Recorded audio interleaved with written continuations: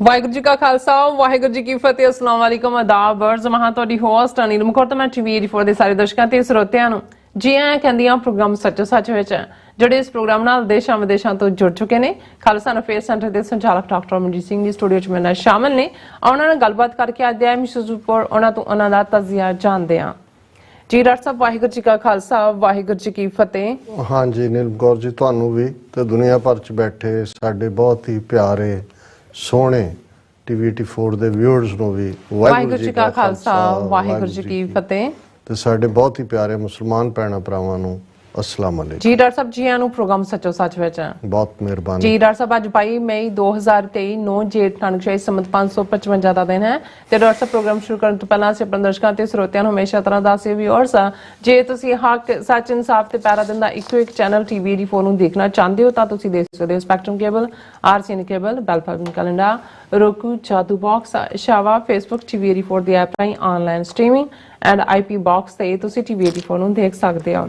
Viewers जे तुसी TV 84 ने programme सचो सच नाल फेसबुक राਹੀਂ जुड़े तो उसਨੂੰ ਵੱਧ ਲਾਈਕ ਕਰੋ ਤੇ ਸ਼ੇਅਰ ਕਰੋ ਅਤੇ ਨਾਲ ਹੀ YouTube ਤੇ ਸਬਸਕ੍ਰਾਈਬ ਵੀ ਕਰੋ। ਇਹ ਵੀ ਦੱਸਿਓ ਕਿ ਤੁਸੀਂ ਟੀਵੀ 84 ਦੀ ਐਪ ਨੂੰ ਐਂਡਰੋਇਡ ਐਂਡ ਐਪ ਸਟੋਰ ਤੇ ਡਾਊਨਲੋਡ ਕਰਕੇ ਜੋ ਟੀਵੀ 84 ਦੀ ਲਾਈਵ ਸਟ੍ਰੀਮ ਹੈ ਉਸ ਨੂੰ ਤੁਸੀਂ 24 ਆਵਰਸ ਦੇਖ ਸਕਦੇ ਹੋ। ਸੋ व्यूअर्स ਇਸ ਵੀਕ ਦਾ ਪਹਿਲਾ ਪ੍ਰੋਗਰਾਮ ਕਰਨ ਜਾ ਰਹੇ ਹਾਂ ਔਰ ਆਸ ਕਰਦੇ ਹਾਂ ਜਿਹੜਾ ਤੁਹਾਡਾ ਵੀਕਐਂਡ ਹੈ ਉਹ ਬਹੁਤ ਹੀ ਵਧੀਆ ਗੁਜ਼ਰਿਆ ਹੋਏਗਾ।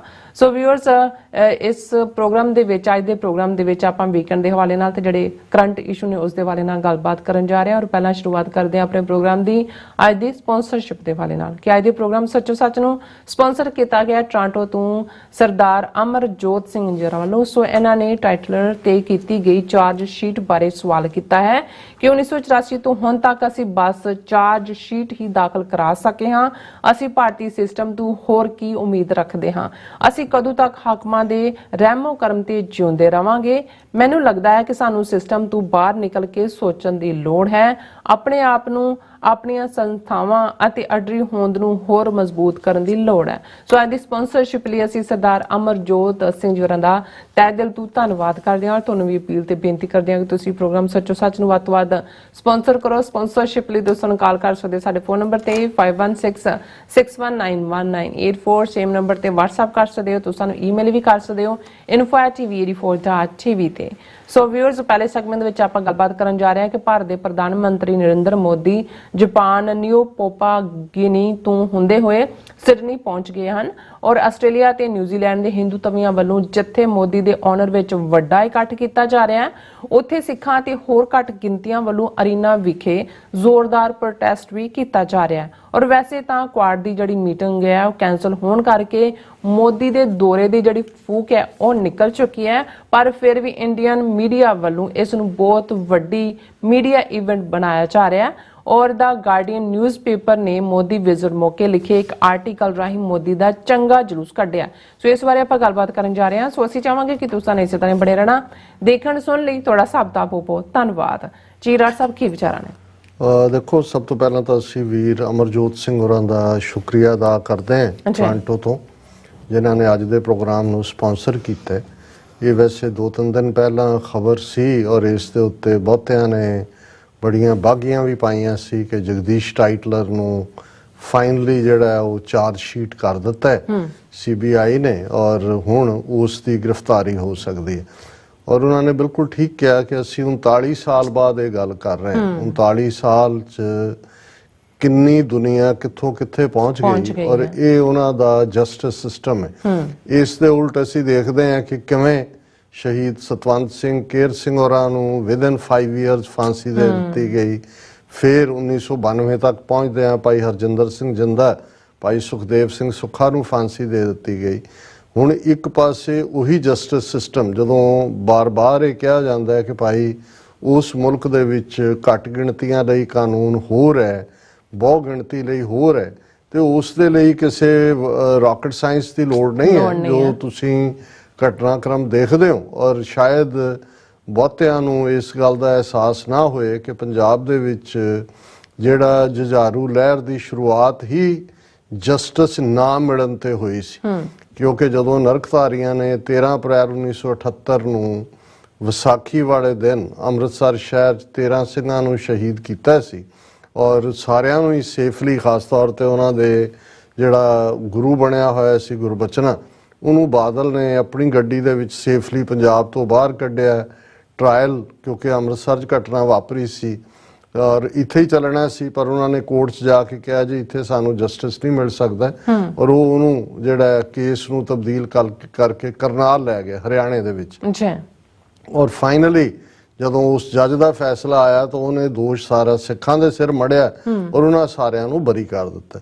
ਸੋ ਜਦੋਂ ਤੱਕ ਅਦਾਲਤੀ ਸਿਸਟਮ ਨੇ ਜਸਟਿਸ ਵੱਲ ਪੈਰ ਨਹੀਂ ਪੁੱਟੇ, ਉਸ ਤੋਂ ਬਾਅਦ ਹੀ ਪਹਿਲਾਂ ਤਾਂ ਇਹ ਸੀ ਆਸ ਕਿ ਭਾਈ ਇਹਨਾਂ ਨੇ ਮਰਡਰ ਕੀਤਾ ਔਰ ਇਹਨਾਂ ਨੂੰ ਸਜ਼ਾਵਾਂ ਮਿਲਣਗੀਆਂ, ਪਰ ਜਦੋਂ ਅਦਾਲਤਾਂ ਨੇ ਉਹਨਾਂ ਨੂੰ ਨਾ ਸਿਰਫ ਬਾਇਜ਼ਤ ਬਰੀ ਕੀਤਾ ਸਗੋਂ ਸਿੱਖਾਂ ਦੇ ਖਿਲਾਫ ਡਿਕਰੀ ਕੀਤੀ, ਉਦੋਂ ਫਿਰ ਸੰਤ ਪਿੰਡਾਂ ਵਾਲਿਆਂ ਨੇ ਔਰ ਬਾਕੀ ਜੁਝਾਰੂ ਸਿੰਘ ਜਿਹੜੇ ਉਸ ਤੋਂ ਬਾਅਦ ਹੀ ਹਰਕਤ ਦੇ ਵਿੱਚ ਆਏ, ਫਿਰ ਉਹਨਾਂ ਨੇ ਕਿਹਾ ਕਿ ਭਾਈ ਹੁਣ ਜਦੋਂ ਕਿ ਇਹਨਾਂ ਦਾ ਕਾਨੂੰਨ ਫੇਲ ਹੋਇਆ, ਹੁਣ ਜਿਹੜਾ ਅਸੀਂ ਇਹਨਾਂ ਨੂੰ ਖਾਲਸਾਈ ਰਵਾਇਤਾਂ ਅਨੁਸਾਰ ਸਜ਼ਾ ਦੇਵਾਂਗੇ। ਉਸ ਤੋਂ ਬਾਅਦ ਹੀ ਫਿਰ ਨਿਰੰਕਾਰੀਆਂ ਦਾ ਜਿਹੜਾ ਗੁਰੂ ਸੀ ਆਪਣੇ ਆਪ ਨੂੰ ਕਹਿਣ ਵਾਲਾ ਗੁਰਬਚਨਾ ਔਰ ਉਹਦਾ ਕਮਾਂਡਰ ਇਨ ਚੀਫ ਪ੍ਰਤਾਪ ਸਿੰਘ, ਜਿਸ ਦੇ ਗੁੰਡਿਆਂ ਨੇ ਗੋਲੀਆਂ ਦਾ ਮੀਂਹ ਵਰਾਇਆ ਸੀ, ਉਹਨਾਂ ਸਾਰਿਆਂ ਨੂੰ ਸਜ਼ਾ ਯਾਫਤਾ ਕੀਤਾ ਗਿਆ। ਸੋ ਇਹ ਇੱਕ ਜਦੋਂ ਤੁਸੀਂ ਨੈਚੁਰਲ ਲਾਅ ਵੀ ਕਹਿੰਦੇ ਹੋ, ਇਹ ਇਹੀ ਹੁੰਦਾ ਜਦੋਂ ਤੁਹਾਨੂੰ ਅਦਲ ਨਾ ਮਿਲੇ, ਜਸਟਿਸ ਨਾ ਮਿਲੇ। ਇਹ ਠੀਕ ਹੈ ਕਿ ਜੀ ਆਮ ਇੱਕ ਫਰੇਜ਼ ਹੈ ਕਿ ਕਾਨੂੰਨ ਨੂੰ ਹੱਥ 'ਚ ਨਹੀਂ ਲੈਣਾ ਚਾਹੀਦਾ, ਇਹ ਵੀ ਹੁੰਦਾ ਹੈ ਕਿ ਜੀ ਕਾਨੂੰਨ ਅੰਨਾ ਹੁੰਦਾ ਹੈ, ਪਰ ਜਦੋਂ ਕਾਨੂੰਨ ਜਿਹੜਾ ਹੈ ਉਹ ਸਿਰਫ ਇੱਕ ਤਰਫਾ ਅੰਨਾ ਹੋਏ, ਬਹੁ ਗਿਣਤੀ ਦੇ ਲਈ ਜਿਹੜਾ ਹੈ ਉਹ ਉਸ ਦੇ ਵਿੱਚ ਵਿਤਕਰ ਹੈ, ਤੇ ਫਿਰ ਜ਼ਾਹਰ ਹੈ ਕਿ ਵੀ ਜਿਹੜੇ ਲੋਕ ਇਨਜਸਟਿਸ ਦਾ ਸ਼ਿਕਾਰ ਹੁੰਦੇ ਨੇ, ਅਨਿਆਂ ਦਾ ਸ਼ਿਕਾਰ ਹੁੰਦੇ ਨੇ, ਉਹਨਾਂ ਦਾ ਇਖਲਾਕੀ ਹੱਕ ਹੁੰਦਾ ਹੈ ਕਿ ਉਹ ਕੋਈ ਹੋਰ ਰਸਤਾ ਚੁਣਨ। ਔਰ ਇਸ ਚੋਂ ਅਸੀਂ ਕੱਲਾ ਜੂਨ 84 ਦੀ ਜੇ ਗੱਲ ਕਰੀਏ, ਹਜ਼ਾਰਾਂ ਸ਼ਹਾਦਤਾਂ ਹੁੰਦੀਆਂ ਨੇ ਅਕਾਲ ਤਖਤ ਸਾਹਿਬ, ਦਰਬਾਰ ਸਾਹਿਬ, 37 ਇਤਿਹਾਸਕ ਗੁਰਦੁਆਰਿਆਂ ਤੇ ਸਰਕਾਰ ਵੱਲੋਂ ਨਾ ਕਦੇ ਉਸ ਦੀ ਕੋਈ ਜਾਂਚ, ਨਾ ਕੋਈ ਮਾਰੇ ਗਿਆਂ ਦੀ ਲਿਸਟ, ਨਾ ਕਿਸੇ ਨੂੰ ਕੰਪਨਸੇਸ਼ਨ। ਔਰ ਫਿਰ ਜਦੋਂ ਤੱਕ ਅਸੀਂ ਨਵੰਬਰ 84 ਦੀ ਗੱਲ ਕਰਦੇ ਹਾਂ, ਉਹ ਤਾਂ ਬਿਲਕੁਲ ਦਿੱਲੀ ਤੋਂ ਲੈ ਕੇ ਤਾਂ ਤ੍ਰਿਵੇਂਦਰਮ ਤੱਕ ਕਿਵੇਂ ਹਜ਼ਾਰਾਂ ਸਿੱਖਾਂ ਨੂੰ ਗਲੀਆਂ, ਚੁਰਾਹਿਆਂ, ਸੜਕਾਂ, ਰੇਲਵੇ ਸਟੇਸ਼ਨਾਂ, ਰਾਹਾਂ 'ਚ ਜਾਂਦਿਆਂ ਜਿਉਂਦੇ ਜੀ ਘਰਾਂ ਤੇ ਹਮਲੇ ਕਰਕੇ, ਗੁਰਦੁਆਰਿਆਂ ਤੇ ਹਮਲੇ ਕਰਕੇ ਜਿਉਂਦੇ ਜੀ ਸਾੜਿਆ ਗਿਆ। ਪਰ ਜੇ ਅਸੀਂ ਜਸਟਿਸ ਦੀ ਗੱਲ ਕਰੀਏ ਤੇ ਜਸਟਿਸ ਕਿਹਨੇ ਦੇਣਾ ਹੈ? ਜਦੋਂ ਅਸੀਂ ਡੀਪ ਸਟੇਟ ਦੀ ਗੱਲ ਕਰਦੇ ਹਾਂ ਔਰ ਇਹ ਬ੍ਰਾਹਮਣਵਾਦੀ ਨੀਤੀਆਂ ਦੀ ਗੱਲ ਕਰਦੇ ਹਾਂ, ਸੋ ਸਭ ਤੋਂ ਵੱਡਾ ਕ੍ਰਿਮੀਨਲ ਤਾਂ ਰਾਜੀਵ ਗਾਂਧੀ ਸੀ, ਔਰ ਰਾਜੀਵ ਗਾਂਧੀ ਨੇ ਹੀ ਇਹ ਜਿਹੜੇ ਦਿੱਲੀ ਦੇ ਵਿੱਚ ਕੋਈ MP ਸੀ, ਕੋਈ MLA ਸੀ, ਕੋਈ ਉਹਨਾਂ ਦੇ ਵਿੱਚ ਜਗਦੀਸ਼ ਟਾਈਟਲਰ ਹੋਏ, HKL ਭਗਤ ਹੋਏ, ਸਜਨ ਕੁਮਾਰ ਹੋਏ, ਜਾਂ ਜਿਹੜਾ ਲਲਿਤ ਮਾਕਨ MP ਸੀ ਉਹਦੀ ਘਰ ਵਾਲੀ ਗੀਤਾਂਜਲੀ ਹੋਏ, ਉਹਨਾਂ ਨੂੰ ਤਾਂ ਇਲਾਕੇ ਵੰਡ ਕੇ ਦਿੱਤੇ ਗਏ ਕਿ ਤੁਸੀਂ ਇਸ ਪਾਸਿਓਂ ਸਫਾਇਆ ਕਰਨਾ ਸਿੱਖਾਂ ਦਾ, ਤੁਸੀਂ ਇਸ ਪਾਸਿਓਂ ਕਰਨਾ। ਸੋ ਹੁਣ ਜੇ 39 ਸਾਲ ਬਾਅਦ ਚਾਰਜ ਸ਼ੀਟ ਫਾਈਲ ਹੁੰਦੀ ਹੈ ਤੇ ਤੁਸੀਂ ਅੰਦਾਜ਼ਾ ਲਾਓ ਵੀ ਆਲਰੇਡੀ ਉਹ ਬੁਢਾਪੇ ਦੇ ਨੇੜੇ, ਕਿਉਂਕਿ HKL ਭਗਤ ਇਵੇਂ ਹੀ ਮਰ ਗਿਆ ਜਦੋਂ ਤੱਕ ਹੁੰਦਾ, ਕਿੰਨੇ ਹੋਰ ਮਰ ਚੁੱਕੇ ਨੇ। ਔਰ ਜਿਹੜਾ ਨੇ ਅਲਟੀਮੇਟਲੀ ਚਾਰਜ ਸ਼ੀਟ ਤੋਂ ਬਾਅਦ ਅਜੇ ਟਰਾਇਲ ਹੋਏਗਾ, ਚਾਰਜ ਸ਼ੀਟ ਦਾ ਮਤਲਬ ਇਹ ਤਾਂ ਨਹੀਂ ਹੈ ਕਿ ਵੀ ਉਹਨੂੰ ਜਿਹੜਾ ਕੋਈ ਉਹ ਟਰਾਇਲ ਤੱਕ ਪਹੁੰਚਦੇ ਆ ਫਿਰ ਉਹਨਾਂ ਕੋਲ ਉਹੀ ਸਟੈਪ ਰਹਿੰਦੇ ਨੇ ਜੇ ਉਹਨਾਂ ਨੇ ਅੱਪਰ ਜਾਣਾ ਹੈ, ਉੱਥੇ ਜਾਣਾ ਹੈ। ਸੋ ਇਹਦੇ 'ਚ ਕੋਈ ਸ਼ੱਕ ਨਹੀਂ ਹੈ ਵੀ ਇਹ ਐਵੇਂ ਵਕਤ ਦਾ ਜ਼ਿਆ ਹੈ। ਜੇ ਇਹ ਵੀਰ ਅਮਰਜੋਤ ਸਿੰਘ ਨਾ ਪੁੱਛਦੇ ਤਾਂ ਮੈਂ ਤਾਂ ਇਹਨੂੰ ਐਜ਼ ਏ ਖਬਰ ਵੀ ਨਹੀਂ ਸੀ ਡਿਸਕਸ ਕਰਨਾ ਠੀਕ ਸਮਝਿਆ, ਕਿਉਂਕਿ ਮੈਂ ਸਮਝਦਾ ਵੀ ਇਹ ਬਾਰ-ਬਾਰ ਸਾਡੇ ਜ਼ਖਮਾਂ ਦੇ ਉੱਤੇ ਲੂਣ ਭੁੱਕਿਆ ਜਾ ਰਿਹਾ ਔਰ ਇਸ ਚੋਂ ਕੁਛ ਨਹੀਂ ਨਿਕਲਣਾ। ਅਲਟੀਮੇਟਲੀ ਉਸ ਦੌਰ 'ਚ ਵੀ 84 ਦੇ ਸਿੰਘਾਂ ਨੇ ਖਾਲਸਾਈ ਰਵਾਇਤਾਂ ਮੁਤਾਬਕ ਜਿੰਨਿਆਂ ਨੂੰ ਜਸਟਿਸ ਦੇ ਸਕੇ ਉਹਨਾਂ ਨੂੰ ਜਸਟਿਸ ਦਿੱਤਾ।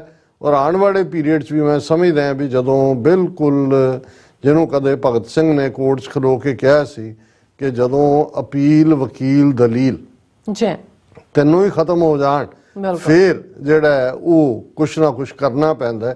ਸੋ ਅਲਟੀਮੇਟਲੀ ਜਿਹੜਾ ਹੋਰ ਕੋਈ ਚੋਇਸ ਨਹੀਂ ਰਹਿੰਦੀ।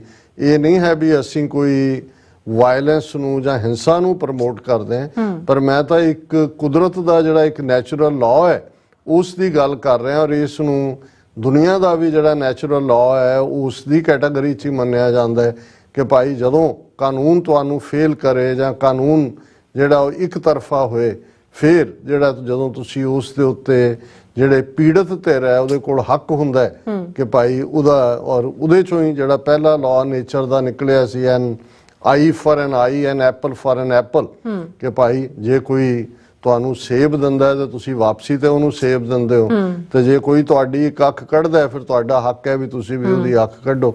ਵੀਰ ਅਮਰਜੋਤ ਸਿੰਘ ਜੀ ਦਾ ਬਹੁਤ ਬਹੁਤ ਸ਼ੁਕਰੀਆ। ਉਹਨਾਂ ਨੇ ਠੀਕ ਕਿਹਾ ਵੀ ਇਹਨਾਂ ਸਾਰਿਆਂ ਚੋਂ ਨਿਕਲ ਕੇ ਸਾਨੂੰ ਆਪਣੀ ਅਡਰੀ ਹੋਂਦ ਔਰ ਆਪਣੀਆਂ ਸੰਸਥਾਵਾਂ ਨੂੰ ਮਜ਼ਬੂਤ ਕਰਨ ਦੀ ਲੋੜ ਹੈ। ਵੀਕਐਂਡ ਕਿਉਂਕਿ ਤੁਸੀਂ ਵੀ ਜਿਹੜਾ ਉਹ ਐਂਕਰਿੰਗ ਕੀਤੀ ਹੈ ਸੈਚਰਡੇ ਦੀ ਪੈਰੇਡ ਦੀ, ਕਾਰਟਰੇਟ ਨਿਊ ਜਰਸੀ, ਜਿੱਥੇ ਬੇਸ਼ੱਕ ਜਿਵੇਂ ਅਸੀਂ ਫਰਾਈਡੇ ਦੇ ਪ੍ਰੋਗਰਾਮ 'ਚ ਵੀ ਗੱਲ ਕੀਤੀ ਸੀ ਕਿ ਐਤਕੀ ਅਮਰੀਕਾ ਕੈਨੇਡਾ ਦੇ ਜਿੰਨੇ ਨਗਰ ਕੀਰਤਨ ਸਨ, ਜਿੰਨੀਆਂ ਪੈਰੇਡਸ, ਉਹਨਾਂ ਦੇ ਵਿੱਚ ਮੀਂਹ ਬੜਾ ਮਿਹਰਬਾਨ ਰਿਹਾ ਔਰ ਗੱਜ ਵੱਜ ਕੇ ਵਰਸਿਆ। ਇਹ ਨਹੀਂ ਕਿ ਡ੍ਰਿਜ਼ਲਿੰਗ ਹੋਈ ਜਾਂ ਬੂੰਦਾਬਾਂਦੀ ਹੋਈ। ਔਰ ਸੈਚਰਡੇ ਵੀ ਜਿਹੜਾ ਮੀਂਹ ਨੇ ਪੂਰਾ ਜ਼ੋਰ ਲਾਇਆ। ਪਰ ਮੈਂ ਸਮਝਦਾ ਵੀ ਆਫਰੀਨ ਹੈ ਗੁਰੂ ਕੇ ਸਿੱਖਾਂ ਤੇ। ਬਹੁਤ ਵਾਰ ਅਸੀਂ ਆਪਣੇ ਕੌਮ ਦੀਆਂ ਜ਼ਿਆਦਾ ਕਮਜ਼ੋਰੀਆਂ ਦੀ ਗੱਲ ਕਰਦੇ ਹਾਂ, ਪਰ ਇੱਦਾਂ ਦੇ ਮੌਕੇ ਤੁਹਾਨੂੰ ਬੀਬੀਆਂ ਹੋਣ, ਬੱਚੇ ਹੋਣ, ਬਜ਼ੁਰਗ ਹੋਣ, ਉਹ ਰੈਜ਼ਿਲੀਅੰਸ ਦੇਖਣ ਨੂੰ ਮਿਲਦੀ ਹੈ। ਦਰਸ਼ਕ ਸਕਰੀਨ ਤੇ ਪਿਕਚਰਸ ਦੇਖ ਸਕਦੇ ਨੇ ਕਿ ਕਿਵੇਂ ਸ਼ਾਨੋ ਸ਼ੌਕਤ ਦੇ ਨਾਲ ਇਹ ਨਗਰ ਕੀਰਤਨ 15ਵਾਂ ਉਹਨਾਂ ਦਾ ਇਹ ਖਾਲਸਾ ਸਾਜਨਾ ਦਿਵਸ ਨੂੰ ਸਮਰਪਿਤ ਸੀ। ਇਸ ਵਾਰ ਬੰਦੀ ਸਿੰਘਾਂ ਦੀ ਰਿਹਾਈ, ਭਾਈ ਅੰਮ੍ਰਿਤਪਾਲ ਸਿੰਘ ਔਰ ਬਾਕੀ ਸਾਥੀਆਂ ਦੀ NSA ਥੱਲੇ ਗ੍ਰਿਫਤਾਰੀ, ਇਹ ਸਾਰੇ ਇਸ਼ੂ ਔਰ ਸ਼ਹੀਦ ਭਾਈ ਪਰਮਜੀਤ ਸਿੰਘ ਪੰਜਵੜ ਦੀ ਸ਼ਹਾਦਤ ਲਾਹੌਰ ਦੇ ਵਿੱਚ ਇਹ ਮੇਨ ਵਿਸ਼ੇ ਸਨ। ਔਰ ਜਿਵੇਂ ਅੱਗੇ ਹਰ ਸਾਲ, ਕਿਉਂਕਿ ਕਾਰਟਰੇਟ ਉਹ ਸ਼ਹਿਰ ਹੈ ਜਿੱਥੇ 15 ਸਾਲ ਪਹਿਲਾਂ ਉਹਨਾਂ ਨੇ ਸਿਟੀ ਕੌਂਸਲ ਦੇ ਨਾਲ ਜਿਹੜਾ ਆਪਣਾ ਅੰਡਰਸਟੈਂਡਿੰਗ ਬਣਾ ਕੇ ਖਾਲਸਾਈ ਝੰਡੇ ਨੂੰ ਅਮਰੀਕਨ ਔਰ ਕੈਲੀਫੋਰਨੀਆ, ਅਮਰੀਕਾ ਔਰ ਨਿਊ ਜਰਸੀ ਦੇ ਝੰਡੇ ਦੇ ਨਾਲ ਲਹਿਰਾਣ ਦਾ ਪੋਲ 3 ਬਣੇ ਹੁੰਦੇ ਨੇ। ਔਰ ਇਹ ਪੂਰਾ 1 ਮਹੀਨਾ ਉੱਥੇ ਖਾਲਸਾਈ ਝੰਡਾ ਲਹਿਰਾਉਂਦਾ ਰਹੇਗਾ। ਔਰ ਚੰਗੀ ਗੱਲ ਇਹ ਸੀ ਔਰ ਹਰ ਵਾਰੀ ਹੁੰਦੀ ਹੈ ਕਿ ਕਾਰਟਰੇਟ ਦਾ ਮੇਅਰ, ਉਹਨਾਂ ਦੇ ਸਾਰੇ ਕੌਂਸਲਮੈਨ, ਕੌਂਸਲ ਵਿਮਨ ਔਰ ਲੋਕਲ ਸੈਨੇਟਰ, ਇਸ ਵਾਰ ਕਾਂਗਰਸਮੈਨ ਫਰੈਂਕ ਪੈਲੋਨੇ, ਉਹ ਵੀ ਮੌਕੇ ਤੇ ਵੀ ਮੌਜੂਦ ਸੀ। ਔਰ ਜਿੱਥੇ ਜਾ ਕੇ ਪੈਰੇਡ ਪਾਰਕ ਦੇ ਵਿੱਚ ਖਤਮ ਹੋਈ ਉੱਥੇ ਵੀ ਫਰੈਂਕ ਪੈਲੋਨੇ ਨੇ ਐਡਰੈਸ ਕੀਤਾ। ਮੈਂ ਦੇਖਦਾ ਹਾਂ ਵੀ ਕਈ ਵਾਰ ਤੁਹਾਡੀ ਲੌਬਿੰਗ ਕਿਵੇਂ ਚੇਂਜ ਕਰਦੀ ਹੈ। ਫਰੈਂਕ ਪੈਲੋਨੇ ਬਹੁਤ ਵੱਡਾ ਇੰਡੋਫਾਈਲ ਔਰ ਇਹ ਜਿਹੜੀ ਇੰਡੀਆ ਕਾਕਸ ਰਹੀ ਹੈ ਉਹਦਾ ਵੀ ਚੇਅਰਮੈਨ ਰਿਹਾ ਕਈ ਸਾਲ। ਔਰ ਜਦੋਂ 2003 ਜਾਂ 4 ਦੇ ਵਿੱਚ ਫਰਾਂਸ ਦੇ ਵਿੱਚ ਕਾਨੂੰਨ ਬਣਿਆ ਆਸਟੈਂਸੀਬਲ ਸਾਈਨਸ ਆਫ ਰਿਲੀਜਨ ਤੇ ਪਾਬੰਦੀ ਲਾਉਣ ਦਾ, ਤੇ ਅਸੀਂ ਵਾਸ਼ਿੰਗਟਨ ਦੇ ਵਿੱਚ ਇੱਕ ਜ਼ੋਰਦਾਰ ਲੌਬੀ ਕਾਂਗਰਸਮੈਨਾਂ ਦੇ ਵਿੱਚ ਕੀਤੀ ਤਾਂ ਕਿ ਫ੍ਰੈਂਚ ਐਂਬੈਸਡਰ ਨੂੰ ਚਿੱਠੀ ਲਿਖਵਾਈ ਜਾਏ ਕਿ ਭਾਈ ਇਹ ਤੁਹਾਡਾ ਕਾਨੂੰਨ ਇਹ ਖਿਲਾਫ ਵਰਜ਼ੀ ਹੈ ਯੂਐਨ ਚਾਰਟਰ ਦੀ, ਇਸ ਨੂੰ ਜਿਹੜਾ ਵਾਪਸ ਲਿਆ ਜਾਏ। ਤੇ ਉਸ ਲੈਟਰ ਦੇ ਉੱਤੇ ਅਸੀਂ ਆਲਮੋਸਟ 57 ਕਾਂਗਰਸਮੈਨਾਂ ਦੇ ਦਸਖਤ ਕਰਵਾਏ ਸੀ। ਲੇਕਿਨ ਜਦੋਂ ਅਸੀਂ ਇਹਦੇ ਫਰੈਂਕ ਪੈਲੋਨੇ ਦੇ ਦਫ਼ਤਰ 'ਚ ਗਏ, ਇਹ ਆਪ ਤਾਂ ਨਹੀਂ ਸੀ ਉੱਥੇ, ਇਹਦੀ ਚੀਫ ਆਫ ਸਟਾਫ ਸੀ, ਸਾਥੋਂ ਉਹ ਲੈ ਲਿਆ ਲੈਟਰ ਜਿਹੜਾ ਕੋ ਸਪਾਂਸਰਡ ਸੀ ਬਾਈ ਪਾਰਟੀਸਨ ਡੈਮੋਕ੍ਰੈਟ ਔਰ ਰਿਪਬਲਿਕਨਸ ਵੱਲੋਂ। ਔਰ ਉਹਨੇ ਕਿਹਾ ਜੀ ਤੁਸੀਂ ਕੱਲ੍ਹ ਆਉਣਾ। ਜਦੋਂ ਅਸੀਂ ਨੈਕਸਟ ਡੇ ਗਏ ਉਹਦੇ ਆਫਿਸ ਵਾਸ਼ਿੰਗਟਨ DC, तो BBC ਜਿਹੜੀ ਹਿੰਦਵਾਣੀ, ਉਹਨੇ ਨਾ ਕਰ ਦਿੱਤੀ। ਉਹਨੇ ਕਿਹਾ ਜੀ ਕਾਂਗਰਸਮੈਨ ਨੇ ਰਿਫਿਊਜ਼ ਕਰਤਾ। ਸੋ ਇਸ ਲੈਵਲ ਦਾ ਇਹ ਪ੍ਰੋ ਇੰਡੀਆ ਜਿਹੜਾ ਬੰਦਾ ਸੀ। ਪਰ ਮੈਨੂੰ ਇਹ ਲੱਗਾ, ਮੈਂ ਕਿਹਾ ਵੀ ਕਈ ਕੁਝ ਬਦਲ ਜਾਂਦਾ ਹੈ, ਸਿਰਫ ਇਸ ਕਰਕੇ ਕਿਸੇ ਤੇ ਗਿਵ ਅਪ ਨਹੀਂ ਕਰ ਦੇਣਾ ਚਾਹੀਦਾ ਕਿ ਭਾਈ ਉਹਨੇ ਕੀ ਲਾਈਨ ਲਈ ਹੈ। ਹੁਣ ਬੁੱਢਾ ਹੋ ਗਿਆ, ਬੜਾ ਸੀਨੀਅਰ ਕਾਂਗਰਸਮੈਨ ਹੈ। ਸੋ ਉਹਨੇ ਬਹੁਤ ਸਿੱਖਾਂ ਦੀ ਤਾਰੀਫ ਕੀਤੀ, ਉਹਨੇ ਆਪਣੇ ਪੰਜਾਬ ਦੇ ਦੌਰੇ ਦੀ ਗੱਲ ਕੀਤੀ, ਦਰਬਾਰ ਸਾਹਿਬ ਜਾਣ ਦੀ ਗੱਲ ਕੀਤੀ। ਔਰ ਉਹ ਸਾਰੇ ਦਾ ਮੇ ਵੀ ਜਦੋਂ ਇਹ ਗਿਆ ਹੋਏਗਾ ਇੰਡੀਅਨ ਗਵਰਨਮੈਂਟ ਨੇ ਉੱਥੋਂ ਦਾ ਕੀਤਾ ਹੋਏਗਾ, ਪਰ ਜਾ ਕੇ ਉਹਨੂੰ ਲੱਗਾ ਕਿ ਵੀ ਨਹੀਂ ਇਹ ਸੱਚੇ ਸੁੱਚੇ ਲੋਕ ਨੇ ਔਰ ਜਿਨ੍ਹਾਂ ਦੇ ਨਾਲ ਉਹ ਖਲੋਂਦਾ ਰਿਹਾ। ਹਾਲਾਂਕਿ ਕਿਉਂਕਿ ਨਿਊ ਜਰਸੀ ਦੇ ਵਿੱਚ, ਨਿਊ ਜਰਸੀ ਸਿਟੀ ਔਰ ਦੂਜਾ ਬਹੁਤ ਵੱਡੀ ਗੁਜਰਾਤੀ ਪਾਪੂਲੇਸ਼ਨ ਹੈ, ਉਹ ਤਾਂ ਸਾਰੇ ਉਹਨਾਂ ਦੇ ਮਹੱਲਿਆਂ ਦੇ ਮਹੱਲੇ ਹੀ ਉਹਨਾਂ ਦੇ ਨੇ। ਸੋ ਜ਼ਾਹਰ ਹੈ ਪੈਸੇ ਵੀ ਉਹਨਾਂ ਵੱਲੋਂ ਆਉਂਦੇ ਨੇ। ਪਰ ਇਹ ਮੈਂ ਕਹਿਣਾ ਚਾਹੁੰਦਾ ਵੀ ਇਹ ਕਾਰਟਰੇਟ ਦੇ ਵਿੱਚ ਮੇਜਰ 2 ਗੁਰਦੁਆਰਾ ਸਾਹਿਬ ਨੇ, ਸਿੰਘ ਸਭਾ ਔਰ ਦਸ਼ਮੇਸ਼ ਦਰਬਾਰ, ਦੋਨੋਂ ਸਾਂਝੇ ਤੌਰ ਤੇ ਹੀ ਇਸ ਪੈਰੇਡ ਨੂੰ ਅਲਟਰਨੇਟਿਵਲੀ ਇਸ ਵਾਰ ਦਾ ਸਾਰਾ ਖਰਚਾ ਜਿਹੜਾ 70-80 ਹਜ਼ਾਰ ਡਾਲਰ ਦੇ ਸ਼ਾਇਦ ਨੇੜੇ ਤੇੜੇ ਹੁੰਦਾ ਹੈ, ਉਹ ਸਿੰਘ ਸਭਾ ਵਾਲਿਆਂ ਨੇ ਕੀਤਾ। ਅਗਲੀ ਵਾਰ ਦਸ਼ਮੇਸ਼ ਦਰਬਾਰ ਨੇ ਕਰਨਾ, ਪਰ ਸਾਂਝੇ ਤੌਰ ਤੇ ਕਰਦੇ ਨੇ। ਸਟੇਜ ਵੀ ਸਾਂਝੀ ਹੁੰਦੀ ਹੈ ਔਰ ਪੂਰੇ ਵਰ੍ਹ ਦੇ ਮੀਂਹ ਦੇ ਵਿੱਚ ਕੌਂਸਲਮੈਨ ਨੇ ਐਡਰੈਸ ਕੀਤਾ। ਫਿਰ ਜਿਹੜਾ ਬੱਚਿਆਂ ਦੀ ਜਿਹੜੀ ਪਰਫਾਰਮੈਂਸ ਸੀ ਰਿਮਾਰਕੇਬਲ। ਔਰ ਅਸੀਂ ਬਹੁਤ ਵਾਰ ਦੇਖਦੇ ਹਾਂ ਕਿ ਵੀ ਜਿਹੜੇ ਸਪੀਕਰ ਆਉਂਦੇ ਨੇ ਉਹ ਤੇ ਮਾਈਕ ਤੇ ਬੋਲ ਕੇ ਚਲੇ ਜਾਂਦੇ ਨੇ, ਪਰ ਜਿਹੜੀ ਅਸਲੀ ਮਿਹਨਤ ਹੈ ਜਿਹੜੇ ਵੋਲੰਟੀਅਰ ਟੀਚਰਸ ਬੱਚਿਆਂ ਦੇ ਕਰਦੇ ਨੇ, ਛੋਟੇ ਛੋਟੇ ਬੱਚੇ ਜਿਵੇਂ ਸਜੇ ਧਜੇ ਸ਼ਬਦ ਪੜ੍ਹ ਰਹੇ ਨੇ, ਗੀਤ ਪੜ੍ਹ ਰਹੇ ਨੇ, ਔਰ ਦੂਸਰਾ ਔਰ ਜਥਿਆਂ ਦੇ ਜਥੇ, ਔਰ ਇਸ ਤੋਂ ਤੁਸੀਂ ਅੰਦਾਜ਼ਾ ਲਾ ਸਕਦੇ ਹੋ ਕਿ ਕਿੰਨੀ ਮਿਹਨਤ ਜਿਹੜੇ ਟੀਚਰਸ ਨੇ ਕੀਤੀ। ਔਰ ਉਹ ਪੇਰੈਂਟਸ ਵੀ ਜਿਹੜੇ ਨੇ ਵਧਾਈ ਦੇ ਹੱਕਦਾਰ ਨੇ, ਜਿਨ੍ਹਾਂ ਨੂੰ ਇਹ ਲੱਗਦਾ ਹੈ ਕਿ ਵੀ ਉਹਨਾਂ ਲਈ ਜ਼ਰੂਰੀ ਹੈ ਕਿ ਉਹ ਆਪਣੇ ਬੱਚਿਆਂ ਨੂੰ ਸਿੱਖੀ ਵਾਲੇ ਪਾਸੇ ਜੋੜਨ। ਉੱਥੋਂ ਜਿਹੜਾ ਮਾਰਚ ਕਰਕੇ ਸਿਟੀ ਸੈਂਟਰ ਤੋਂ ਪੈਰੇਡ ਜਾ ਕੇ ਜਿਹੜੀ ਹੈ ਪਾਰਕ ਦੇ ਵਿੱਚ ਐਂਡ ਹੋਈ, ਫਿਰ ਗੰਨੇ ਦੇ ਰਸ ਤੋਂ ਲੈ ਕੇ ਜਿਹੜੀਆਂ ਨੇ ਕਦੇ ਕੋਈ ਗੋਲ ਗੱਪੇ ਲਿਆ ਰਿਹਾ, ਕਦੇ ਕੋਈ ਹੋਰ ਲਿਆ ਰਿਹਾ ਨਹੀਂ, ਔਰ ਉਹ ਸਾਰਿਆਂ ਨੂੰ ਸੰਗਤ ਨੇ ਤਾਂ ਉਸ ਦਾ ਆਨੰਦ ਮਾਣਨਾ ਹੀ ਹੁੰਦਾ। ਪਰ ਇਨੇ ਮੀਂਹ ਦੇ ਬਾਵਜੂਦ ਜਿਹੜੇ ਸੁਚੱਜਾ ਪ੍ਰਬੰਧ ਸੀ ਕਿ ਟੈਂਟ ਬਹੁਤ ਜ਼ਿਆਦਾ ਲੱਗੇ ਹੋਏ ਸੀ, ਉਹਨਾਂ ਦੇ ਥੱਲੇ ਹੀ ਸਟੇਜ ਵੀ ਸਜੀ, ਔਰ ਫਿਰ ਸਾਰੇ ਬੁਲਾਰਿਆਂ ਨੇ ਜਿਹੜਾ ਆਪਣੇ ਵਿਚਾਰ ਦਿੱਤੇ। ਮੈਂ ਆਪਣੇ ਸਾਰੇ ਹੀ ਵਿਊਅਰਸ ਦਾ ਜਿਨ੍ਹਾਂ ਨੇ ਸਪੀਚ ਨੂੰ ਜਿਹੜਾ ਉਹ ਬਹੁਤ ਸਰਾਹਿਆ, ਉਹ ਕਾਫੀ ਉਸ ਦੇ ਉੱਤੇ ਕਮੈਂਟ ਵੀ ਨੇ, ਸਭ ਦਾ ਸ਼ੁਕਰੀਆ ਦਾ। ਗੱਲਾਂ ਤਾਂ ਉਹੀ ਹੁੰਦੀਆਂ ਨੇ, ਭਾਵੇਂ ਖੱਬਿਓਂ ਸੱਜੇ ਕਰ ਲਓ, ਸੱਜਿਓਂ ਖੱਬੇ ਕਰ ਲਓ, ਪਰ ਕਈ ਵਾਰ ਕੁਝ ਪਲ ਹੁੰਦੇ ਨੇ ਜਦੋਂ ਤੁਸੀਂ ਚਾਰ ਚੁਫੇਰੇ ਫਿਜ਼ਾ ਦੇ ਵਿੱਚ ਉਤਸ਼ਾਹ ਦੇਖਦੇ ਹੋ, ਇੱਕ ਆਪਣੀ ਕਿਸਮ ਦਾ ਇੱਕ ਰੰਗ ਹੁੰਦਾ ਹੈ, ਉਦੋਂ ਤੁਹਾਡੇ ਬੋਲ ਤਾਂ ਤੁਹਾਡੇ ਅੰਦਰੋਂ ਹੀ ਨਿਕਲਣੇ ਹੁੰਦੇ ਨੇ ਜੀ। ਉਹ ਬਹੁਤ ਵਾਰ ਉਸ ਮਾਹੌਲ ਦੇ ਉੱਤੇ ਡਿਪੈਂਡ ਕਰਦੇ ਨੇ। ਸੋ ਅਸੀਂ ਸਾਰੇ ਵੀਰਾਂ ਭੈਣਾਂ ਦਾ ਸ਼ੁਕਰੀਆ ਵੀ ਅਦਾ ਕਰਦੇ ਹਾਂ, ਦੋਨੋਂ ਗੁਰਦੁਆਰਾ ਸਾਹਿਬ ਦੇ ਪ੍ਰਬੰਧਕਾਂ ਦਾ ਜਿਨ੍ਹਾਂ ਨੇ TV 84 ਨੂੰ ਹਮੇਸ਼ਾ ਨਵਾਜਿਆ। ਇਸ ਵਾਰ ਵੀ ਜਿਹੜੀ ਕਵਰੇਜ ਹੈ ਬਿਗਨਿੰਗ ਤੋਂ ਐਂਡ ਤੱਕ ਉਹ TV 84 ਨੇ ਕੀਤੀ। ਮੀਂਹ ਕਰਕੇ ਕੁਝ ਪਾਰਟ ਇਨੀਸ਼ੀਅਲ ਜਿਹੜਾ ਉਹ ਲਾਈਵ ਨਹੀਂ ਸੀ ਹੋ ਪਾਇਆ, ਉਹਨੂੰ ਐਡਿਟ ਕਰਕੇ ਇੱਕ ਵਾਰ ਫਿਰ ਜਿਹੜਾ ਸਟੇਜ ਦੀ ਕਾਰਵਾਈ ਤਾਂ ਲਾਈਵ ਸੀ, ਸੋ ਉਹਨੂੰ ਅਸੀਂ ਜਿਹੜਾ ਦਰਸ਼ਕਾਂ ਤੱਕ ਪਹੁੰਚਾਵਾਂਗੇ। ਕਿਉਂਕਿ ਵੀਕਐਂਡ ਦੇ ਦੌਰਾਨ ਸਭ ਦੀਆਂ ਅੱਖਾਂ, ਹਾਲਾਂਕਿ ਜਿਵੇਂ ਤੁਸੀਂ ਵੀ ਕਿਹਾ ਕਿ ਮੋਦੀ ਦੀ ਆਸਟ੍ਰੇਲੀਆ ਵਿਜ਼ਿਟ ਜੁੜੀ ਤਾਂ ਕੁਆਡ ਦੇ ਸਮਿਟ ਨਾਲ ਹੋਈ ਸੀ, ਕਿਉਂਕਿ ਪ੍ਰੈਜ਼ੀਡੈਂਟ ਬਾਈਡਨ ਔਰ ਮੋਦੀ ਔਰ ਜਾਪਾਨ ਦਾ ਪ੍ਰਾਈਮ ਮਿਨਿਸਟਰ ਔਰ ਆਸਟ੍ਰੇਲੀਆ ਦਾ ਉਹਨਾਂ ਨੇ ਪਹਿਲਾਂ ਕੁਆਡ ਮੀਟ ਹੋਣੀ ਸੀ। ਉਸ ਤੋਂ ਬਾਅਦ ਜਾਪਾਨ ਹੀਰੋਸ਼ੀਮਾ ਦੇ ਵਿੱਚ G7 ਦਾ ਇਕੱਠ ਸੀ, ਔਰ ਉਹਨਾਂ 'ਚ G7 ਤਾਂ 7 ਇਕੋਨਮੀਜ਼ ਨੇ, ਬਾਕੀ ਇਨਵਾਈਟਡ ਸੀ 7-8 ਜਿਨ੍ਹਾਂ 'ਚ ਭਾਰਤ ਵੀ ਇਨਵਾਈਟਡ 'ਚੋਂ ਸੀ। ਔਰ ਇਸੇ ਤਰ੍ਹਾਂ ਜਿਹੜਾ ਉਸ ਤੋਂ ਬਾਅਦ ਬਾਈਡਨ ਨੇ ਇੱਥੋਂ ਆਸਟ੍ਰੇਲੀਆ ਤੋਂ ਬਾਅਦ ਜਰਮਨ ਔਰ ਫਿਰ ਪਪੂਆ ਨਿਊ ਗਿਨੀ ਜਾਣਾ ਸੀ, ਲੇਕਿਨ ਬਾਈਡਨ ਨੇ ਜਦੋਂ ਕੁਆਡ ਚੋਂ ਦੀ ਮੀਟਿੰਗ 'ਚ ਜਾਣ ਤੋਂ ਆਪਣਾ ਕੈਂਸਲ ਕਰ ਦਿੱਤਾ ਆਪਣਾ ਦੌਰਾ। ਸੋ ਜ਼ਾਹਰ ਹੈ ਕਿ ਨਾਲ ਹੀ ਨਿਊ ਪਪੂਆ ਗਿਨੀ ਵੀ ਜਿਹੜਾ ਉਹ ਵੀ ਉਹਨੇ ਕੈਂਸਲ ਕੀਤਾ। ਸੋ ਜਿਵੇਂ ਕਿਹਾ ਵੀ ਉਹਦੀ ਤਾਂ ਫੂਕ ਨਿਕਲ ਗਈ ਦੌਰੇ ਦੀ, ਪਰ ਕਿਉਂਕਿ ਮੋਦੀ ਤਾਂ ਹਰ ਉਸ ਸਟੰਟ ਚੋਂ ਪਬਲਿਸਿਟੀ ਚਾਹੁੰਦਾ, ਜਿਹੜਾ ਸਟੰਟ ਭਾਵੇਂ ਬਹੁਤਿਆਂ ਨੂੰ ਪਤਾ ਵੀ ਹੁੰਦਾ ਸਟੰਟ ਹੈ, ਵੈਸੇ ਤਾਂ ਸਟੰਟ ਉਹ ਹੁੰਦਾ ਅਸਲੀ ਸਟੰਟ ਜਿਹਦਾ ਪਤਾ ਨਾ ਲੱਗੇ ਕਿ ਸਟੰਟ ਹੈ, ਲੱਗੇ ਵੀ ਅਸਲ ਵਾਂਗ ਹੈ। ਲੇਕਿਨ ਹੁਣ ਇਹ ਇਸ ਕਦਰ ਇਹਨੂੰ ਆਪਣਾ ਆਪਾ ਦਿਖਾਣ ਦੀ, ਔਰ ਜਿਵੇਂ ਨਾਰਸਿਸਿਸਟ ਅਸੀਂ ਹਮੇਸ਼ਾ ਕਹਿੰਦੇ ਹਾਂ, ਜਿੰਨੀਆਂ ਵੀ ਉਹ ਅਲਾਮਤਾਂ ਹੁੰਦੀਆਂ ਨੇ ਨਾਰਸਿਸਿਸਟ ਦੀਆਂ, ਉਹ ਮੋਦੀ 'ਚ ਵੀ ਨੇ।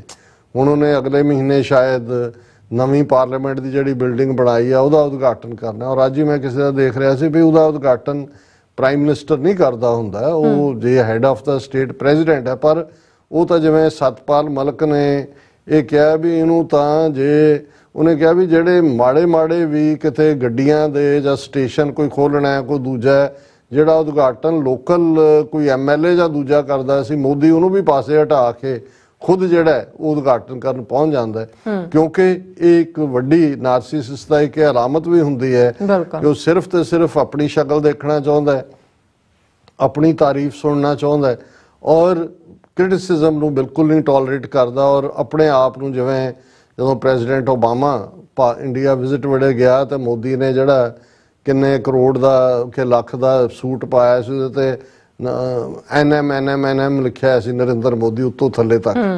ਸੋ ਉਹ ਆਪਣੇ ਆਪ 'ਚ ਉਦੋਂ ਜਿਹੜੇ ਅਮਰੀਕਾ ਦੇ ਇੱਕ ਦੋ ਐਕਸਪਰਟ ਸੀ, ਉਹਨਾਂ ਨੇ ਕਿਹਾ ਵੀ ਇਹ ਬੰਦਾ ਤਾਂ ਜਿਹੜਾ ਬਿਲਕੁਲ ਹੀ ਹਿਟਲਰ ਵਾਲੀ ਲਾਈਨ ਦੇ ਉੱਤੇ ਡਿਕਟੇਟੋਰੀਅਲ ਵੀ ਹੈ ਔਰ ਨਾਰਸਿਸਿਸਟ ਵੀ ਹੈ। ਉਦੋਂ ਹੀ ਇਹ ਟਰਮ ਜ਼ਿਆਦਾ ਯੂਜ਼ ਹੋਣੀ ਸ਼ੁਰੂ ਹੋਈ। ਸੋ ਹੁਣ ਉਸ ਦਾ ਜੇ ਤੁਸੀਂ ਬਿਹੇਵੀਅਰ ਦੇਖੋਗੇ ਹਰ ਪਾਸੇ, ਤੇ ਉਹ ਇੰਨਾ ਫੋਟੋ ਹੰਗਰੀ ਹੈ, ਇਸ ਕਿਸਮ ਦੀ ਉਹ ਨੌਟੰਕੀ ਕਰਦਾ ਹੈ। ਜਿਵੇਂ ਅਸੀਂ ਕਿਹਾ ਸੀ ਕਿ ਵੀ ਕਰਨਾਟਕਾ ਦੀਆਂ ਚੋਣਾਂ ਹਾਰ ਗਿਆ, ਪਰ ਕਹਿੰਦਾ ਉੱਥੇ ਵੀ ਜਾ ਕੇ ਉਹ ਕਹਿੰਦਾ ਸੀ ਕਿ ਵੀ ਮੈਂ ਕਰਨਾਟਕਾ ਨਾਲ ਤਾਂ ਮੇਰਾ ਸੰਬੰਧ ਬਚਪਨ ਤੋਂ ਹੀ ਹੈ। ਉਹਨੇ ਕਿਹਾ ਜਦੋਂ ਮੇਰੀ ਮਾਂ ਮੈਨੂੰ ਕਹਿੰਦੇ ਹੁੰਦੇ ਸੀ ਬੇਟਾ ਕਰ ਨਾਟਕ ਕਰ ਨਾਟਕ, ਤੇ ਉਦੋਂ ਹੀ ਮੈਨੂੰ ਸਮਝ ਆਇਆ ਵੀ ਮੇਰੀ ਮਾਂ ਕਹਿ ਰਹੀ ਹੈ ਵੀ ਜਾ ਕਰ ਨਾਟਕ, ਉਦੋਂ ਦਾ ਮੇਰਾ ਸੰਬੰਧ ਹੈ। ਸੋ ਨਾਟਕਬਾਜ਼ ਤਾਂ ਹੈ ਹੀ ਹੈ, ਇਸ ਦਾ ਤਾਂ ਕੋਈ ਹੋਰ ਇਹ ਤੇ ਤਾਂ ਦੋ ਰਾਵਾਂ ਨਹੀਂ ਨੇ। ਸੋ ਉਹਨੇ ਆਪਣਾ G7 ਦੀ ਹੀਰੋਸ਼ੀਮਾ ਵੇਲੇ ਵੀ ਉੱਥੇ ਵੀ ਉਹ ਉਪਦੇਸ਼ ਦੇ ਰਿਹਾ ਕਿ ਜੀ UN ਇਹ ਟਾਕ ਸ਼ੋਪ ਬਣ ਗਈ ਹੈ ਕਿ ਵੀ ਜੇ ਯੂਨਾਈਟਿਡ ਨੇਸ਼ਨਸ ਰਿਫਾਰਮ ਨਹੀਂ ਕਰਦੀ, ਰਿਫਾਰਮ ਦਾ ਮਤਲਬ ਹੈ ਵੀ ਇੰਨੇ ਇਹਨਾਂ ਨੂੰ ਜਿਹੜਾ ਭੋਖੜਾ ਵੱਜਾ ਹੋਇਆ ਹੈ ਕਿ ਵੀ ਸਾਨੂੰ ਵਿੱਚ ਵਾੜੋ ਉਸ ਸਾਰੇ ਸਿਸਟਮ ਦਾ। ਉਹਨੇ ਕਿਹਾ ਜੀ ਜੇ ਉਹ ਨਹੀਂ ਕਰਦੀ ਤਾਂ it is a talk shop. ਮੈਂ ਕਿਹਾ ਤੂੰ ਔਰ ਤੇਰੀ ਪਾਰਟੀ ਔਰ ਤੁਹਾਡਾ ਸਾਰਾ ਮੁਲਕ ਹੈ ਹੀ ਟਾਕ ਸ਼ਾਪ ਹੈ, ਤੁਸੀਂ ਕਿਸੇ ਨੂੰ ਕੀ ਕਹਿਣ ਦਾ ਹੱਕ ਰੱਖਦੇ ਹੋ। ਫਿਰ ਹੀਰੋਸ਼ੀਮਾ ਜਿੱਥੇ ਉਹ ਪਹਿਲਾ ਪ੍ਰਾਈਮ ਮਿਨਿਸਟਰ ਬਣਿਆ ਜਿਹੜਾ ਉੱਥੇ ਗਿਆ, ਜਿਹੜੇ ਬੰਬ ਵਿਕਟਮਸ ਦੀ ਯਾਦ ਚ ਬਣੇ, ਉੱਥੇ ਵੀ ਇਹ ਸਾਰੇ ਮੁਲਕ ਕਹਿ ਰਹੇ ਨੇ G7 ਵਾਲੇ world should be nuclear free, ਵੀ ਤੁਸੀਂ ਆਪ ਨਿਊਕਲੀਅਰ ਧਮਾਕੇ ਕਰਨ ਵਾਲੇ ਸਣੇ ਇੰਡੀਆ ਦੇ 1974 ਚ ਕੀਤਾ ਤੇ ਪਾਬੰਦੀਆਂ ਲਾਤੀਆਂ ਸੀ ਇਹਨੇ ਜਾਪਾਨ ਨੇ, ਫਿਰ 1998 ਚ ਕੀਤਾ। ਔਰ ਇਹ ਜਦੋਂ ਇਸ ਕਿਸਮ ਦੇ ਹੌਲੋ ਜੀਆਂ ਗੱਲਾਂ ਹੁੰਦੀਆਂ ਨੇ, ਔਰ ਇਹੀ ਕਿਉਂਕਿ G7 ਹੀਰੋਸ਼ੀਮਾ ਮੀਟ ਚ ਪ੍ਰੈਜ਼ੀਡੈਂਟ ਜ਼ੈਲੈਂਸਕੀ ਵੀ ਸਪੈਸ਼ਲ ਇਨਵੀਟੇਸ਼ਨ ਦੇ ਉੱਤੇ ਆਇਆ ਯੂਕਰੇਨ ਦਾ, ਔਰ ਜ਼ਾਹਰ ਹੈ ਭਾਰਤ ਦੇ ਉੱਤੇ ਤਾਂ ਇਹ ਪ੍ਰੈਸ਼ਰ ਹੈ। ਹੁਣ ਉੱਥੇ ਇੰਡੀਆ ਕਹਿ ਰਿਹਾ ਕਿ ਜੀ ਤੁਸੀਂ ਇਹਨਾਂ ਦੀ ਬਦ ਅਖਲਾਕੀ ਦੇਖੋ, ਪੋਲੀਟੀਕਲ ਬਦ ਅਖਲਾਕੀ। ਇੱਕ ਪਾਸੇ G7 ਦਾ ਫਾਈਨਲ ਜਿਹੜਾ ਰੈਜ਼ੋਲੂਸ਼ਨ ਹੈ ਉਹਦੇ ਚ ਵੀ ਵਿਦਆਊਟ ਨੇਮਿੰਗ ਚਾਈਨਾ, ਪਰ ਇੰਡੀਆ ਇਹ ਕਹਿ ਰਿਹਾ ਹੈ ਕਿ ਜੀ ਇਹ ਜਿਹੜਾ ਕਿਸੇ ਵੀ ਮੁਲਕ ਦੀ ਸੋਵਰਨਿਟੀ ਔਰ ਦੂਸਰੇ ਦੇ ਉੱਤੇ ਅਟੈਕ ਨਹੀਂ ਹੋਣਾ ਚਾਹੀਦਾ। ਚਾਈਨਾ ਨੂੰ ਕਾਰਨਰ ਕਰਨਾ ਚਾਹੁੰਦਾ ਵੀ ਚਾਈਨਾ ਦਾ ਐਕਸਪੈਂਸ਼ਨਸ ਡਿਜ਼ਾਈਨ ਹੈ, ਪਰ ਉਹੀ ਭਾਰਤ ਇਨਕਾਰੀ ਹੈ ਰੂਸ ਨੂੰ ਕੰਡੈਮ ਕਰਨ ਤੋਂ, ਜਿਸ ਰੂਸ ਨੇ ਪ੍ਰੋਪਰਲੀ ਰੈਕਗਨਾਈਜ਼ਡ ਨੇਸ਼ਨ ਜਿਹੜਾ ਯੂਕਰੇਨ ਹੈ ਉਸ ਦੇ ਉੱਤੇ ਹਮਲਾ ਬੋਲ ਕੇ ਉਹਦੇ 2 ਪ੍ਰੋਵਿੰਸ ਵੀ ਦੱਬ ਲਏ ਨੇ, ਔਰ ਲਗਾਤਾਰਤਾ ਨਾਲ ਉਹਨਾਂ ਦੇ ਉੱਤੇ ਮਿਜ਼ਾਈਲਾਂ ਵੀ ਵਰਾ ਰਿਹਾ, ਉਹਨਾਂ ਦੀ ਕੈਪੀਟਲ ਕੀਵ ਦੇ ਉੱਤੇ ਮਿਜ਼ਾਈਲਾਂ ਵਰਾ ਰਿਹਾ ਹੁੰਦਾ। ਔਰ ਫਿਰ ਇਹੀ ਭਾਰਤ ਜਿਹੜਾ ਸਿਰਫ 2% ਕਰੂਡ ਆਇਲ ਜਿਹੜਾ ਰੂਸ ਤੋਂ ਲੈਂਦਾ ਸੀ, ਹੁਣ 40 ਗੁਣਾ ਵਧਾ ਕੇ ਉਹਨਾਂ ਨੂੰ ਥੋੜਾ ਬਹੁਤ ਜਿਹੜਾ ਉਹ ਟ੍ਰੀਟ ਕਰਕੇ ਯੂਰਪ ਦੀ ਮਾਰਕੀਟ 'ਚ ਵੇਚ ਰਿਹਾ।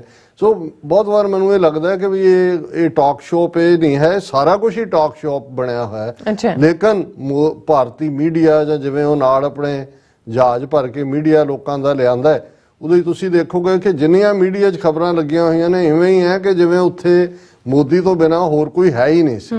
ਅੱਛਾ, ਫਿਰ ਉਹਦੇ 'ਚ ਲਾਈਟਰ ਮੂਵਮੈਂਟ ਜਿਹਨੂੰ ਇੰਡੀਆ 'ਚ ਬਹੁਤ ਪੋਪੂਲਰਾਈਜ਼ ਕੀਤਾ ਜਾ ਰਿਹਾ, ਔਰ ਬਾਈਡਨ ਆਇਆ ਕਿਉਂਕਿ ਬਾਈਡਨ ਨੇ ਆਸਟ੍ਰੇਲੀਆ ਤਾਂ ਸਕਿਪ ਕੀਤਾ, ਪਰ ਹੀਰੋਸ਼ੀਮਾ ਪਹੁੰਚੇ, ਉੱਥੇ ਉਹ ਗੱਲ ਕਰ ਰਿਹਾ ਆਸਟ੍ਰੇਲੀਅਨ ਪ੍ਰਾਈਮ ਮਿਨਿਸਟਰ ਜਿਹੜਾ ਹੁਣ ਕਿਉਂਕਿ ਮੋਦੀ ਨੇ ਆਸਟ੍ਰੇਲੀਆ ਜਾਣਾ ਸੀ, ਉਹ ਉਹਦੀ ਖੂਬ ਉਹਨੂੰ ਪੰਪ ਮਾਰ ਰਿਹਾ, ਉਹਨੂੰ ਬਾਈਡਨ ਨੂੰ ਕਹਿੰਦਾ ਕਿ ਜੀ ਮੈਂ ਮਤਲਬ ਉੱਥੇ 20,000 ਬੰਦਿਆਂ ਦਾ ਇਕੱਠ ਹੋਣਾ ਹੈ and we are still I am getting more request and I don't know how to manage Modi such a big crowd puller. ਫਿਰ ਉਹਨੇ ਕਿਹਾ ਜੀ ਜਦੋਂ ਮੈਂ ਗਿਆ ਸੀ ਗੁਜਰਾਤ 'ਚ ਇੰਨੇ ਲੋਕ ਉੱਥੇ ਸੀ।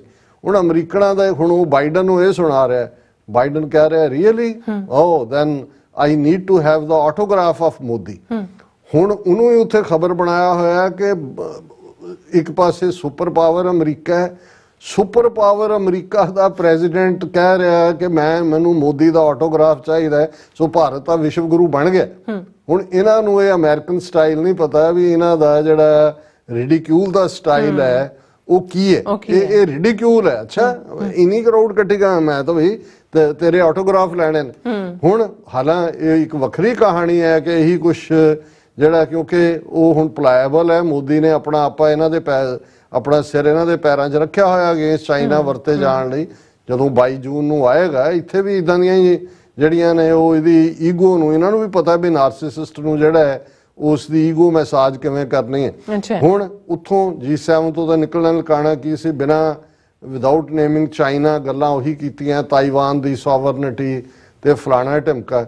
ਉੱਥੋਂ ਨਿਊ ਪੈਪਾਗਨੀ ਪਹੁੰਚ ਗਿਆ ਮੋਦੀ, ਔਰ ਉੱਥੇ ਦਾ ਜਿਹੜਾ ਪ੍ਰੈਜ਼ੀਡੈਂਟ ਹੈ ਜਿਹਨੇ ਅਜੇ ਕੁਛ ਦੇਰ ਪਹਿਲਾਂ ਹੀ ਜਿਹੜਾ ਉਹ ਆਪਣਾ ਇਹ ਕਿਹਾ ਸੀ ਕਿ ਜੀ ਹਾਲਾਂ ਬਾਈਡਨ ਦੀ ਵਿਜ਼ਿਟ ਵੀ ਉਹ ਵੇਟ ਕਰ ਰਹੇ ਸੀ। ਉਹਨਾਂ ਨੇ ਤਾਂ ਪੂਰਾ ਨੈਸ਼ਨਲ ਹੌਲੀਡੇ ਐਲਾਨੀ ਹੋਈ ਸੀ। ਉਹਨਾਂ 'ਚ ਫਰਸਟ੍ਰੇਸ਼ਨ ਸੀ। ਹਾਲਾਂ ਇਹਨਾਂ ਦਾ ਸੈਕਟਰੀ ਆਫ ਸਟੇਟ ਗਿਆ ਅਮਰੀਕਨਾਂ ਦਾ ਐਂਟੋਨੀ ਬਲਿੰਕਨ, ਤੇ ਮੋਦੀ ਵੀ ਉੱਥੇ ਪਹੁੰਚ ਗਿਆ। ਹੁਣ ਉਹਨੂੰ ਵੀ ਉਹਨਾਂ ਹਿੰਦੀ ਫਿਲਮਾਂ ਵੀ ਉੱਥੇ ਦੇਖਣ ਦੁੱਖਣ ਵਾਲੇ ਹੈਗੇ ਨੇ, ਉਹ ਵੀ ਬੜਾ ਝੁੱਕ ਕੇ ਜਿਹੜਾ ਉਹਦੇ ਪੈਰਾਂ ਨੂੰ ਹੱਥ ਲਾ ਰਿਹਾ ਉਹਨਾਂ ਦਾ ਕਾਲਾ ਪ੍ਰੈਜ਼ੀਡੈਂਟ। ਤੇ ਇੰਡੀਅਨ ਮੀਡੀਆ ਨੇ ਉਹਨੂੰ ਵੀ ਇੱਕ ਵੱਡੀ ਖਬਰ ਬਣਾਇਆ ਕਿ ਮੋਦੀ ਸੱਚਮੁੱਚ ਵਿਸ਼ਵ ਗੁਰੂ, ਭਾਰਤ ਦਾ ਵਿਸ਼ਵ ਗੁਰੂ ਮਹਾਰਿਸ਼ੀ ਹੈ ਕਿ ਦੇਖੋ ਦੂਸਰੇ ਮੁਲਕਾਂ ਦੇ ਪ੍ਰੈਜ਼ੀਡੈਂਟ ਜਿਹੜੇ ਨੇ ਉਹ ਪੈਰੀਂ ਪੈ ਰਹੇ ਨੇ। ਹੁਣ ਉਸ ਤੋਂ ਬਾਅਦ ਉੱਥੋਂ ਨਿਕਲ ਕੇ ਜਿਹੜਾ ਉਹ ਸਿਡਨੀ ਪਹੁੰਚਿਆ 8 ਨੂੰ 9 10 ਵਜੇ ਰਾਤ ਨੂੰ। ਹਾਲਾਂ ਕੋਈ ਵੱਡਾ ਬਿਗ ਪੰਪ ਐਂਡ ਸ਼ੋਅ ਤਾਂ ਨਹੀਂ ਸੀ, ਕਿਉਂਕਿ ਜਿਹੜੇ ਸਾਡੇ ਆਸਟ੍ਰੇਲੀਅਨ ਵਾਚਰਸ ਵੀ ਨੇ ਆਫ ਦਾ ਸਿਚੁਏਸ਼ਨ, ਉਹ ਵੀ ਧਿਆਨ ਰੱਖਦੇ ਨੇ ਵੀ ਕਿੱਥੇ ਕੀ ਹੋ ਰਿਹਾ। ਸੋ ਸਾਨੂੰ ਪਹਿਲਾਂ ਅੰਦਾਜ਼ਾ ਸੀ ਕਿ ਜਦੋਂ ਸਿਡਨੀ ਪਹੁੰਚੇਗਾ ਸਵਾਗਤ ਕਰਨ ਵਾਲਿਆਂ 'ਚ 5-10 ਪੱਗਾਂ ਵਾਲੇ ਵੀ ਜਿਹੜੇ ਰਾਸ਼ਟਰੀ ਸਿੱਖ ਸੰਗਤ ਦੇ ਇਹਨਾਂ ਨੇ ਜਾਂ ਵੈਸੇ ਹੀ ਜਿਹੜੇ ਫੋਟੋ ਲਵਾਉਣ ਪਹੁੰਚ ਜਾਂਦੇ ਨੇ ਰੱਖੇ ਹੋਣਗੇ, ਪਰ ਉੱਥੇ ਤੁਹਾਨੂੰ ਕੋਈ ਗੁਜਰਾਤੀ ਕਰਾਊਡ ਹੀ ਨਜ਼ਰ ਆਉਂਦੀ, ਛੋਟੀ ਜਿਹੀ ਕਰਾਊਡ ਹੈ ਜਿੱਥੇ ਉਹ ਪਹੁੰਚਿਆ। ਪਰ ਹੁਣ ਜਿਹੜੀ ਵੱਡੀ ਕਰਾਊਡ ਦੀ ਤਿਆਰੀ ਹੋ ਰਹੀ ਹੈ ਉਹ ਤਾਂ ਹੈ ਕਿ ਜਿੱਥੇ ਹੈ ਜੀ ਕਿ 20,000 ਬੰਦਾ ਆਏਗਾ। ਆਲਰੇਡੀ ਉਹਨਾਂ ਨੇ ਚਾਰਟਰਡ ਫਲਾਈਟਸ ਔਰ ਇਹ ਉਹ ਸਾਰੀਆਂ ਇਕੱਠੀਆਂ ਕੀਤੀਆਂ ਨੇ, ਔਰ ਉਹਨਾਂ ਦੇ ਆਉਣ ਤੋਂ ਈਵਨ ਨਿਊਜ਼ੀਲੈਂਡ ਤੋਂ ਵੀ ਚਾਰਟਰਡ ਫਲਾਈਟ ਜਿਹੜੀ ਹੈ ਉਹ ਆ ਰਹੀਆਂ ਨੇ। ਵੱਡੀ ਗੈਦਰਿੰਗ ਰੱਖੀ ਹੋਈ ਹੈ ਉੱਥੇ, ਉਹੀ ਜੋ ਉਹਨਾਂ ਨੇ PR ਕੱਢਣਾ ਹੁੰਦਾ। ਪਰ ਇਸ ਸਾਰੇ ਦੇ ਚਲਦੇ ਆ ਸਿੱਖਾਂ ਵੱਲੋਂ ਵੀ ਔਰ ਘੱਟ ਗਿਣਤੀਆਂ ਵੱਲੋਂ, ਜਿਨ੍ਹਾਂ 'ਚ ਮੁਸਲਮਾਨ ਵੀ ਨੇ, ਦਲਿਤ ਵੀ ਨੇ, ਔਰ ਉਹਨਾਂ ਦੇ ਵਿੱਚ ਸ਼ਾਇਦ ਮਨੀਪੁਰ ਦੇ ਕੁਝ ਟਰਾਈਬਸ ਦੀ ਗੱਲ ਹੋ ਰਹੀ ਸੀ, ਸ਼ਾਇਦ ਮੀਓ ਟਰਾਈਬ ਕੇ ਉਹਨਾਂ ਦੇ ਜਿਹੜੇ ਸਫ਼ਰ ਕੀਤਾ ਪਿਛਲੇ ਦਿਨਾਂ 'ਚ, ਉਹਨਾਂ ਦੀ ਵੀ ਸ਼ਮੂਲੀਅਤ ਦੀ ਗੱਲ ਹੈ। ਸੋ ਸਿੱਖਸ ਫਾਰ ਜਸਟਿਸ ਨੇ ਲੀਡ ਲਈ ਹੈ ਇਸ ਮਾਮਲੇ 'ਚ। ਅਰੀਨਾ ਦੇ ਵਿੱਚ ਵੱਡਾ ਜਿਹੜਾ ਹੈ ਉਹ ਪ੍ਰੋਟੈਸਟ ਰੱਖਿਆ ਹੋਇਆ ਔਰ ਵੱਡੀ ਗਿਣਤੀ 'ਚ ਸਿੱਖਾਂ ਦੀ ਸ਼ਮੂਲੀਅਤ ਹੋਏਗੀ। ਸੋ ਇਸ ਚੋਂ ਕੱਲ ਤੱਕ ਪਹੁੰਚਦੇ ਆ ਡੀਟੇਲ ਹੋਏਗੀ ਕੀ ਉਹਦੇ ਚੋਂ ਨਿਕਲਦਾ। ਲੇਕਿਨ ਇਸ ਸਾਰੇ ਦੇ ਚਲਦੇ ਆ ਕਾਫੀ ਜਿਹੜਾ ਇਸ ਨੂੰ ਜਿਹਨੂੰ ਕਹਿੰਦੇ ਨੇ ਵੀ ਅੱਗੋਂ ਫੂਕ ਕੱਢਣੀ ਦੌਰੇ ਦੀ, ਗਾਰਡੀਅਨ ਹੁਣ ਬ੍ਰਿਟਨ 'ਚ ਛਪਣ ਵਾਲਾ ਦਾ ਗਾਰਡੀਅਨ, ਜਿਵੇਂ ਅਮਰੀਕਾ 'ਚ ਜੋ ਕੁਛ ਵਾਸ਼ਿੰਗਟਨ ਪੋਸਟ ਜਾਂ ਨਿਊਯਾਰਕ ਟਾਈਮ ਛਪਦਾ ਹੈ ਨੋਟਿਸ ਕੀਤਾ ਜਾਂਦਾ। ਸੋ ਇਹ ਬ੍ਰਿਟਨ ਦਾ ਗਾਰਡੀਅਨ ਇਹ ਇਕੱਲਾ ਇੰਗਲੈਂਡ 'ਚ ਹੀ ਨਹੀਂ, ਜਿਹੜੀਆਂ ਵੀ ਉਹਨਾਂ ਦੀ, ਕਿਉਂਕਿ ਆਸਟ੍ਰੇਲੀਆ ਤਾਂ ਉਹਨਾਂ ਦੀ ਡੋਮੀਨੀਅਨ ਸਟੇਟ ਹੈ ਬ੍ਰਿਟਨ ਦੀ, ਉਹਦੀ ਪਹਿਲੀ ਰਾਣੀ ਸੀ, ਹੁਣ ਕਿੰਗ ਚਾਰਲਸ ਹੋ ਗਿਆ। ਸੋ ਉਹਨਾਂ ਨੇ ਐਨ ਜਦੋਂ ਕਿ ਮੋਦੀ ਅਜੇ ਲੈਂਡ ਹੀ ਕੀਤਾ ਹੋਏਗਾ ਤੇ ਉਹਨੇ ਜਿਹੜੀ ਹੈ ਆਨਲਾਈਨ ਐਡੀਸ਼ਨ ਤਾਂ ਸਾਰੇ ਪਾਸੇ ਸੀ, ਉਸ ਆਰਟੀਕਲ ਨੇ ਵੀ ਅੱਗੋਂ ਦੱਸਤਾ ਕਿ ਭਾਈ ਇਹ ਮੋਦੀ ਜਿਹੜਾ ਹੈ ਉਹਦਾ ਹੈਡਲਾਈਨ ਹੀ ਇਹ ਹੈ, ਨਰਿੰਦਰ ਮੋਦੀ ਨੇ ਆਸਟ੍ਰੇਲੀਆ ਇਹ ਪੋਲਰਾਈਜ਼ਿੰਗ ਲੀਡਰ ਮੀਟਸ ਏ ਡਿਵਾਈਡਡ ਇੰਡੀਅਨ ਡਾਇਸਪੋਰਾ, ਕਿ ਭਾਈ ਇਹ ਆਸਟ੍ਰੇਲੀਆ 'ਚ ਪਹੁੰਚ ਗਿਆ। ਪੋਲਰਾਈਜ਼ਿੰਗ ਲੀਡਰ, ਪੋਲਰਾਈਜ਼ ਹੁੰਦਾ ਧਰੁਵੀਕਰਨ ਕਰਨਾ, ਜਿਹੜਾ ਆਪਸੀ ਡਿਵਾਈਡ ਕਰ ਦੇਣਾ। ਉਹਨਾਂ ਨੇ ਕਿਹਾ ਕਿ ਵੀ ਜੀ ਉਹਨੇ ਜਿਹੜਾ ਭਾਰਤੀ ਨੇ ਰਹਿਣ ਵਾਲੇ ਉਹਨਾਂ 'ਚ ਵੀ ਪੂਰੀ ਡਿਵੀਜ਼ਨ ਪੈਦਾ ਕੀਤੀ ਹੋਈ ਹੈ। ਪਹਿਲਾਂ ਤਾਂ ਉਹਨਾਂ ਨੇ ਜਿਹੜਾ ਮੋਦੀ 에ਅਰਵੇਜ਼ ਫਲਾਈਟਸ ਤੇ ਯਾਤਰਾ ਤੇ ਇਹ ਉਹ ਕਿਹਾ ਵੀ ਉੱਥੇ ਹਜ਼ਾਰਾਂ ਲੋਕਾਂ ਦੇ ਜਾਣ ਦਾ, ਔਰ ਲੇਕਿਨ ਉਹਨੇ ਕਿਹਾ but for the same man posters have sprung up around Sydney before being torn down, offering $10,000 for the citizens' arrest of the Hindu terrorist Modi. ਉਹਨਾਂ ਨੇ ਇਹ ਸਿਟੀਜ਼ਨਸ ਅਰੈਸਟ ਇੱਕ ਫਿਨੋਮੀਨਾ ਹੈਗਾ ਕਿ ਭਾਈ ਜੋ ਇਹਨੇ ਕੀਤਾ ਹੈ ਜੈਨੋਸਾਈਡ ਕਰਨ ਵਾਲਾ ਬੰਦਾ, ਇਹਦੀ ਸਿਟੀਜ਼ਨ ਅਰੈਸਟ ਕਰੋ, 10,000 ਦਾ ਇਨਾਮ ਰੱਖਿਆ। ਉਹਨਾਂ ਨੇ ਕਿਹਾ ਵੀ ਇਹ ਜਿਹੜਾ ਹਿੰਦੂ ਟੈਰਰਿਸਟ ਮੋਦੀ ਦੀ ਗ੍ਰਿਫਤਾਰੀ ਹੋਏ। ਔਰ ਇਹ ਉਹਨਾਂ ਨੇ ਕਿਹਾ ਕਿ the Indian prime minister we land in Australia this week as one of the most powerful leaders in his country's modern history, but also one of its most divisive, or he leads an increasingly polarized country. India's diaspora too are increasingly split. ਹੁਣ ਇਹਦੇ ਚ ਫਿਰ ਉਹਨੇ ਜਿਹੜੀ 3-4 pages ਦੀ story ਹੈ, ਮੈਂ ਵਕਤ ਦੀ ਤੰਗੀ ਕਰਕੇ ਜਿਹੜਾ ਸ਼ੇਅਰ ਨਹੀਂ ਕਰ ਸਕਦਾ, ਲੇਕਿਨ ਇਹਦੇ ਚ ਮਨਬੀਰ ਸਿੰਘ ਕੋਹਲੀ ਜਿਨ੍ਹਾਂ ਨੇ ਉੱਥੋਂ ਇੱਕ ਪ੍ਰੋਗਰਾਮ ਰਨ ਕਰਦੇ ਨੇ ਸਿਡਨੀ ਤੋਂ, ਕਹਤੇ ਸੁਣਤੇ ਰੇਡੀਓ ਪ੍ਰੋਗਰਾਮ, ਉਹਨਾਂ ਨੂੰ ਬਰਾਬਰ ਕੋਟ ਕੀਤਾ ਹੈ। ਜੇ ਉਹਨਾਂ ਦੇ ਆਨਰ ਚ ਕਰਨ ਵਾਲਿਆਂ ਨੂੰ ਕੋਟ ਕੀਤਾ ਹੈ, ਫਿਰ ਇੰਡੀਪੈਂਡੈਂਟ ਪ੍ਰੋਫੈਸਰਸ ਨੂੰ ਕੀਤਾ ਹੈ, ਸਕਾਲਰਸ ਨੂੰ ਕੀਤਾ ਹੈ। ਸੋ ਕੁੱਲ ਮਿਲਾ ਕੇ ਕਾਫੀ ਬੈਲੈਂਸਡ ਆਰਟੀਕਲ ਹੈ, ਪਰ ਇਸ ਚੋਂ ਇਹ ਮੈਸੇਜ ਬੜਾ ਕਲੀਅਰਲੀ ਜਾਂਦਾ ਹੈ ਕਿ ਮੋਦੀ ਜਿਹੜਾ ਹੈ ਉਸਨੇ ਸੁਸਾਇਟੀ ਦੇ ਵਿੱਚ ਜਿਹੜੀ ਹੈ ਉਹ ਡਿਵੀਜ਼ਨ ਪੈਦਾ ਕੀਤੀ ਹੈ। ਔਰ ਪੋਜ਼ਿਟਿਵ ਗੱਲ ਇਹ ਹੈ, ਜਿਵੇਂ ਅਸੀਂ ਅੱਗੇ ਡਿਸਕਸ ਕੀਤਾ ਸੀ ਕਿ ਕਿਵੇਂ 3 ਸੈਨੇਟਰਸ ਨੇ ਜਿਨ੍ਹਾਂ 'ਚ ਗ੍ਰੀਨ ਪਾਰਟੀ ਦੇ ਸੈਨੇਟਰ, ਉਹਨਾਂ ਨੇ ਆਲਰੇਡੀ ਇੱਕ ਲੈਟਰ ਸ਼ੂਟ ਕੀਤਾ ਸੀ ਪ੍ਰਾਈਮ ਮਿਨਿਸਟਰ ਆਪਣੇ ਨੂੰ ਕਿ ਵੀ ਮੋਦੀ ਆ ਰਿਹਾ ਔਰ ਹਿਊਮਨ ਰਾਈਟਸ ਔਰ ਦੂਸਰੇ ਇਸ਼ੂ ਉਠਾਓ, ਕਿ ਕੁਝ ਚੀਜ਼ਾਂ ਹੁੰਦੀਆਂ ਨੇ ਜਿਹੜੀਆਂ ਆਪਣੇ ਆਪ 'ਚ ਹੀ ਆਨਸਰ ਹੁੰਦੀਆਂ। ਹੁਣ ਇੱਕ ਪਾਸੇ ਮੋਦੀ ਆਸਟ੍ਰੇਲੀਆ 'ਚ ਲੈਂਡ ਕਰ ਰਿਹਾ ਔਰ ਖਬਰ ਤੁਸੀਂ ਮੀਡੀਆ ਦੇ ਵਿੱਚ ਦੇਖਦੇ ਹੋ ਕਿ ਵੀ ਦਿੱਲੀ ਹਾਈ ਕੋਰਟ ਨੇ, Delhi high court notice to BBC on defamation suit claiming its documentary cast slur on Indian reputation। ਹੁਣ ਦਿੱਲੀ ਹਾਈ ਕੋਰਟ ਨੇ BBC ਦੇ ਇੰਡੀਆ ਚੈਪਟਰ ਨੂੰ ਵੀ ਔਰ ਮੇਨ ਨੂੰ ਵੀ ਨੋਟਿਸ ਭੇਜਿਆ ਕਿ ਜਿਹੜੀ ਤੁਸੀਂ ਮੋਦੀ ਦੇ ਉੱਤੇ ਫਿਲਮ ਬਣਾਈ ਹੈ ਇਹ ਭਾਰਤ ਦੇ ਰੈਪੂਟੇਸ਼ਨ ਨੂੰ ਖਰਾਬ ਕਰਦੀ ਹੈ ਔਰ ਡਿਫੇਮੇਸ਼ਨ ਕੇਸ ਆ, ਉਹਨਾਂ ਨੂੰ ਨੋਟਿਸ ਭਿਜਵਾ ਦਿੱਤਾ ਹੈ।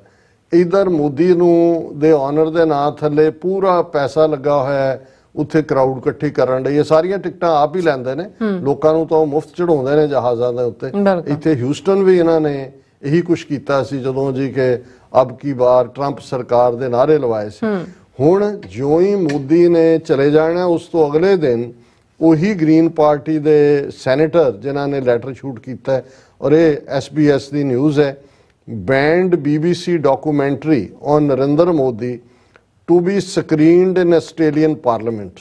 A documentary banned in India for linking its Prime Minister Modi to mass killing will be aired in Parliament this week। ਹੁਣ ਜਿਹੜੀ ਬੈਨ ਕੀਤੀ ਹੋਈ ਹੈ ਉੱਥੇ ਟਵਿੱਟਰ ਔਰ ਦੂਸਰੇ ਤੋਂ ਵੀ ਲਵਾਈ ਔਰ ਐਨ ਜਦੋਂ ਮੋਦੀ ਲੈਂਡ ਕਰ ਰਿਹਾ ਦਿੱਲੀ ਹਾਈ ਕੋਰਟ ਨੇ ਨੋਟਿਸ ਭਿਜਵਾਇਆ ਕਿ ਜੀ ਤੁਸੀਂ ਇੰਡੀਆ ਦਾ ਰੈਪੂਟੇਸ਼ਨ ਖਰਾਬ ਕਰ ਰਹੇ ਹੋ। ਤੇ ਜਿਉਂ ਹੀ ਮੋਦੀ ਜਾਏਗਾ ਕੈਨੇਡਾ ਦੀ ਪਾਰਲੀਮੈਂਟ ਦੇ ਵਿੱਚ ਇਹ ਜਿਹੜੀ ਹੈ ਡਾਕੂਮੈਂਟਰੀ ਸਕਰੀਨ ਕੀਤੀ ਜਾਏਗੀ ਔਰ ਇਹ ਹੈ ਕਿ documentary banned in India for exploring the actions of its prime minister Modi during deadly riots 2 decades ago will be aired in parliament during his trip to Australia। ਕਿ ਇੱਧਰ ਉਹ ਚੱਲ ਰਹੀ ਹੋਏਗੀ। Those present will also hear from the daughter of a man who accused Mr. Modi of ordering authorities not to prevent the 2002 Gujarat riots during which over 1,000 people, mostly Muslims, were killed। ਜਿਹੜਾ ਇੱਕ ਬੱਚੀ ਵੀ ਜਿਨ੍ਹਾਂ ਦਾ ਜਿਹੜਾ ਉਹ ਟੈਸਟੀਫਾਈ ਕਰੇਗੀ ਜਿਹੜੀ ਗੁਜਰਾਤ ਦੇ ਵਿੱਚ ਕਿ ਕਿਵੇਂ ਮੋਦੀ ਦੇ ਹੁਕਮਾਂ ਥੱਲੇ ਜਿਹੜਾ ਹੈ ਉਹ ਇਹ ਸਾਰਾ ਨਸਲਕੁਸ਼ੀ ਮੁਸਲਮਾਨਾਂ ਦੀ ਹੋਈ। ਫਿਰ ਇਹ ਪੂਰੀ ਸਟੋਰੀ ਹੈ ਕਿ ਭਾਈ ਇਹ ਇਵੇਂ ਚੱਲ ਰਿਹਾ ਔਰ ਫਿਰ ਕਿ ਜੀ ਇੰਨੇ ਲੋਕ ਆਸਟ੍ਰੇਲੀਆ 'ਚ ਆ ਰਹੇ ਨੇ ਮੋਦੀ ਨੂੰ ਵੈਲਕਮ ਕਰਨ ਲਈ। But the next evening a group of politicians and human rights activists will gather in Parliament House for screening of BBC documentary that explores Mr. Modi's actions during the Gujarat riots। A documentary that Indian External Affairs Ministry spokesperson Arindam Bagchi said was designed to push a particular discredited narrative। और ये जो थले फिर उसकी पूरी detail है कि भी ये की है, इनू क्यों इंडिया ने बैन किया है और वो सारे दे उत्ते इवन मोदी दी पीड़ा पटका बन के जिहदे खंडा है उहदे सिर दे पटके दे उत्ते उहदी पिक्चर भी है। सो असीं जिथे आस्ट्रेलियन उन्हां देखो जिहड़ा असली काम हुंदा है ये ग्रीन पार्टी दे ओवरनाइट नहीं होया। ਉਹਦੇ ਲਈ ਕਿੰਨੇ ਸਿੱਖ ਐਕਟਿਵਿਸਟ ਨੇ ਕਿੰਨੇ ਮੁਸਲਮਾਨ ਐਕਟਿਵਿਸਟ ਨੇ ਬਿਹਾਈਂਡ ਦਾ ਸੀਨ ਕੰਮ ਕੀਤਾ। ਹੁਣ ਇਹ ਇੱਕ ਆਪਣੇ ਆਪ 'ਚ ਹੀ ਆਨਸਰ ਹੈ ਕਿ ਇੱਕ ਪਾਸੇ ਜਿੱਥੇ ਸਿੱਖਸ ਫਾਰ ਜਸਟਿਸ ਦੇ ਐਫਰਟ ਨਾਲ 4 ਜੂਨ ਨੂੰ ਸਿਡਨੀ ਦੇ ਵਿੱਚ ਖਾਲਿਸਤਾਨ ਰੈਫਰੈਂਡਮ ਹੋਣ ਜਾ ਰਿਹਾ ਉਸ ਤੋਂ ਠੀਕ ਪਹਿਲਾਂ ਮੋਦੀ ਦੀ ਆਮਦ ਦੇ ਮੌਕੇ ਅਰੀਨਾ ਦੇ ਵਿੱਚ ਪਾਵਰਫੁਲ ਪ੍ਰੋਟੈਸਟ ਹੋਣਾ ਜਿਹਦੇ ਲਈ ਬਹੁਤ ਉਤਸ਼ਾਹ ਹੈ। ਜੇ ਇਹ ਜਾ ਰਹੇ ਨੇ ਜਹਾਜ਼ ਭਰ ਕੇ ਤੇ ਭਾਵੇਂ ਸਿੱਖਾਂ ਦੇ ਜਹਾਜ਼ ਤਾਂ ਨਾ ਹੋਣਗੇ ਲੇਕਿਨ ਜਹਾਜ਼ਾਂ ਦੇ ਵਿੱਚ ਜ਼ਰੂਰ ਉਹ ਵੀ ਜਾ ਰਹੇ ਨੇ ਪ੍ਰੋਟੈਸਟ ਦੇ ਵਿੱਚ ਸ਼ਮੂਲੀਅਤ ਦੇ ਲਈ ਔਰ ਆਸਟ੍ਰੇਲੀਆ ਦੇ ਸਾਰੇ ਹਿੱਸਿਆਂ 'ਚੋਂ। ਪਰ ਐਨ ਜਿਹੜਾ ਗ੍ਰੀਨ ਪਾਰਟੀ ਵੱਲੋਂ ਜਿਹੜਾ ਇਹ ਹੈ ਇਹ ਮੂੰਹ ਤੇ ਚਪੇੜ ਹੈ ਔਰ ਆਸਟ੍ਰੇਲੀਅਨ ਪ੍ਰਾਈਮ ਮਿਨਿਸਟਰ ਨੂੰ ਵੀ ਜਿਹੜਾ ਬੈਂਡ ਬੈਕਵਰਡ ਕਰ ਰਿਹਾ ਉਹਨੂੰ ਵੈਲਕਮ ਕਰਨ ਦੇ ਲਈ। ਔਰ ਇਹ ਐਵੇਂ ਨਹੀਂ ਹੁੰਦਾ ਜੀ, ਕੁਛ ਨਾ ਕੁਛ ਹੁਣ ਜਦੋਂ ਮੋਦੀ ਲੈਂਡ ਕਰਦਾ ਸਿਡਨੀ 'ਚ ਉਹਨੂੰ ਵੈਲਕਮ ਕਰਨ ਵਾਲਿਆਂ ਦੇ ਵਿੱਚ ਜਿਹੜਾ ਆਸਟ੍ਰੇਲੀਆ ਦਾ ਇੰਡੀਆ 'ਚ ਐਂਬੈਸਡਰ ਹੈ ਉਹ ਹੈ। ਹੁਣ ਆਸਟ੍ਰੇਲੀਆ 'ਚ ਇੰਡੀਆ ਦਾ ਐਂਬੈਸਡਰ ਉਹ ਹੈ ਜਿਹਦੀ ਟਰਮ ਖਤਮ ਹੋ ਗਈ ਸੀ ਲੇਕਿਨ ਇੰਡੀਅਨ ਗਵਰਨਮੈਂਟ ਨੇ ਕਿਹਾ ਜੀ ਇਹਨੂੰ 6 ਮਹੀਨੇ ਹੋਰ ਰਹਿਣ ਦਿਓ। ਉਹਨੇ ਕਾਣੇ ਨਹੀਂ ਕੀਤੇ ਹੋਏ ਤਾਂ ਕੀ ਕੀਤੇ ਹੋਏ ਨੇ। ਜਦੋਂ ਤੁਸੀਂ ਇਹਨਾਂ ਦੇ ਸਕੈਂਡਲ ਕਦੇ ਨਿਕਲਣਗੇ ਤੇ ਇਹ ਸਾਰੇ ਹੀ ਜਿਹੜੇ ਨੇ ਇਹਨਾਂ ਨੇ ਇਹ ਕਾਣੇ ਕੀਤੇ ਹੋਏ ਨੇ ਔਰ ਇਹ ਜਿਹੜਾ ਇਸ ਚੋਂ ਹੀ ਇਹ ਸਾਰਾ ਮੋਦੀ ਭਗਤੀ ਨਿਕਲ ਰਹੀ ਹੈ। ਅਦਰਵਾਈਜ਼ ਇਹਨਾਂ ਨੂੰ ਵੀ ਨਜ਼ਰ ਆ ਰਿਹਾ ਹੈ ਕਿ ਵੀ ਅਡਾਨੀ ਦੀ ਕਰਤੂਤ ਈਵਨ ਕੋਲ ਮਾਈਨਸ ਦੇ ਮਾਮਲੇ 'ਚ ਆਸਟ੍ਰੇਲੀਆ 'ਚ ਕੀ ਹੈ, ਫਸਟ ਨੇਸ਼ਨ ਦੇ ਲੋਕਾਂ ਨਾਲ ਜਾਂ ਓਰੀਜਨਲ ਜਿਹੜੇ ਉੱਥੇ ਸਫਰਰ ਨੇ ਇਹਨਾਂ ਦੀਆਂ ਨੀਤੀਆਂ ਦੇ। ਔਰ ਐਵੇਂ ਨਹੀਂ ਮੋਦੀ ਜਿਹੜਾ ਉਹ ਆਸਟ੍ਰੇਲੀਆ ਦੂਸਰੀ ਵਾਰ ਆ ਗਿਆ ਹੁਣ ਔਰ ਉਹ ਸਾਰਾ ਅਡਾਨੀ ਦੇ ਨਾਲ, ਕਿਉਂਕਿ ਜੋ ਵੀ ਇਹਨਾਂ ਨੇ ਡੀਲ ਪੁਸ਼ ਕੀਤੀ ਹੈ, ਠੀਕ ਕਿਹਾ ਉਹਨੇ ਸਤਪਾਲ ਮਲਿਕ ਨੇ, ਉਹਨੇ ਕਿਹਾ ਜੀ 3 ਸਾਲਾਂ 'ਚ ਅਡਾਨੀ ਦੇ ਕੋਲ ਜਿਹੜੀ ਇੰਨੀ ਦੌਲਤ ਆਈ ਇਹ ਮੋਦੀ ਦੀ ਦੌਲਤ ਹੀ ਆ। ਔਰ ਉਹਨੂੰ ਅੱਗੇ ਰੱਖ ਕੇ ਆਸਟ੍ਰੇਲੀਆ ਹੋਏ, ਰਾਫੇਲ ਡੀਲ ਹੋਏ ਔਰ ਆ ਜਦੋਂ ਹੁਣ ਹਿੰਡਰਸਬਰਗ ਰਿਪੋਰਟ ਸਾਹਮਣੇ ਆਈ ਹੈ $120 ਬਿਲੀਅਨ ਹੀ ਗਾਇਬ ਹੋ ਗਏ, ਇਹਦੇ ਬਾਵਜੂਦ ਉਹਦੀ ਜ਼ਬਾਨ ਨਹੀਂ ਖੁੱਲੀ ਹੈ। ਸੋ ਇੱਕ ਦਿਨ ਸਭ ਨੂੰ ਜ਼ਾਹਰ ਹੋਏਗਾ, ਪਰ ਅਸੀਂ ਸਮਝਦੇ ਹਾਂ ਕਿ ਜਦੋਂ ਇੱਕ ਪਾਸੇ ਝੂਠ ਦਾ ਡਰਮ ਬਹੁਤ ਉੱਚੀ ਬੀਟ ਹੋ ਰਿਹਾ ਹੋਏ, ਉਦੋਂ ਜੇ ਇੱਕ ਆਵਾਜ਼ ਵੀ ਖਲੋ ਕੇ ਉਸ ਝੂਠ ਨੂੰ ਵੰਗਾਰਦੀ ਹੈ ਤੇ ਅਲਟੀਮੇਟਲੀ ਹਿਸਟਰੀ 'ਚ ਉਹ ਆਵਾਜ਼ ਹੀ ਜਾਣੀ ਜਾਂਦੀ ਹੈ। ਮੋਦੀ ਤਾਂ ਸੂਨਰ ਔਰ ਲੇਟਰ ਕਾਫੀ ਐਕਸਪੋਜ਼ ਹੋਇਆ ਹੈ, ਕਾਫੀ ਇਹ ਜਾਏਗਾ ਜੇ ਇਹ ਹਿਟਲਰ ਵਾਂਗ ਐਕਟ ਕਰ ਰਿਹਾ ਐਂਡ ਵੀ ਹਿਟਲਰ ਵਾਲਾ ਹੀ ਹੋਏਗਾ। ਲੇਕਿਨ ਇਹ ਆਵਾਜ਼ਾਂ ਜਿਹੜੀਆਂ ਨੇ ਉਹ ਸਿੱਖਾਂ ਦੀ ਹੋਏ ਪ੍ਰੋਟੈਸਟ ਦੀ, ਉਹ ਗ੍ਰੀਨ ਪਾਰਟੀ ਦੇ ਸੈਨੇਟਰਸ ਦੀ ਹੋਏ ਜਿਹੜੇ ਖਲੋਤੇ ਨੇ, ਜਾਂ ਦੂਸਰੇ ਕਾਮਨਰ ਵੀ ਜਿਹੜੇ even within majority Hindu community ਵੀ ਜਿਨ੍ਹਾਂ ਨੂੰ ਲੱਗਦਾ ਹੈ ਕਿ ਵੀ ਇਹ ਡਿਕਟੇਟਰ ਔਰ ਇਹ ਅਥਾਰਿਟੇਰੀਅਨ ਬੰਦਾ ਇਹ ਇੰਡੀਆ ਨੂੰ ਡਿਸਟਰੋਏ ਕਰ ਰਿਹਾ, ਉਹ ਵੀ ਨਾਲ ਆ ਕੇ ਖਲੋਂਦੇ ਨੇ। ਇਹ ਨਹੀਂ ਹੈ ਹੁਣ ਅਮਰੀਕਾ ਦੇ ਵਿੱਚ ਇੱਕ Hindus for human rights group ਹੈ ਜਿਹੜਾ ਇਹਨਾਂ ਨੂੰ ਚੈਲੰਜ ਕਰਦਾ ਹੈ ਸਿੱਧੇ ਤੌਰ ਤੇ। ਸੋ ਅਸੀਂ ਸਮਝਦੇ ਹਾਂ ਕਿ ਭਾਈ ਅਸੀਂ ਆਪਣੇ ਸਿੱਖ ਵੀਰਾਂ ਭੈਣਾਂ ਨੂੰ ਜਿੱਥੇ ਜਿੱਥੇ ਵੀ ਨੇ ਆਸਟ੍ਰੇਲੀਆ 'ਚ ਅਸੀਂ ਇਹ ਜ਼ੋਰਦਾਰ ਅਪੀਲ ਕਰਦੇ ਕਿ ਭਾਈ ਵੱਡੀ ਗਿਣਤੀ ਦੇ ਵਿੱਚ ਅਰੀਨਾ ਪ੍ਰੋਟੈਸਟ ਵੀ ਸ਼ਾਮਲ ਹੋ। ਹੋਰ ਵੀ ਕੋਈ ਲੋਕਲ ਐਕਟੀਵਿਟੀ ਕਿਤੇ ਨਜ਼ਰ ਆਉਂਦਾ ਹੈ ਕਿ ਇਹ ਕਿਤੇ ਗੋਲ ਗੱਪੇ ਖਾਣ ਜਾਂ ਕਿਤੇ ਉਹ ਕੀ ਇਹਨਾਂ ਦਾ ਗੁਜਰਾਤੀਆਂ ਦਾ ਹੁੰਦਾ ਢੋਕਲਾ, ਹਾਂ ਉਹ ਖਾਣ ਨਿਕਲਦਾ ਤੇ ਪਲੈਕੇਟ ਲੈ ਕੇ ਪਹੁੰਚ ਜਾਓ, ਪਰ ਅਮਨਮਈ ਅੰਦਾਜ਼ 'ਚ, ਕੋਈ ਵੀ ਹਿੰਸਕ ਕਾਰਵਾਈ ਨਹੀਂ। ਕਿਉਂਕਿ ਚਾਂਬੜੇ ਤਾਂ ਹੋਣਗੇ ਗੁਜਰਾਤੀ, ਉਹ ਡੰਡੇ ਜੇ ਲੈ ਕੇ ਡਾਂਡੀਆਂ ਖੇਡ ਰਹੇ ਹੁੰਦੇ ਨੇ, ਪਰ ਕਿਸੇ ਵੀ ਭੜਕਾਟ 'ਚ ਨਹੀਂ ਆਣਾ ਹੈ ਔਰ ਪੀਸਫੁਲ ਅੰਦਾਜ਼ 'ਚ ਇਸ ਦੇ ਖਿਲਾਫ ਪ੍ਰੋਟੈਸਟ ਕੀਤਾ। ਜੀ ਰਾਜ ਸਾਹਿਬ ਤੁਹਾਡਾ ਬਹੁਤ ਬਹੁਤ ਸ਼ੁਕਰੀਆ। ਸਵਾਥ ਲੈਣੇ ਬ੍ਰੇਕ ਔਰ ਬ੍ਰੇਕ ਤੇ ਜਾਣ ਤੋਂ ਪਹਿਲਾਂ ਅਸੀਂ ਦਰਸ਼ਕਾਂ ਦੇ ਸਰੋਤਿਆਂ ਨੂੰ ਅਪੀਲ ਤੇ ਬੇਨਤੀ ਕਰਦੀ ਵਿਊਅਰਸ, ਜਿਸ ਤਰ੍ਹਾਂ ਕਿ ਤੁਸੀਂ ਜਾਣਦੇ ਹੋ ਕਿ ਟੀਵੀ 84 ਇੱਕ ਪੰਥਕ ਚੈਨਲ ਹੈ ਔਰ ਟੀਵੀ 84 ਦੀ ਚੜ੍ਹਦੀ ਕਲਾ ਲਈ ਵੱਧ ਤੋਂ ਵੱਧ ਡੋਨੇਟ ਕਰੋ। ਡੋਨੇਟ ਕਰਨ ਲਈ ਸਾਡੀ ਵੈਬਸਾਈਟ tv84.tv ਤੇ ਜਾ ਕੇ ਪੇਪਲ ਦੀ ਵਰਤੋਂ ਕਰਕੇ ਵਨ ਟਾਈਮ ਡੋਨੇਟ ਕਰ ਸਕਦੇ ਹੋ, ਮੰਥਲੀ ਡੋਨੇਟ ਵੀ ਕਰ ਸਕਦੇ ਹੋ। ਤੁਸੀਂ ਟੀਵੀ 84 ਦੇ ਨਾਮ ਤੇ ਚੈੱਕ ਬਣਾ ਕੇ ਸਾਨੂੰ ਮੇਲ ਵੀ ਕਰ ਸਕਦੇ ਹੋ ਸਾਡੇ ਇਸ ਪਤੇ ਤੇ 36-01 37th Avenue, Long Island City, New York 11101 USA, ਜਾਂ ਫਿਰ ਤੁਸੀਂ ਸਾਨੂੰ ਫੋਨ ਰਾਹੀਂ ਸੰਪਰਕ ਕਰ ਸਕਦੇ ਹੋ ਸਾਡੇ ਫੋਨ ਨੰਬਰ ਤੇ 5166191984। ਤੁਸੀਂ ਸਾਨੂੰ ਈਮੇਲ ਵੀ ਕਰ ਸਕਦੇ ਹੋ info@tv84.tv ਤੇ। ਅਸੀਂ ਤੁਹਾਡੇ ਤਹਿ ਦਿਲ ਤੋਂ ਸ਼ੁਕਰਗੁਜ਼ਾਰ ਹੋਵਾਂਗੇ। ਸੋ ਉੱਥੇ ਲੈਣੇ ਬ੍ਰੇਕ ਵਿਊਅਰਸ, ਤੁਸੀਂ ਸਾਨੂੰ ਇਸੇ ਤਰ੍ਹਾਂ ਬਣੇ ਰਹਿਣਾ। ਮਿਲਦੇ ਹਾਂ ਛੋਟੇ ਜਿਹੇ ਬ੍ਰੇਕ ਤੋਂ ਬਾਅਦ।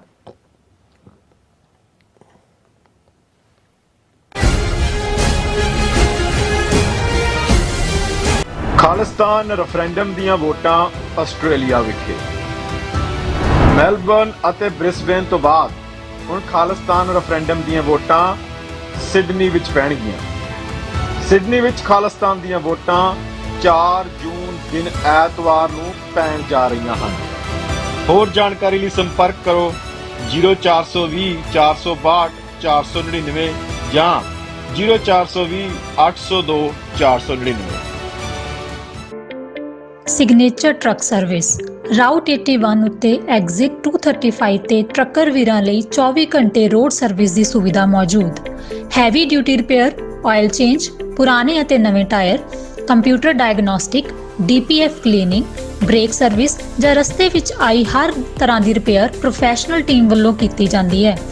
ਬ੍ਰੇਕਫਾਸਟ, ਲੰਚ ਅਤੇ ਡਿਨਰ ਲਈ ਪੰਜਾਬੀ ਢਾਬੇ ਦਾ ਆਨੰਦ ਵੀ ਮਾਣੋ।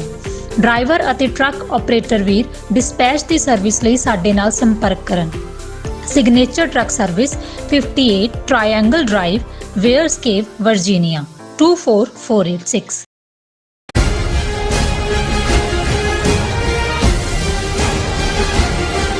ਦਰਸ਼ਕੋ ਬ੍ਰੇਕ ਤੋਂ ਬਾਅਦ ਤੁਹਾਡਾ ਸਭ ਦਾ ਭਰਪੂਰ ਸਵਾਗਤ ਹੈ। ਸੋ ਵੀਅਰਸ, ਗੱਲਬਾਤ ਕਰਨ ਜਾ ਰਹੇ ਹਾਂ ਕਿ ਜੰਮੂ ਕਸ਼ਮੀਰ ਦੇ ਸਾਬਕਾ ਗਵਰਨਰ ਸਤਪਾਲ ਮਲਿਕ ਨੇ ਕਿਹਾ ਹੈ ਕਿ ਮੋਦੀ ਨੇ 2019 ਦੀਆਂ ਚੋਣਾਂ ਪੁਲਵਾਮਾ ਵਿੱਚ ਮਾਰੇ ਗਏ 42 ਫੌਜੀਆਂ ਦੇ ਸਰੀਰਾਂ ਤੇ ਲੜੀਆਂ ਸਨ। ਸਵਾਲ ਪੈਦਾ ਇਹ ਹੁੰਦਾ ਹੈ ਕਿ ਕੀ 2024 ਦੀਆਂ ਚੋਣਾਂ ਤੋਂ ਪਹਿਲਾਂ ਫਿਰ ਕੋਈ ਪੁਲਵਾਮਾ ਵਰਗਾ ਕਾਰਾ ਕਰਵਾਇਆ ਜਾਏਗਾ। ਸੋ ਇਸ ਬਾਰੇ ਆਪਾਂ ਗੱਲਬਾਤ ਕਰਨ ਜਾ ਰਹੇ ਹਾਂ। ਸੋ ਅਸੀਂ ਚਾਹਾਂਗੇ ਕਿ ਤੁਸੀਂ ਇਸੇ ਤਰ੍ਹਾਂ ਬਣੇ ਰਹਿਣਾ, ਦੇਖਣ ਸੁਣ ਲਈ ਐਂਡ ਲਿਖਣ ਲਈ ਤੁਹਾਡਾ ਸਭ ਦਾ ਬਹੁਤ ਬਹੁਤ ਧੰਨਵਾਦ ਜੀ। ਡਾਕਟਰ ਸਾਹਿਬ ਕੀ ਕਹਿਣਾ ਚਾਹੋਗੇ? ਦੇਖੋ, ਬਹੁਤ ਪਹਿਲਾਂ ਇੱਕ ਸ਼ੇਅਰ ਕਈ ਵਾਰ ਸੁਣਿਆ ਜਾਂਦਾ ਸੀ ਕਿ ਭਾਈ ਜਿਸ 'ਚ ਕਿਹਾ ਜਾਂਦਾ ਸੀ ਕਿ ਚੋਰੀ ਉਦੋਂ ਤੱਕ ਹੀ ਛੁਪੀ ਰਹਿੰਦੀ ਹੈ ਜਦੋਂ ਆਪਸ ਦੇ ਵਿੱਚ ਮੇਲ ਹੋਏ, ਤੇ ਜਦੋਂ ਮੇਲ ਟੁੱਟ ਜਾਂਦਾ ਹੈ ਤੇ ਫਿਰ ਜਿਹੜੇ ਚੋਰ ਨੇ ਉਹੀ ਸਾਥੀ ਚੋਰ ਦੀਆਂ ਕਰਤੂਤਾਂ ਦਾ ਪਰਦਾਫਾਸ਼ ਕਰਦੇ ਨੇ। ਔਰ ਅਕਸਰ ਜਦੋਂ ਅਸੀਂ ਕ੍ਰੈਕਡਾਊਨ ਦੇਖਦੇ ਹਾਂ ਗੈਂਗਸ ਦੇ ਉੱਤੇ ਜਾਂ ਕ੍ਰਿਮੀਨਲਸ ਦੇ ਉੱਤੇ, ਤੇ ਪੁਲਿਸ ਜਦੋਂ ਕਿਸੇ ਇੱਕ ਅੱਧੇ ਦਾ ਉਹਨਾਂ ਨੂੰ ਅੰਦਾਜ਼ਾ ਹੋ ਜਾਂਦਾ ਹੈ ਕਿ ਕੌਣ ਨਾਰਾਜ਼ ਹੈ, ਕਿ ਉਹਨੂੰ ਪੂਰਾ ਹਿੱਸਾ ਨਹੀਂ ਮਿਲਿਆ, ਜਾਂ ਕੌਣ ਆਪਣੀ ਗੈਂਗ ਬਣਾਉਣ ਦੇ ਲਈ ਜਿਹੜਾ ਉਹ ਬੜਾ ਉਤਸੁਕ ਹੈ, ਉਹਦੀ ਮਦਦ ਕਰਦੇ ਨੇ ਔਰ ਉਹਦੇ ਰਾਹੀਂ ਫਿਰ ਉਹ ਬਾਕੀਆਂ ਤੱਕ ਪਹੁੰਚ ਜਾਂਦੇ ਨੇ। ਸਤਪਾਲ ਮਲਿਕ, ਬੇਸ਼ੱਕ ਸਿੱਖ ਕੌਮ ਦੇ ਵਿੱਚ ਬਹੁਤ ਜ਼ਿਆਦਾ ਹਮਦਰਦੀ ਹੈ ਸਤਪਾਲ ਮਲਿਕ ਲਈ, ਉਵੇਂ ਹੀ ਜਿਵੇਂ ਮੈਂ ਅਕਸਰ ਇਹ ਕਹਿੰਦਾ ਵੀ ਜਿਹੜਾ ਸਾਡੇ ਲਈ ਚਾਰ ਹਮਦਰਦੀ ਦੀਆਂ ਗੱਲਾਂ ਕਰੇ ਉਹ ਸਾਨੂੰ ਬਹੁਤ ਚੰਗਾ ਲੱਗਣ ਲੱਗ ਜਾਂਦਾ। ਇਹੀ ਕਾਰਨ ਸੀ ਕਿ ਉਹ ਇੰਦਰ ਕੁਮਾਰ ਗੁਜਰਾਲ ਹੋਏ, ਰਾਮ ਜੇਠ ਮਦਾਨੀ ਹੋਏ, ਕੁਲਦੀਪ ਨਈਅਰ ਵਰਗੇ ਲੋਕ ਕਿਸੇ ਜ਼ਮਾਨੇ ਜੀਵਨ ਚੰਦਰ ਸ਼ੇਖਰ ਵੀ ਜਾਂ ਕਈ ਈਵਨ ਸੁਬਰਾਮਨੀਅਮ ਸਵਾਮੀ ਦੇ ਵੀ ਐਡਮਾਇਰਰ ਬਣ ਜਾਂਦੇ ਨੇ। ਦੇਖੋ ਜੀ, ਉਹਨੇ ਪਿੰਡਾਂ ਵਾਲਿਆਂ ਦੀ ਤਾਰੀਫ 'ਚ ਕਿੰਨਾ ਕੁਛ ਕਿਹਾ, ਉਹਨੇ ਹਮੇਸ਼ਾ ਉਹਨਾਂ ਨੂੰ ਕਦੇ ਗਲਤ ਨਹੀਂ ਕਿਹਾ ਇਹ ਉਹ। ਲੇਕਿਨ ਜੇ ਤੁਸੀਂ ਇਹਨਾਂ ਸਾਰਿਆਂ ਦਾ ਹੀ ਏਜੰਡਾ ਦੇਖੋ ਤੇ ਅਲਟੀਮੇਟਲੀ ਇਹ ਸਾਰੇ ਹੀ ਭੁਗਤ ਇੰਡੀਅਨ ਨੈਸ਼ਨਲਿਜ਼ਮ ਦੇ ਖਾਤੇ 'ਚ ਰਹੇ ਹੁੰਦੇ ਨੇ। ਔਰ ਲੇਕਿਨ ਉਹਨਾਂ ਨੂੰ ਵੀ ਇਹ ਪਤਾ ਹੁੰਦਾ ਹੈ ਵੀ ਸਿੱਖਾਂ ਨੂੰ ਵੀ ਪਲੋਸ ਪਲਾਸ ਕੇ ਰੱਖਣਾ ਹੈ। ਇਵੇਂ ਹੀ ਕਈ ਵਾਰ ਜਦੋਂ ਇਹਨਾਂ ਦੀ ਆਪਣੀ ਈਗੋ ਹਰਟ ਹੋਈ ਹੁੰਦੀ ਹੈ ਜਾਂ ਉਹਨਾਂ ਨੂੰ ਲੱਗਦਾ ਹੈ ਕਿ ਭਾਈ ਇਹ ਜੋ ਅਸੀਂ ਕੀਤਾ ਸਾਨੂੰ ਉਹਦੇ ਇਵਜ਼ 'ਚ ਉਹ ਨਹੀਂ ਮਿਲਿਆ ਜੋ ਮਿਲਣਾ ਚਾਹੀਦਾ ਸੀ, ਉਹ ਫਿਰ ਆਪਣਾ ਰੋਸ ਵੀ ਜ਼ਾਹਰ ਕਰ ਦਿੰਦਾ। ਸੋ ਸਤਪਾਲ ਮਲਿਕ, ਬੇਸ਼ੱਕ ਜਦੋਂ ਤੁਸੀਂ ਉਸ ਦਾ ਪੋਲੀਟੀਕਲ ਕਰੀਅਰ ਦੇਖਦੇ ਹੋ, ਰਾਮ ਮਨੋਹਰ ਲੋਹੀਆ, ਚਰਨ ਸਿੰਘ, ਉਹਨਾਂ ਸਾਰਿਆਂ ਦੇ ਰਾਹੀਂ ਜਿਹੜਾ ਉਹ ਹੁੰਦਾ ਹਵਾਂਦਾ ਬੀਜੇਪੀ 'ਚ ਐਂਡ ਹੋਇਆ। ਹੁਣ ਸਤਪਾਲ ਮਲਿਕ ਨੂੰ ਜਦੋਂ ਜ਼ਾਹਰ ਹੈ ਜੰਮੂ ਕਸ਼ਮੀਰ ਦਾ ਗਵਰਨਰ ਲਾਇਆ ਮੋਦੀ ਅਮਿਤ ਸ਼ਾਹ ਨੇ, ਉਦੋਂ ਇਹ ਡਿਸਾਈਡਡ ਹੀ ਸੀ ਕਿ ਉਸ ਤੋਂ ਕੀ ਕਰਵਾਉਣਾ ਹੈ। ਇਹੀ ਕਾਰਨ ਹੈ ਕਿ ਜਿੰਨੇ ਇੰਟਰਵਿਊ ਸਤਪਾਲ ਮਲਿਕ ਦੇ ਆਉਂਦੇ ਨੇ ਉਹਦੇ 'ਚ ਉਹ ਆਰਟੀਕਲ 370 ਨੂੰ ਔਰ 35A ਨੂੰ ਖਤਮ ਕਰਨ ਨੂੰ ਜਿਹੜਾ ਬਿਲਕੁਲ ਜਸਟੀਫਾਈ ਕਰਦਾ ਔਰ ਉਹਦੇ ਆਰਡਰ ਥੱਲੇ ਹੀ ਹੋਇਆ। ਹਾਂ, ਉਹ ਇਹ ਕਹਿੰਦਾ ਜੀ ਸੂਬੇ ਦਾ ਸਟੇਟਸ ਨਹੀਂ ਸੀ ਖਤਮ ਕਰਨਾ ਚਾਹੀਦਾ, ਬਾਕੀ ਉਹ ਕਹਿੰਦਾ ਕਿ ਜੀ ਉਹ ਤਾਂ ਉਦੋਂ ਤੱਕ ਆਪਣੇ ਆਪ ਨੂੰ ਭਾਰਤੀ ਸਮਝ ਹੀ ਨਹੀਂ ਸੀ ਸਕਦੇ ਜਦੋਂ ਤੱਕ 370 ਜਾਂ 35A ਖਤਮ ਨਾ ਹੁੰਦਾ। ਉਸ ਤੋਂ ਹੀ ਤੁਸੀਂ ਅੰਦਾਜ਼ਾ ਲਾ ਲਓ ਕਿ ਭਾਈ ਜਦੋਂ ਇੱਕ ਬੰਦੇ ਦਾ ਇਹ ਸਟੈਂਡ ਹੁੰਦਾ ਹੈ ਔਰ ਕੋਈ ਵੀ ਹੁਣ G20 ਦੀ ਟੂਰਿਜ਼ਮ ਵਿੰਗ ਦੇ ਨਾਂ ਥੱਲੇ ਜਿਹੜੀ ਮੀਟ ਇਹਨਾਂ ਨੇ ਕਸ਼ਮੀਰ 'ਚ ਰੱਖੀ ਹੋਈ ਹੈ ਜਿਹਦੀ ਅੱਜ ਸ਼ੁਰੂਆਤ ਹੋਈ, ਚੰਗੀ ਗੱਲ ਇਹ ਹੈ ਕਿ ਵੀ ਚਾਈਨਾ ਨੇ ਔਰ ਇਜਿਪਟ ਸਾਊਦੀ ਅਰੇਬੀਆ ਨੇ ਬਾਈਕਾਟ ਕੀਤਾ। ਹਾਲਾਂਕਿ ਕੁਝ ਸੋਰਸਿਸ ਦੇ ਵਿੱਚ ਸਾਊਦੀ ਅਰੇਬੀਆ, ਇੰਡੋਨੇਸ਼ੀਆ ਔਰ ਇੱਕ ਅੱਧੇ ਹੋਰ ਮੁਲਕ ਦੇ ਵੀ ਬਾਈਕਾਟ ਦੀ ਲਾਈਨ ਹੈ ਪਰ ਕਨਫਰਮਡ ਨਹੀਂ ਸੀਗੀ।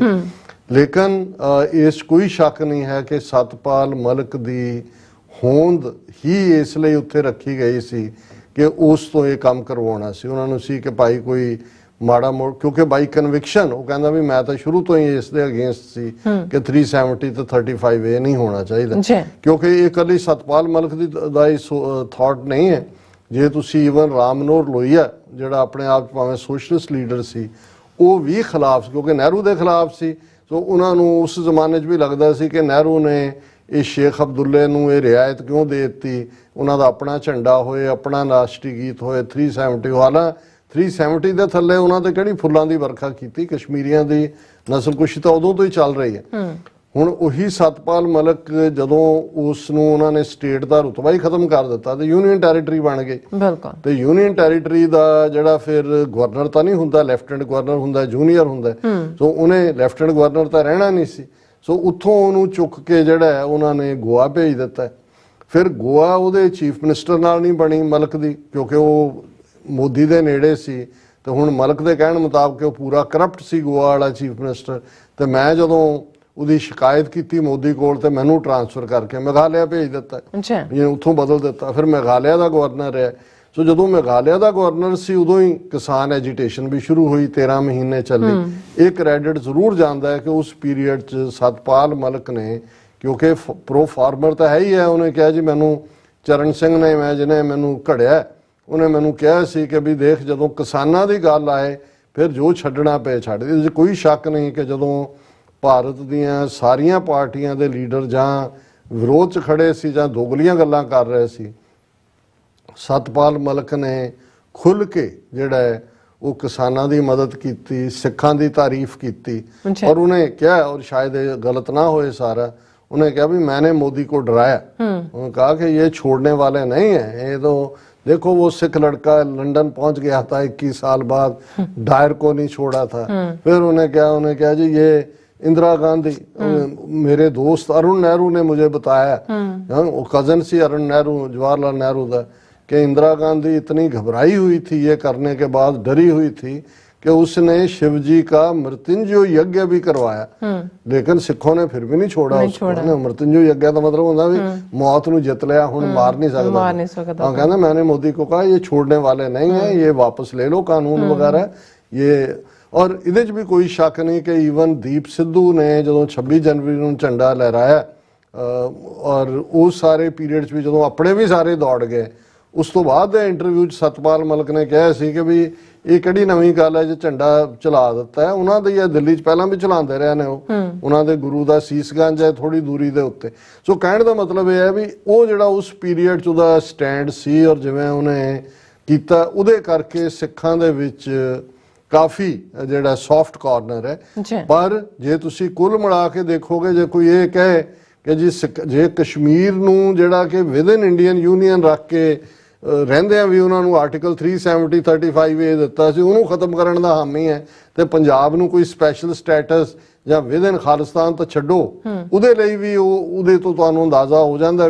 ਉਹਦਾ ਇੰਨਾ ਹੀ ਹੈ ਕਿ ਜੀ ਨਹੀਂ, ਸਿੱਖਾਂ ਨੂੰ ਖੁਸ਼ ਰੱਖਣਾ ਚਾਹੀਦਾ ਹੈ। 47 ਕੇ ਬਾਅਦ ਵੀ ਜਿਹੜਾ ਉਹਨੇ ਕਿਹਾ ਉਹਨਾਂ ਨਾਲ ਵਿਤਕਰਾ ਹੋਇਆ, ਚੀਫ ਮਿਨਿਸਟਰ ਪਹਿਲਾਂ ਸਿੱਖ ਨਹੀਂ ਬਣਾਇਆ ਪੰਜਾਬ ਦਾ, ਇਹ ਉਹ ਇੱਦਾਂ ਦੀਆਂ ਗੱਲਾਂ ਕਰਦੇ। ਪਰ ਜਿਹੜੀ ਗੱਲ ਕਰਕੇ ਅਸੀਂ ਇਸ ਡਿਸਕਸ਼ਨ ਨੂੰ ਚੁਣਿਆ, ਹਾਲਾਂ ਉਹਨੇ ਇਹ ਵੀ ਇਲਜ਼ਾਮ ਲਾਏ ਕਿ ਵੀ ਜਦੋਂ ਮੈਂ ਗਵਰਨਰ ਸੀ ਕਿਵੇਂ RSS ਦੇ ਖਾਸ ਬੰਦਿਆਂ ਨੇ ਮੈਨੂੰ 300 ਕਰੋੜ ਦੀ ਜਿਹੜੀ ਹੈ ਉਹ ਰਿਸ਼ਵਤ ਆਫਰ ਕੀਤੀ ਕਿ ਹੈਲਥ ਇੰਸ਼ੋਰੈਂਸ ਨਾਲ ਸੰਬੰਧਿਤ ਕੋਈ ਪ੍ਰਾਈਵੇਟਾਈਜ਼ ਕਰ ਰਹੇ ਸੀ, ਉਹਦਾ ਸਟੇਕ ਦੇ ਉੱਤੇ ਉਹਦੇ ਚੋਂ ਫਾਇਦਾ ਕੱਢਣਾ ਚਾਹੁੰਦੇ ਸੀ, ਮੈਂ ਨਾ ਕਰ ਦਿੱਤੀ। ਹੁਣ ਜਦੋਂ ਇੰਟਰਵਿਊ 'ਚ ਗੱਲ ਕਹਿ ਰਿਹਾ, ਉਹਨੇ ਕਿਹਾ ਕਿ ਇਹ ਬਿਲਕੁਲ ਇਹ ਜਿਹੜਾ ਇਹਦਾ ਸੀ नारा मोदी का, ना कि ना खाऊंगा ना खाने दूंगा, बिल्कुल झूठा आदमी है। इहदे ना उन्हें कहा भी आ जिन्नी अडानी दे कोल दौलत है, इहदी दौलत है। और करप्शन उन्हें कहा गोवा च जिहड़ा वो खा रहा सी शरेआम, और मैं कहा तो मैनू उत्थों सगों कढता है। हुण जिहड़ी गल ने सब तो ज़्यादा इन्हां नूं तकलीफ दित्ती हुई है, और उहदा एक इंटरव्यू नहीं रिपीटडली इंटरव्यूज़ चों कह रहा है। हुण 2014 च मोदी पहली बार प्राइम मिनिस्टर बने, 2019 पार्लीमेंट ਦੀਆਂ ਚੋਣਾਂ ਸੀ, ਔਰ ਜਨਵਰੀ 2019 ਪਹੁੰਚਦਿਆਂ ਜੋ ਓਪੀਨੀਅਨ ਪੋਲ ਸੀ ਭਾਰਤ ਦੇ ਵਿੱਚ, ਉਹ ਦੱਸ ਰਹੇ ਸੀ ਕਿ ਮੋਦੀ ਔਰ BJP ਬਹੁਤ ਬੁਰੀ ਤਰ੍ਹਾਂ ਹਾਰੇਗੀ।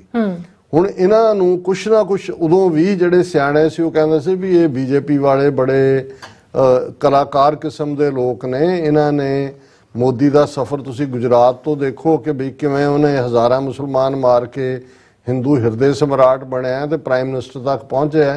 ये ईजिली छड्डण वाला नहीं है, ये कुछ ना कुछ कराणगे होएगा। और अचानक 14 फरवरी 2019 का वाकया हो जाता है पुलवामा के जी जिहड़ी है CRPF की उस दे उत्ते जिहड़े ने वो अटैक हुंदा है, किन्ने किलो एक्सप्लोसिव RDX चलदा है, 42 मारे जाते हैं, तो ये वो फलाना टिमका। फिर उन्हां दियां ਜਿਹੜੀਆਂ ਨੇ ਉਹ ਡੈਡ ਬੋਡੀਜ਼ ਦੀਆਂ ਦੇ ਉੱਤੇ ਰਾਜਨੀਤੀ ਸ਼ੁਰੂ ਹੁੰਦੀ ਹੈ, ਬੜੀਆਂ ਬੜੀਆਂ ਫੋਟੋਆਂ ਉਹਨਾਂ ਦੀਆਂ ਲਾ ਕੇ ਭਾਰਤ ਭਰ 'ਚ ਜਲਸੇ, ਔਰ ਮੋਦੀ ਇਮੀਡੀਏਟਲੀ ਮੋਦੀ ਵੀ ਔਰ ਅਮਿਤ ਸ਼ਾਹ ਵੀ ਪਾਕਿਸਤਾਨ ਨੂੰ ਦੋਸ਼ ਦਿੰਦੇ ਨੇ।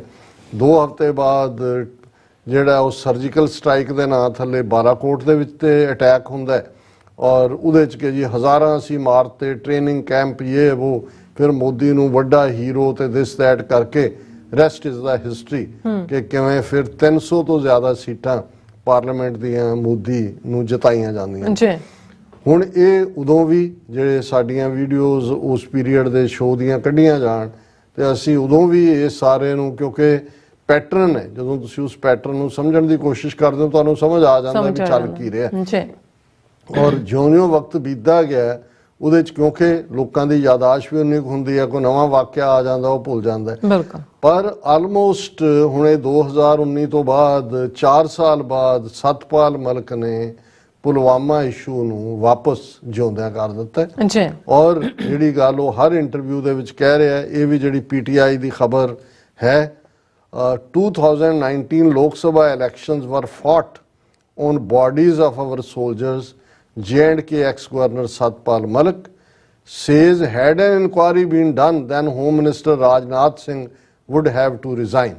ਉਹਨੇ PTI ਉਹਨਾਂ ਦੀ ਸਰਕਾਰੀ ਏਜੰਸੀ ਖਬਰ ਦੇ ਰਹੀ ਹੈ। ਜੀ। ਉਹਨੇ ਕਿਹਾ ਕਿ ਵੀ ਇਸ ਤੋਂ ਹਾਲਾਂ ਡਾਇਰੈਕਟਲੀ ਨਹੀਂ ਇਹ ਕਹਿ ਰਿਹਾ ਕਿ ਜੀ ਕਰਵਾਇਆ ਇਹਨਾਂ ਨੇ, ਪਰ ਉਹ ਇਹ ਕਹਿ ਰਿਹਾ ਕਿ ਵੀ ਜਦੋਂ ਮੈਂ ਇਹ ਖਬਰ ਮੈਨੂੰ ਮਿਲੀ ਇਹ ਸਾਰੇ ਹਾਦਸੇ ਦੀ, ਮੈਂ ਮੋਦੀ ਨੂੰ ਕਾਲ ਕੀਤਾ। ਉਹ ਆਪਣੀ ਸ਼ੂਟਿੰਗ ਰੇਂਜ ਚੋਂ ਜਿਮ ਕਾਰਬੇਟ ਨੈਸ਼ਨਲ ਪਾਰਕ ਚੋਂ ਨਿਕਲਿਆ ਸੀ, ਔਰ when he came out from there I got a call from him. I told him that our soldiers have been killed and they got killed by our mistake.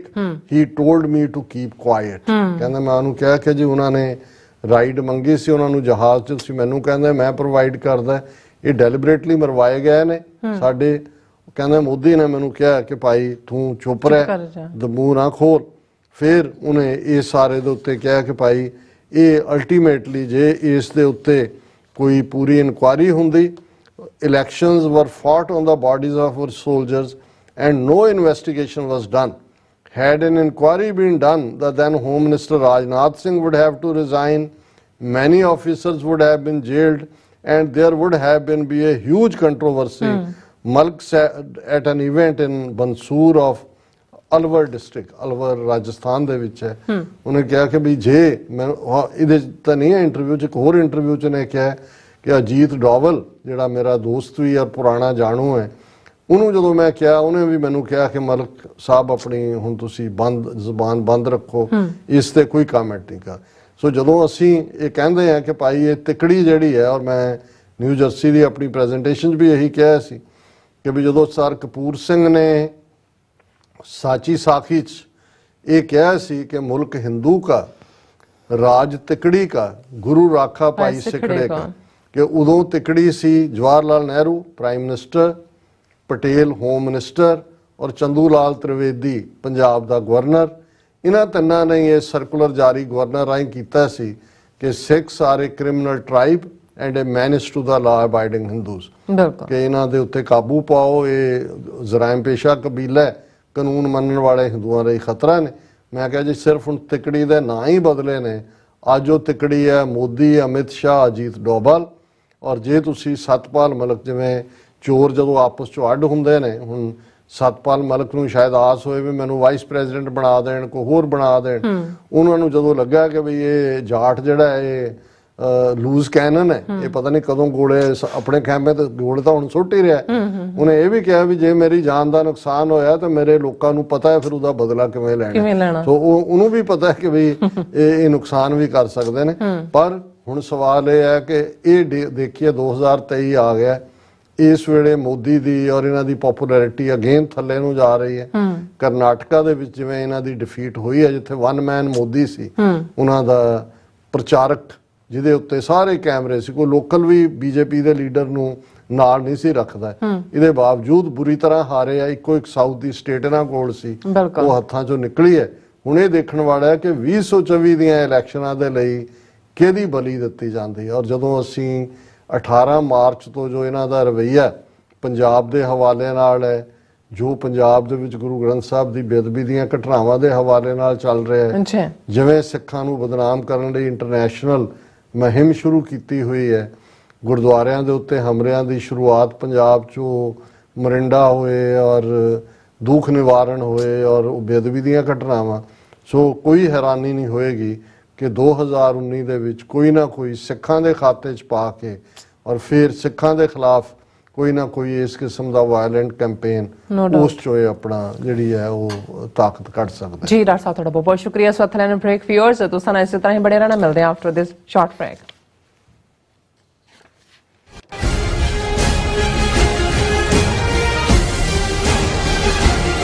ਕੀ ਤੁਸੀਂ ਆਪਣੇ Texas ਨੂੰ ਲੈ ਕੇ ਚਿੰਤਤ ਹੋ?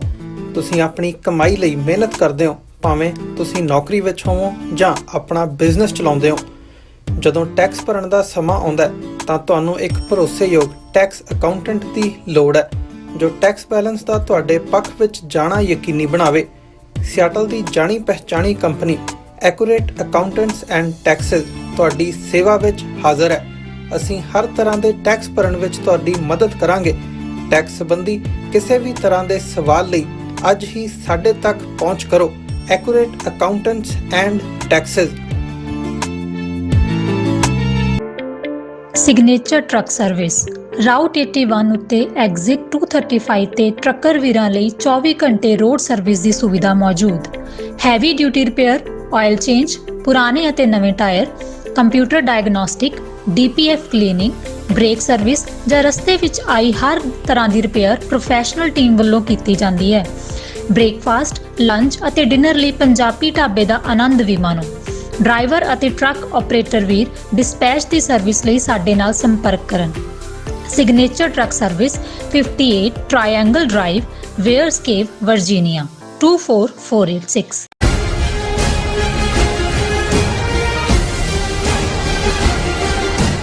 Viewers welcome back on program. So viewers ਗੱਲਬਾਤ ਕਰਨ ਜਾ ਰਹੇ ਹਾਂ ਕਿ ਕੈਨੇਡਾ ਨੇ ਮਈ 18 ਦਾ ਜਿਹੜਾ ਦਿਨ ਹੈ ਸ਼੍ਰੀਲੰਕਾ ਵਿੱਚ ਮਾਰੇ ਗਏ ਤਾਮਿਲਾਂ ਦੀ ਯਾਦ ਨੂੰ ਸਮਰਪਿਤ ਕਰਦਿਆਂ ਇਸ ਨੂੰ ਤਾਮਿਲ ਜੈਨੋਸਾਈਡ ਡੇ ਵਜੋਂ ਮਾਨਤਾ ਦਿੱਤੀ ਹੈ। ਕੈਨੇਡਾ ਦੀਆਂ ਸਾਰੀਆਂ ਪਾਰਟੀਆਂ ਵਿੱਚ ਸਿੱਖ MP ਹਨ ਔਰ ਇਹ ਨਵੰਬਰ 84 ਨੂੰ ਸਿੱਖ ਨਸਲਕੁਸ਼ੀ ਡੇ ਵਜੋਂ ਮਾਨਤਾ ਕਿਉਂ ਨਹੀਂ ਦਵਾ ਸਕੇ। ਸੋ ਇਸ ਬਾਰੇ ਆਪਾਂ ਗੱਲਬਾਤ ਕਰਨ ਜਾ ਰਹੇ ਹਾਂ। ਸੋ ਅਸੀਂ ਚਾਹਾਂਗੇ ਕਿ ਤੁਸੀਂ ਇਸੇ ਤਰ੍ਹਾਂ ਬਣੇ ਰਹਿਣਾ ਦੇਖਣ ਸੁਣਨ ਲਈ ਐਂਡ ਲਿਖਣ ਲਈ ਤੁਹਾਡਾ ਸਭ ਦਾ ਬਹੁਤ ਬਹੁਤ ਸ਼ੁਕਰੀਆ। ਕੀ ਰਾਜ ਸਾਹਿਬ ਕੀ ਕਹਿਣਾ ਚਾਹੋਗੇ? ਦੇਖੋ, ਖਬਰ ਤਾਂ ਇਹ 18 ਮਈ ਨੂੰ ਹੀ ਲੱਗੀ ਸੀ ਕਿ ਕੈਨੇਡਾ ਦੀ ਪਾਰਲੀਮੈਂਟ ਦੇ ਵਿੱਚ ਜਿਹੜਾ ਇਸ ਨੂੰ ਐਜ਼ ਏ ਤਾਮਿਲ ਜੈਨੋਸਾਈਡ ਡੇ ਵਜੋਂ ਯਾਦ ਕੀਤਾ ਗਿਆ, ਕਿਉਂਕਿ ਪਿਛਲੇ ਸਾਲ ਕੈਨੇਡਾ ਦੀ ਪਾਰਲੀਮੈਂਟ ਨੇ ਇੱਕ ਰੈਜ਼ੋਲੂਸ਼ਨ ਪਾਸ ਕਰਕੇ 18 ਮਈ ਦਾ ਦਿਨ ਤਾਮਿਲ ਜੈਨੋਸਾਈਡ ਡੇ ਵਜੋਂ ਰੈਕਗਨਾਈਜ਼ ਕੀਤਾ। ਔਰ ਇਹ ਜਿਨ੍ਹਾਂ ਨੂੰ ਜਿਹੜੇ ਸਾਡੇ ਵਿਊਅਰ ਸਮਝਦੇ ਨੇ ਕਿ ਕਿਵੇਂ ਸ੍ਰੀਲੰਕਾ ਦੇ ਵਿੱਚ ਜਦੋਂ ਇਹ ਇੰਡੀਅਨ ਏਜੰਸੀਆਂ ਨੇ ਖਾਸ ਤੌਰ ਤੇ ਰਾਹ ਜਿਹੜੀ ਇੰਦਰਾ ਗਾਂਧੀ ਨੇ ਬਣਾਈ, ਉਸ ਜ਼ਮਾਨੇ ਦੇ ਵਿੱਚ ਜੈਵਰਧਨੇ ਸ੍ਰੀਲੰਕਾ ਦਾ ਪ੍ਰੈਜ਼ੀਡੈਂਟ ਸੀ ਔਰ ਜੈਵਰਧਨੇ ਨੇ ਬਿਲਕੁਲ ਇੰਡੀਪੈਂਡੈਂਟ ਆਪਣੀ ਪਾਲਿਸੀ ਰੱਖਦਾ ਸੀ। ਸ੍ਰੀਲੰਕਾ ਦੀ ਬੁੱਧਿਸਟ ਮੁਲਕ ਹੈ ਔਰ ਉਹ ਸਮਝਦਾ ਸੀ ਕਿ ਵੀ ਇਹਨਾਂ ਦਾ ਹਿੰਦੂਤਵੀ ਜਿਹੜਾ ਬ੍ਰਾਹਮਣਵਾਦ ਕੀ ਹੈ, ਕਿਉਂਕਿ ਬੁੱਧ ਧਰਮ ਤਾਂ ਖੁਦ ਸ਼ਾਸਤਰ ਔਰ ਸ਼ਸਤਰ ਦੋਨਾਂ ਦੀ ਭੇਟ ਚੜਿਆ ਵਿਦ ਇਨ ਇੰਡੀਆ। ਔਰ ਇੰਡੀਆ ਜਿਹੜਾ ਆਪਣੇ ਗੁਆਂਢੀਆਂ ਨੂੰ ਭੂਟਾਨ ਵਾਂਗ ਰੱਖਣਾ ਚਾਹੁੰਦਾ ਜਾਂ ਨੇਪਾਲ ਵਾਂਗ। ਹੁਣ ਤਾਂ ਨੇਪਾਲ ਵੀ ਉਹਨਾਂ ਚੋਂ ਨਿਕਲ ਗਿਆ, ਉਹਨਾਂ ਦੀ ਚੁੰਗਲ ਚੋਂ, ਤੇ ਭੂਟਾਨ ਵੀ ਨਿਕਲ ਰਿਹਾ। ਪਰ ਉਸ ਪੀਰੀਅਡ 'ਚ ਜੈਵਰਧਨੇ ਬਹੁਤ ਇੰਡੀਪੈਂਡੈਂਟ ਮਾਈਂਡਡ ਪ੍ਰੈਜ਼ੀਡੈਂਟ ਸੀ ਔਰ ਉਸ ਜ਼ਮਾਨੇ 'ਚ ਹੀ ਫਿਰ ਰਾਹ ਨੇ ਪ੍ਰਭਾਕਰਨ ਨੂੰ ਖੜਾ ਕਰਕੇ ਉਹਨੂੰ ਟ੍ਰੇਨਡ ਕਰਕੇ properly LTTE liberation tigers of Tamil Eelam ਨਾਂ ਦੀ ਜਿਹੜੀ ਹੈ ਇੱਕ ਜਥੇਬੰਦੀ ਬਣਾਈ ਔਰ ਸ੍ਰੀਲੰਕਾ ਦੇ ਵਿੱਚ ਸਿਵਲ ਵਾਰ ਨੂੰ ਜਨਮ ਦਿੱਤਾ। ਕਿਉਂਕਿ ਸ੍ਰੀਲੰਕਾ ਦੇ ਵਿੱਚ ਬ੍ਰਿਟਿਸ਼ ਪੀਰੀਅਡ 'ਚ ਬਹੁਤ ਸਾਰੀਆਂ ਜਿਹੜੀਆਂ ਕਾਫੀ ਪਲਾਂਟੇਸ਼ਨਸ, ਟੀ ਪਲਾਂਟੇਸ਼ਨਸ ਜਿਹੜੀ ਸੀ, ਉਹਦੇ ਲਈ ਲੇਬਰ ਇੱਥੋਂ ਤਮਿਲਨਾਡੂ ਤੋਂ ਲੈ ਕੇ ਗਿਆ ਜਿਹੜਾ ਭਾਰਤ ਦਾ ਸੂਬਾ ਹੈ ਔਰ ਉਹ ਉਹਨਾਂ ਦੇ ਸ੍ਰੀਲੰਕਾ ਦੇ ਨਾਰਥ ਔਰ ਈਸਟ ਦੇ ਵਿੱਚ ਜਾਫਨਾ ਰੀਜਨ ਜਿਹਨੂੰ ਕਹਿੰਦੇ ਨੇ, ਉਹਦੇ 'ਚੋਂ ਆਬਾਦੀ ਕੰਸੈਂਟਰੇਟਡ ਹੈ। ਜਿਹੜੀ ਮੇਨ ਰੇਸ ਹੈ ਸ੍ਰੀਲੰਕਾ ਦੇ ਲੋਕਾਂ ਦੀ, ਬੁੱਧ ਧਰਮ ਮੰਨਣ ਵਾਲਿਆਂ ਦੀ, ਉਹ ਸਿਹਾਲਾ ਰੇਸ ਹੈ। ਸੋ ਜ਼ਾਹਰ ਹੈ ਕਿ ਵੀ ਇੰਡੀਆ ਸ੍ਰੀਲੰਕਾ ਦੇ ਵਿੱਚ ਗੜਬੜ ਕਰਵਾਉਣਾ ਚਾਹੁੰਦਾ ਸੀ ਉਹਨਾਂ ਔਰ ਜੈਵਰਧਨੇ ਦੇ ਗੋਡੇ ਲਵਾਉਣਾ ਚਾਹੁੰਦਾ ਸੀ। ਸੋ ਇਹ ਉਸ ਜ਼ਮਾਨੇ 'ਚ ਹੀ ਦਹਿਸ਼ਤਗਰਦੀ ਸ੍ਰੀਲੰਕਾ 'ਚ ਇਹਨਾਂ ਨੇ ਵਾੜੀ, ਪ੍ਰਭਾਕਰਨ ਨੂੰ ਟ੍ਰੇਨਡ ਕੀਤਾ, ਉਹਨਾਂ 'ਚ ਵਾੜਿਆ। ਸੁਸਾਈਡ ਬੰਬ ਇਹ ਬਹੁਤਿਆਂ ਨੂੰ ਲੱਗਦਾ ਹੈ ਜਦੋਂ ਹੋਏਗਾ ਜੀ Islamic bomb, Islamic suicide bomber ਫਲਾਣਾ ਢਿਮਕਾ। ਸਿਰਫ ਜੇ ਇਸ ਕਿਸਮ ਦੇ ਸੁਸਾਈਡ ਕਰਕੇ ਦੁਸ਼ਮਣ ਦਾ ਨੁਕਸਾਨ ਕਰਨ ਦੀ ਕੋਈ ਉਦਾਹਰਣ ਸੀ ਤੇ ਸੈਕੰਡ ਵਰਲਡ ਵਾਰ ਵੇਲੇ ਜਾਪਾਨੀਆਂ ਦੇ ਕਾਮਾਕਾਜ਼ੀ ਜਿਹਨਾਂ ਨੂੰ ਕਹਿੰਦੇ ਸੀ, ਉਹ ਵੀ 1 to 1 ਉਹਨਾਂ ਦੀਆਂ ਜਹਾਜ਼ ਸਿੰਕ ਕਰਨ ਦੇ ਲਈ।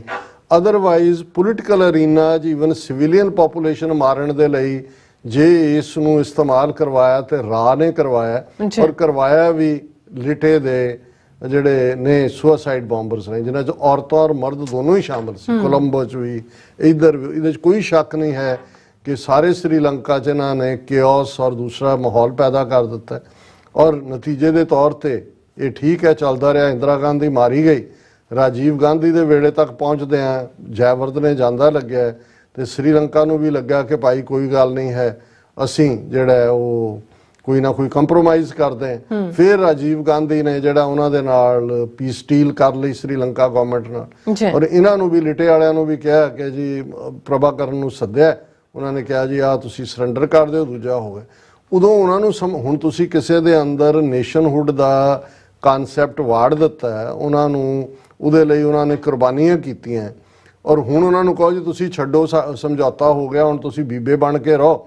ਉਹਨੇ ਵੀ ਕਿਹਾ ਵੀ ਠੀਕ ਹੈ, ਮੈਂ ਜਾ ਕੇ ਸਲਾਹ ਕਰਕੇ ਤੇ ਫਿਰ ਅਸੀਂ ਰੱਖ ਦਿੰਨੇ ਆ ਹਥਿਆਰ। ਗਿਆ ਉਹਨੇ ਆਪਣੇ ਲੋਕਾਂ ਦੇ ਨਾਲ, ਔਰ ਉਸ ਸਾਰੇ ਪੀਰੀਅਡ 'ਚ ਰਾਦਰ ਇੱਕ ਪਾਸੇ ਸ੍ਰੀਲੰਕਾ ਦੀ ਗਵਰਨਮੈਂਟ ਦੇ ਵੀ ਗੋਡੇ ਲਵਾ ਲਏ ਇਹਨਾਂ ਦੇ ਤਾਂ ਲਵਾਏ ਔਰ ਇੰਡੀਅਨ ਪੀਸ ਕੀਪਿੰਗ ਫੋਰਸ ਦੇ ਨਾਂ ਥੱਲੇ IPKF ਇੰਡੀਅਨ ਆਰਮੀ ਸ੍ਰੀਲੰਕਾ 'ਚ ਭੇਜ ਦਿੱਤੀ। ਹੁਣ ਉਹਦੇ 'ਚ ਸ੍ਰੀਲੰਕਾ ਦੀ ਗਵਰਨਮੈਂਟ ਔਰ ਤਮਿਲਾਂ ਨੇ ਸੀਕ੍ਰੇਟ ਅੰਡਰਸਟੈਂਡਿੰਗ ਕਰ ਲਈ। ਉਹਨਾਂ ਨੇ ਕਿਹਾ ਵੀ ਲੜ ਸੀ ਕਿਸੇ ਹੋਰ ਗੱਲ ਲਈ ਰਹੇ ਸੀ। ਸੋ ਉਹਦਾ ਨਤੀਜਾ ਇਹ ਹੋਇਆ ਵੀ ਜਿਹੜੀ IPKF ਸੀ ਇੰਡੀਅਨ ਪੀਸ ਕੀਪਿੰਗ ਫੋਰਸ, ਉਹਦਾ ਬਹੁਤ ਬੁਰਾ ਹਾਲ ਕੀਤਾ ਉਹਨਾਂ ਨੇ, ਬਹੁਤ ਮਾਰੇ। ਔਰ ਫਾਈਨਲੀ ਜਿਹੜਾ ਉਦੋਂ ਤੱਕ ਜਿਹੜਾ ਰਾਜੀਵ ਗਾਂਧੀ ਨੂੰ ਵੀ ਲੱਗਾ ਕਿ ਵੀ ਹੁਣ ਅਸੀਂ ਇਥੋਂ ਨਿਕਲੀਏ, ਉਹ ਕੱਢਣੇ ਪਏ ਕਿਉਂਕਿ ਡਿਫੀਟ ਸੀ ਬਹੁਤ ਬੁਰੀ ਤਰ੍ਹਾਂ ਉਹਨਾਂ ਦੀ। ਔਰ ਫਿਰ ਇੱਕ ਪਰੇਡ ਨੂੰ ਵੀ ਮੁਆਇਨਾ ਕਰਨ ਜਦੋਂ ਰਾਜੀਵ ਗਾਂਧੀ ਉੱਥੇ ਪਹੁੰਚਿਆ ਤੇ ਇੱਕ ਉਹਨਾਂ ਦੇ ਫੌਜੀ ਨੇ ਮਾਰ ਕੇ ਬੱਟ ਉਹਦੀ ਇੱਥੇ ਪਿੱਠ ਦੇ ਉੱਤੇ ਵੀ, ਦੂਜੇ ਵੀ, ਉਹ ਵੀਡੀਓ ਬੜੀ ਵਾਇਰਲ ਹੋਈ ਸੀ ਉਹਨਾਂ ਜ਼ਮਾਨਿਆਂ ਦੇ ਵਿੱਚ। ਸੋ ਮਤਲਬ ਇਹ ਹੈ ਵੀ ਸ੍ਰੀਲੰਕਾ ਵਾਲਿਆਂ ਫਿਰ ਉਹਨਾਂ ਦਾ ਕਿਉਂਕਿ ਲਿਟੇ ਨੇ ਆਪਣਾ ਸ਼ੁਰੂ ਕਰ ਲਿਆ ਕੰਮ, ਫਿਰ ਉਹੀ ਸਿਵਲ ਵਾਰ ਵਾਲੇ ਹਾਲਾਤ ਉੱਥੇ ਬਣ ਗਏ। ਇਹ ਵੱਖਰੀ ਕਹਾਣੀ ਹੈ ਕਿ ਜੋ ਜ਼ੁਲਮ ਪੀਸ ਕੀਪਿੰਗ ਫੋਰਸ ਦੇ ਨੇ ਜਾ ਕੇ ਉੱਥੇ ਕੀਤੇ, ਉਹਦਾ ਨਤੀਜਾ ਸੀ ਕਿ ਵੀ ਇੱਕ ਨੌਜਵਾਨ ਬੱਚੀ ਧੇਨੂ ਨੇ ਫਿਰ ਖੁਦ ਸੁਸਾਈਡ ਬੰਬਰ ਬਣ ਕੇ ਰਾਜੀਵ ਗਾਂਧੀ ਦੇ ਪਰਖਚੇ ਉਡਾਤੇ। ਉਹਦੇ ਉਹ ਬੂਟਾਂ ਤੋਂ ਹੀ ਪਛਾਣਿਆ, ਝਾੜੂ ਨਾਲ ਹੀ ਇਕੱਠਾ ਕਰਨ ਵਾਲਾ ਕੰਮ ਸੀ। ਔਰ ਉਸ ਸਾਰੇ ਤੋਂ ਬਾਅਦ ਫਿਰ ਲਿਟੇ ਵਰਸਸ ਤਮਿਲ ਵਰਸਸ ਸਿਹਾਲੀਜ਼ ਬੜੀ ਖੂਨੀ ਜਿਹੜੀ ਆ ਉਹਨਾਂ ਦੀ ਵਾਰ ਹੋਈ।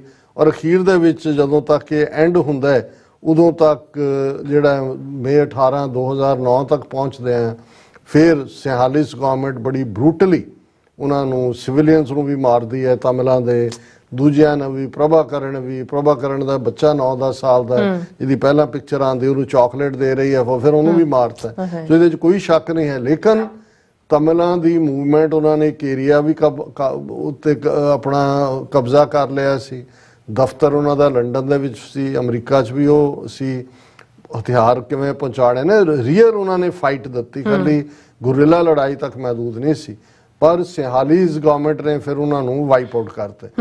ਹੁਣ ਜਿਸ ਕੰਟੈਕਸਟ ਦੇ ਵਿੱਚ ਮੈਂ ਗੱਲ ਕਰ ਰਿਹਾ ਕਿ ਵੀ ਹੁਣ ਬਹੁਤ ਵਾਰ ਅਸੀਂ ਫਖਰ ਦੇ ਨਾਲ ਕਹਿੰਦੇ ਹਾਂ ਕਿ ਜੀ ਸਾਡੇ 17-18 ਸਿੱਖ MP ਨੇ, ਉਹ ਲਿਬਰਲ ਜਸਟਿਨ ਟਰੂਡੋ ਦੀ ਪਾਰਟੀ 'ਚ ਵੀ ਨੇ, NDP ਪਾਰਟੀ ਦੇ ਲੀਡਰ ਜਗਮੀਤ ਸਿੰਘ ਨੇ, ਕੰਜ਼ਰਵੇਟਿਵ ਪਾਰਟੀ 'ਚ ਵੀ ਨੇ, ਔਰ NDP 'ਚ ਜ਼ਾਹਰ ਹੈ ਕਿ NDP ਦੇ ਈਵਨ ਬ੍ਰਿਟਿਸ਼ ਕੋਲੰਬੀਆ ਦੇ ਵਿੱਚ ਤਾਂ ਉਹਨਾਂ ਦੀ ਆਪਣੀ ਹਕੂਮਤ ਹੁੰਦੀ ਹੈ ਸੈਂਟਰ ਲੈਵਲ ਤੇ।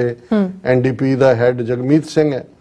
ਹੁਣ ਦੇਖਣ ਵਾਲੀ ਗੱਲ ਇਹ ਹੈ ਵੀ ਇੰਨੀ ਵਿਜ਼ਿਬਿਲਿਟੀ, ਇੰਨਾ ਪੂਰਾ ਹੁੰਦਿਆਂ ਜੇ ਤਮਿਲਾਂ ਨੇ, ਔਰ ਇਹ ਜਦੋਂ ਇਹ ਮਈ 18 ਨੂੰ ਇਹਨਾਂ ਨੇ ਸੈਲੀਬ੍ਰੇਟ ਕੀਤਾ, ਇਹਨੂੰ ਯਾਦ ਕੀਤਾ ਤਮਿਲ ਜੈਨੋਸਾਈਡ ਡੇ, ਤੇ ਉਹਦੇ 'ਚ ਜਸਟਿਨ ਟਰੂਡੋ ਦੇ ਜਿਹੜੀ ਸਟੇਟਮੈਂਟ ਸੀ, ਉਹਦੇ 'ਚ ਉਹਨਾਂ ਨੇ ਕਿਹਾ ਕਿ ਵੀ ਜਿਹੜਾ the stories of Tamil Canadians affected by conflict serve as an enduring reminder that human rights, peace and democracy cannot be taken for granted. फिर our thoughts are with the victims, survivors and their loved ones who continue to live with the pain caused by this senseless violence.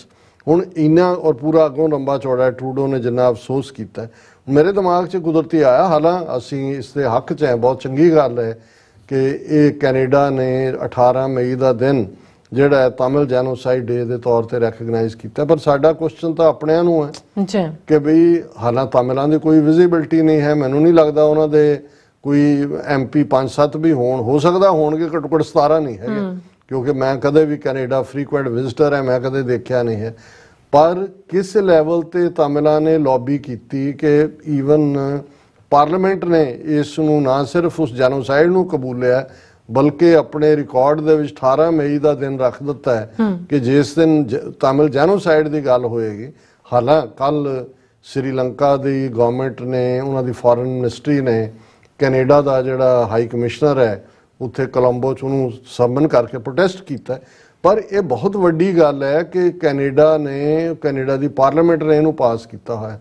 ਇਹ ਤਾਂ ਠੀਕ ਹੈ ਕਿ ਜਦੋਂ Jagmeet Singh Ontario ਦੇ ਵਿੱਚ ਜਿਹੜਾ ਹੈ ਉਹ MPP ਸਨ, ਮੈਂ ਤੇ ਉਹਨਾਂ ਦੀ ਪ੍ਰੋਵਿੰਸ਼ੀਅਲ ਪਾਰਲੀਮੈਂਟ ਨੇ ਨਵੰਬਰ 84 ਨੂੰ ਰੈਕਗਨਾਈਜ਼ ਕੀਤਾ। ਉਦੋਂ ਬੀਬੀ ਮੱਲੀ ਔਰ ਦੂਸਰੀ ਪਾਰਟੀ ਦੀ ਸੀ ਲਿਬਰਲ ਦੀ, ਉਹਨਾਂ ਨੇ ਪਾਸ ਕਰਵਾਇਆ। ਪਰ ਹੁਣ ਜਦੋਂ ਕਿ Jagmeet Singh almost king maker ਵਾਂਗ ਨੇ, ਜਿਹਦੇ ਚ ਕਿ ਉਹਨਾਂ ਦੀ ਮਦਦ ਐਬਸੋਲੂਟ ਮੈਜੋਰਿਟੀ ਤਾਂ ਨਹੀਂ ਹੈ ਜਸਟਿਨ ਟਰੂਡੋ ਗਵਰਨਮੈਂਟ ਕੋਲ, ਘੱਟੋ ਘੱਟ ਜਿਹੜਾ ਪਾਰਟ ਉਹਨਾਂ ਨੇ ਕ੍ਰੈਡਿਟ ਖੱਟਿਆ ਸੀ NDP ਦੇ ਹੋਣ ਦੇ ਨਾਤੇ, MPP ਹੋਣ ਦੇ ਨਾਤੇ ਓਨਟਾਰੀਓ 'ਚ, ਘੱਟੋ ਘੱਟ ਜਾਣ ਤੋਂ ਹੁਣ ਜਿਸ ਹਾਈਟ ਤੱਕ ਪਹੁੰਚ ਗਏ ਜਗਮੀਤ ਸਿੰਘ, ਇਸ ਤੋਂ ਅੱਗੇ ਤਾਂ ਜਾਣਦਾ ਨਹੀਂ ਹੈ।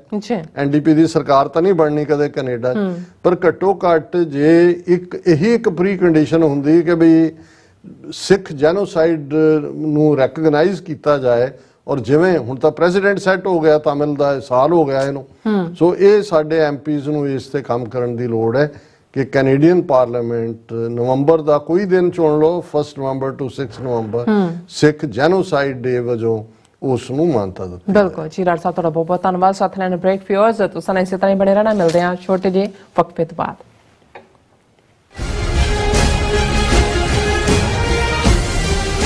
ਖਾਲਿਸਤਾਨ ਰੈਫਰੈਂਡਮ ਦੀਆਂ ਵੋਟਾਂ ਆਸਟ੍ਰੇਲੀਆ ਵਿਖੇ। ਮੈਲਬਰਨ ਅਤੇ ਬ੍ਰਿਸਬੇਨ ਤੋਂ ਬਾਅਦ ਹੁਣ ਖਾਲਿਸਤਾਨ ਰੈਫਰੈਂਡਮ ਦੀਆਂ ਵੋਟਾਂ ਸਿਡਨੀ ਵਿੱਚ ਪੈਣਗੀਆਂ। ਸਿਡਨੀ ਵਿੱਚ ਖਾਲਿਸਤਾਨ ਦੀਆਂ ਵੋਟਾਂ 4 ਜੂਨ ਦਿਨ ਐਤਵਾਰ ਨੂੰ ਪੈਣ ਜਾ ਰਹੀਆਂ ਹਨ। ਹੋਰ ਜਾਣਕਾਰੀ ਲਈ ਸੰਪਰਕ ਕਰੋ 0420 462 499 ਜਾਂ 0420 802 499।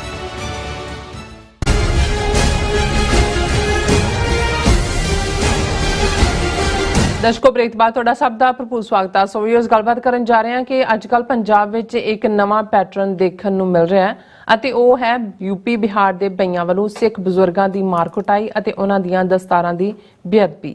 ਕੀ ਗੁਰੂ ਗ੍ਰੰਥ ਸਾਹਿਬ ਜੀ ਦੀ ਬੇਅਦਬੀ ਵਾਂਗ ਭਾਰਤੀ ਏਜੰਸੀਆਂ ਨੇ ਸਿੱਖਾਂ ਨੂੰ ਉਲਝਾਉਣ ਲਈ ਇੱਕ ਹੋਰ ਨਵੀਂ ਖੇਡ ਸ਼ੁਰੂ ਕਰ ਦਿੱਤੀ ਹੈ? ਸੋ ਇਸ ਬਾਰੇ ਆਪਾਂ ਗੱਲਬਾਤ ਕਰਨ ਜਾ ਰਹੇ ਹਾਂ। ਸੋ ਅਸੀਂ ਚਾਹਾਂਗੇ ਕਿ ਤੁਸੀਂ ਇਸੇ ਤਰ੍ਹਾਂ ਬਣੇ ਰਹਿਣਾ। ਦੇਖਣ, ਸੁਣ ਲਿਆ, ਲਿਖਣ ਲਈ ਤੁਹਾਡਾ ਸਭ ਦਾ ਬਹੁਤ ਬਹੁਤ ਸ਼ੁਕਰੀਆ ਜੀ। ਡਾਕਟਰ ਸਾਹਿਬ, ਕੀ ਕਹਿਣਾ ਚਾਹੋਗੇ? ਦੇਖੋ, ਅਸੀਂ ਰੈਕਗਨਾਈਜ਼ ਕਰਨਾ ਚਾਹੁੰਦੇ ਹਾਂ ਉਹਨਾਂ ਵੀਰਾਂ ਭੈਣਾਂ ਨੂੰ ਜਿਹੜੇ YouTube ਦੇ ਉੱਤੇ ਨੇ। ਅੱਛਾ। ਵੀਰ ਅਵਤਾਰ ਸਿੰਘ ਜੀ, ਅਮਰਜੀਤ ਸੈਣੀ, ਸ਼ਿੰਦਾ ਗਿੱਲ, ਜਗਤਾਰ ਸਿੰਘ, ਜੀਤ ਸੁਰਤੀਆ, ਇਹਨਾਂ ਸਾਰਿਆਂ ਨੇ ਫਤਿਹ ਵੀ ਬੁਲਾਈ ਹੈ। ਜੀਤ ਸੁਰਤੀਆ ਜੀ ਨੇ ਕਿਹਾ ਕਿ ਵੀ ਇਹ ਕਰਨਾਟਕਾ ਦੀ ਵਿਕਟਰੀ ਇਸ ਲਈ ਹੈ ਕਿ EVM ਨੂੰ ਸਹੀ ਸਾਬਤ ਕਰਨਾ। EVM ਮਸ਼ੀਨਾਂ ਰਾਹੀਂ ਹੁਣ VOTING ਹੁੰਦੀ ਹੈ, ਪਰ ਜਦੋਂ ਤੱਕ ਪਾਰਲੀਮੈਂਟ ਚੋਣਾਂ ਆਉਣਗੀਆਂ ਦਾ ਮਤਲਬ ਹੈ ਵੀ ਇਹ ਫਿਰ ਆਪਣੇ ਹੱਕ 'ਚ ਵਰਤਣਗੇ। ਇਸ ਗੱਲ ਨੂੰ ਰੂਲ ਆਊਟ ਨਹੀਂ ਕੀਤਾ ਜਾ ਸਕਦਾ। ਇਹ ਕਾਫੀ ਹੱਦ ਤੱਕ ਇਹ ਠੀਕ ਵੀ ਹੋ ਸਕਦੀ ਹੈ। ਇਸੇ ਤਰ੍ਹਾਂ ਵਾਹਿਗੁਰੂ ਸਤਨਾਮ ਜਸਵੀਰ ਬਰਾੜ, ਖਾਲਿਸਤਾਨ ਸਿੱਖਸ ਫॉर ਜਸਟਿਸ, ਉਹਨਾਂ ਸਾਰਿਆਂ ਨੂੰ ਉਹਨਾਂ ਨੇ ਜਿਹੜਾ ਚੜ੍ਹਦੀ ਕਲਾ ਕਹੀ ਹੈ। ਔਰ ਸਤਨਾਮ ਸਿੰਘ, ਜ਼ੁਬੇਰ ਯਾਕੂਬ ਸਾਹਿਬ, ਮਨਜੀਤ ਸਿੰਘ ਮਠਾਰੂ, ਇਹਨਾਂ ਸਾਰਿਆਂ ਦੇ ਮੈਸੇजेस ਨੇ। याकूब साहब ने कहा, यकीन करें मुझे आपकी ही तवासत से पता चलता है कि दुनिया में क्या हो रहा है और अपनी माँ बोली सुनकर और भी अच्छा लगता है। यार देश पंजाब ये सानू एक अदा प्रोग्राम शुरू करना चाहिए। यार देश पंजाब सोहना ना तुसी ਜਿਹੜਾ ਉਹ ਦਿੱਤਾ। ਇਵੇਂ ਉਹਨਾਂ ਦੇ ਹੋਰ ਵੀ ਮੈਸੇजेस ਨੇ, ਪਰ ਮੈਂ ਘੜੀ ਵੱਲ ਵੀ ਦੇਖ ਰਿਹਾ। ਜਸ ਜੀ ਨੇ ਲਿਖਿਆ, ਪੈਸ਼ਨੇਟ ਸਪੀਚ ਯੈਸਟਰਡੇ ਡਾਕਟਰ ਸਾਹਿਬ, keep hope alive, world Sikh parliament has the intellect to make it a reality, referendums are part of this process. ਬਿਲਕੁਲ ਤੁਸੀਂ ਠੀਕ ਫਰਮਾਇਆ। ਰੈਫਰੈਂਡਮ ਨੇ ਇੱਕ ਬਹੁਤ ਵੱਡਾ ਅਵੇਅਰਨੈਸ ਕੈਂਪੇਨ ਵੀ ਖੜਾ ਕੀਤਾ ਹੈ, ਡਾਇਸਪੋਰਾ ਸਿੱਖਾਂ ਨੂੰ ਆਰਗੇਨਾਈਜ਼ ਵੀ ਕੀਤਾ ਹੈ, ਔਰ ਰਲ ਮਿਲ ਕੇ ਅਲਟੀਮੇਟਲੀ ਜਿੰਨੀਆਂ ਵੀ ਧਿਰਾਂ ਜਿਸ ਫੀਲਡ 'ਚ ਕੰਮ ਕਰ ਰਹੀਆਂ ਨੇ ਉਹਨਾਂ ਨੂੰ ਇੱਕ ਅੰਬਰੇਲੇ ਥੱਲੇ ਆ ਕੇ ਹੀ ਜਿਹੜਾ ਆਪਣਾ ਕੇਸ ਦੁਨੀਆ ਦੇ ਸਾਹਮਣੇ ਲਿਆਉਣਾ ਪਏਗਾ, ਉਹਦੇ 'ਚੋਂ ਹੀ ਸਾਡੀ ਕਾਮਯਾਬੀ ਨਿਕਲੇਗੀ। ਅੱਜ ਹੀ ਵੀਰ ਸੁਖਜਿੰਦਰ ਸਿੰਘ ਬਾਜਵਾ ਸਾਹਿਬ ਦੀ ਕਾਲ ਆਈ, ਔਰ ਮੈਂ ਸਮਝਦਾ ਵੀ ਸਾਡੇ ਜਿਹੜੇ ਬਹੁਤ ਸਾਰੇ ਵਿਊਅਰ ਨੇ, ਐਡਮਾਇਰਰ ਨੇ, ਉਹ ਸਾਡੀਆਂ ਅੱਖਾਂ ਤੇ ਕੰਨ ਨੇ, ਜਿਹੜੀਆਂ ਅੱਖਾਂ ਜ਼ਮੀਨ ਤੇ ਲੱਗੀਆਂ ਹੋਈਆਂ, ਕੰਨ ਵੀ ਜ਼ਮੀਨ ਤੋਂ ਸੁਣਦੇ ਨੇ ਵੀ ਕੀ ਆਵਾਜ਼ ਆ ਰਹੀ, ਔਰ ਉਹਨਾਂ ਨੇ ਵੀ ਲਿਆਂਦਾ। ਔਰ ਮੈਂ ਜਦੋਂ ਪਿਛਲੇ ਕੁਝ ਦਿਨਾਂ ਤੋਂ ਇਹ ਖਬਰਾਂ ਦੇਖ ਰਿਹਾ ਸੀ, ਮੈਨੂੰ ਵੀ ਇਹ ਲੱਗ ਰਿਹਾ ਸੀ ਕਿਤੇ ਨਾ ਕਿਤੇ, ਪਰ ਜਦੋਂ ਉਹਨਾਂ ਨੇ ਵੀ ਇਸ ਗੱਲ ਦੇ ਉੱਤੇ ਫੋਕਸ ਕੀਤਾ ਕਿ ਵੀ ਜਦੋਂ ਕੁਝ ਵਰਤਾਰਾ ਵਾਪਰਨ ਲੱਗਦਾ ਹੈ ਇੱਕਦਮ ਤੁਹਾਨੂੰ ਉਸ ਕਿਸਮ ਦੀਆਂ ਹੀ ਖਬਰਾਂ ਸੁਣਨ ਨੂੰ ਮਿਲਦੀਆਂ ਨੇ। ਹੁਣ 2015 ਤੋਂ ਜਿਹੜਾ ਗੁਰੂ ਗ੍ਰੰਥ ਸਾਹਿਬ ਦੀ ਬੇਅਦਬੀ ਦਾ ਉਹਨਾਂ ਨੇ ਬੁਰਜਵਾਰ ਸਿੰਘਵਾੜਾ ਬਰਗਾੜੀ ਔਰ ਫਿਰ ਗੋਲੀकांड ਬਹਿਬਲ ਕਲਾਂ ਕੋਟਕਪੂਰਾ ਉਹ ਲਗਾਤਾਰਤਾ ਨਾਲ ਥੰਮਣ ਦਾ ਨਾਂ ਹੀ ਨਹੀਂ ਲੈਂਦਾ ਹੈ ਕਿਉਂਕਿ ਥੰਮਣ ਦਿੰਦੇ ਨਹੀਂ। ਜੇ ਅਜੇ ਕੋਤਵਾਲੀ ਮੋਰਿੰਡਾ ਵਾਲਾ ਵਾਕਿਆ ਉਹਦੇ 'ਚ ਜਿਹੜਾ ਸਜ਼ਾ ਯਾਫਤਾ ਹੁੰਦਾ ਬੰਦਾ ਆਪ ਹੁੰਦਾ ਜਾਂ ਉਹ ਏਜੰਸੀਆਂ ਉਹਦੀ ਪਛਾਣ ਨੂੰ ਮਿਟਾ ਦਿੰਦੀਆਂ ਨੇ ਤੇ ਨਾਲ ਦੀ ਨਾਲ ਅਸੀਂ ਦੁੱਖ ਨਿਵਾਰਨ ਪਟਿਆਲੇ ਵਾਲਾ ਵਾਕਿਆ ਦੇਖਦੇ ਕਿ ਉਹ ਸਾਰੇ ਦੇ ਨਾਲ ਫਿਰ ਜੁੜਿਆ ਹੋਇਆ ਜਿਹੜਾ ਹੋਰ ਵੀ ਦੁਖਦ ਘਟਨਾਕ੍ਰਮ ਸਾਹਮਣੇ ਆਉਂਦਾ ਹੈ। ਹੁਣ ਇਸੇ ਪੈਟਰਨ ਤੋਂ ਪਿਛਲੇ ਦਿਨਾਂ 'ਚ ਔਰ ਪਿਛਲੇ ਜੇ 10 ਦਿਨਾਂ 'ਚ ਦੇਖਣਾ ਹੋਏ ਤਾਂ ਘੱਟੋ ਘੱਟ 3-4 ਘਟਨਾਵਾਂ ਵੀਡੀਓਜ਼ ਕੌਣ ਵਾਇਰਲ ਕਰਵਾਉਂਦਾ ਕਿੱਥੋਂ ਕੱਢ ਕੇ ਲਿਆਂਦਾ ਹੁੰਦਾ ਜੀ ਫਲਾਣੀ ਥਾਂ ਜਿਹੜਾ ਉਹ ਬਈਏ ਨੇ ਬਜ਼ੁਰਗ ਦੀ ਦਸਤਾਰ ਲਾਈ ਹਾਂਜੀ ਫਲਾਣੀ ਥਾਂ ਜਿਹੜਾ ਕਟਾਪਾ ਕੀਤਾ ਔਰ ਉਹਦੇ 'ਚ ਉਹ ਹੱਥ ਉਹਨੂੰ ਹੀ ਪਾਉਂਦੇ ਨੇ ਜਿਹੜਾ ਉਹਨਾਂ ਦੇ ਮੇਚ ਦਾ ਨਹੀਂ ਹੈ ਹਾਂਜੀ। ਔਰ ਗੁਰਦਾਸਪੁਰ ਦੀ ਘਟਨਾ ਜ਼ਰੂਰ ਇੱਕ ਹੋਈ ਕਿ ਜਿਹਦੇ 'ਚ ਉਹਨਾਂ ਨੇ ਇਸ ਕਿਸਮ ਦਾ ਇੱਕ ਬਜ਼ੁਰਗ ਦੇ ਨਾਲ ਸਲੂਕ ਕੀਤਾ ਨੌਜਵਾਨਾਂ ਨੂੰ ਪਤਾ ਲੱਗਾ ਉਹਨਾਂ ਨੇ ਆ ਕੇ ਫਿਰ ਉਹਨੂੰ ਭਈਏ ਨੂੰ ਕਟਾਪਾ ਚਾੜਿਆ।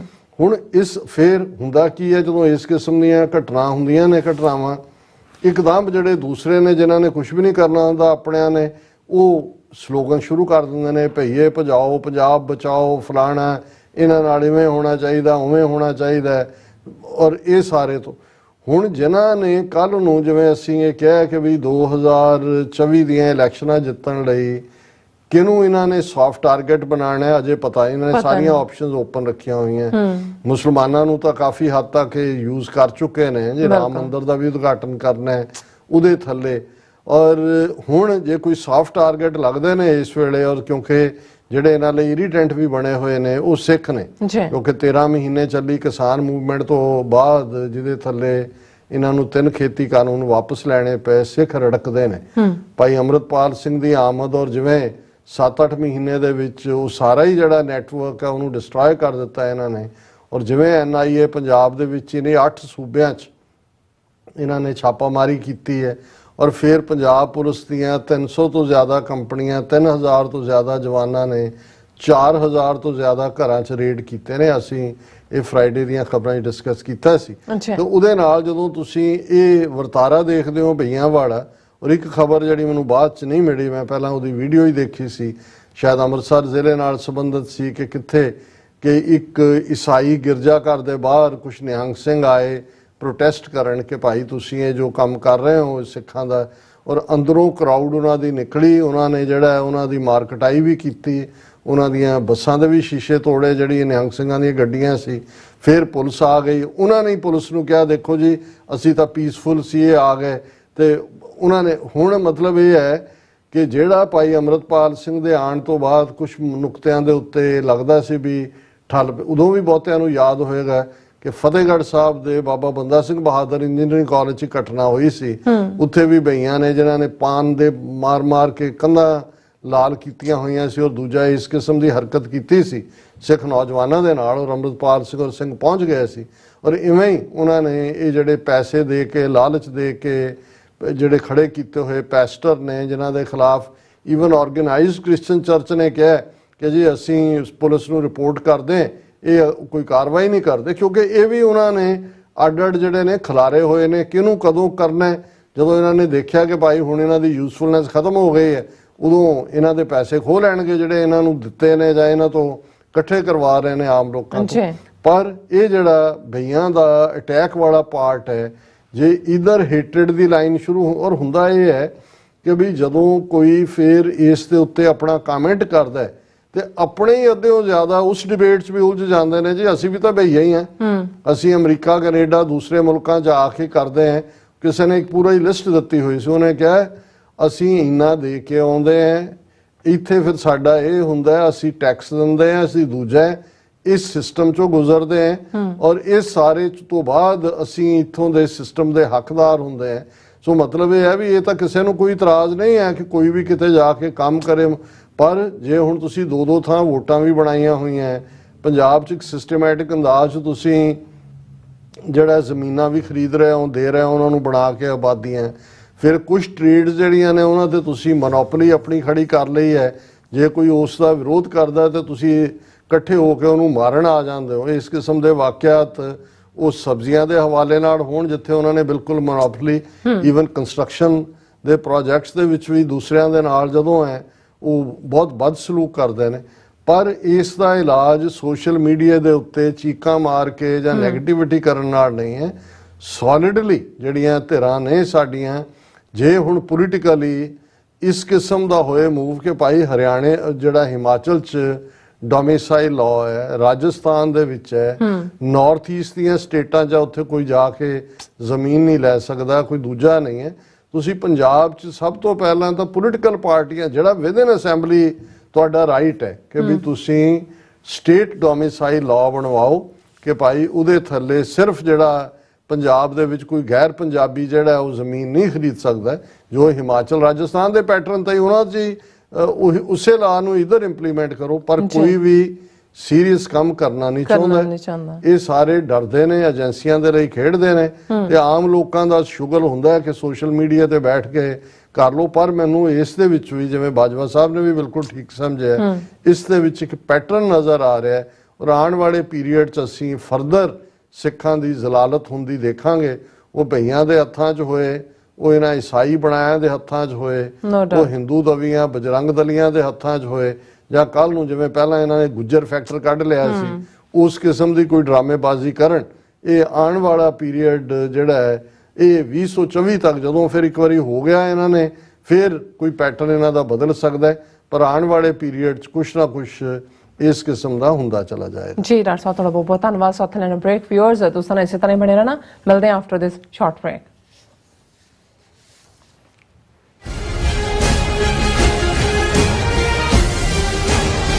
ਖਾਲਿਸਤਾਨ ਰੈਫਰੈਂਡਮ ਦੀਆਂ ਵੋਟਾਂ ਆਸਟ੍ਰੇਲੀਆ ਵਿਖੇ। ਮੈਲਬਰਨ ਅਤੇ ਬ੍ਰਿਸਬੇਨ ਤੋਂ ਬਾਅਦ ਹੁਣ ਖਾਲਿਸਤਾਨ ਰੈਫਰੈਂਡਮ ਦੀਆਂ ਵੋਟਾਂ ਸਿਡਨੀ ਵਿੱਚ ਪੈਣਗੀਆਂ। ਸਿਡਨੀ ਵਿੱਚ ਖਾਲਿਸਤਾਨ ਦੀਆਂ ਵੋਟਾਂ 4 ਜੂਨ ਦਿਨ ਐਤਵਾਰ ਨੂੰ ਪੈਣ ਜਾ ਰਹੀਆਂ ਹਨ।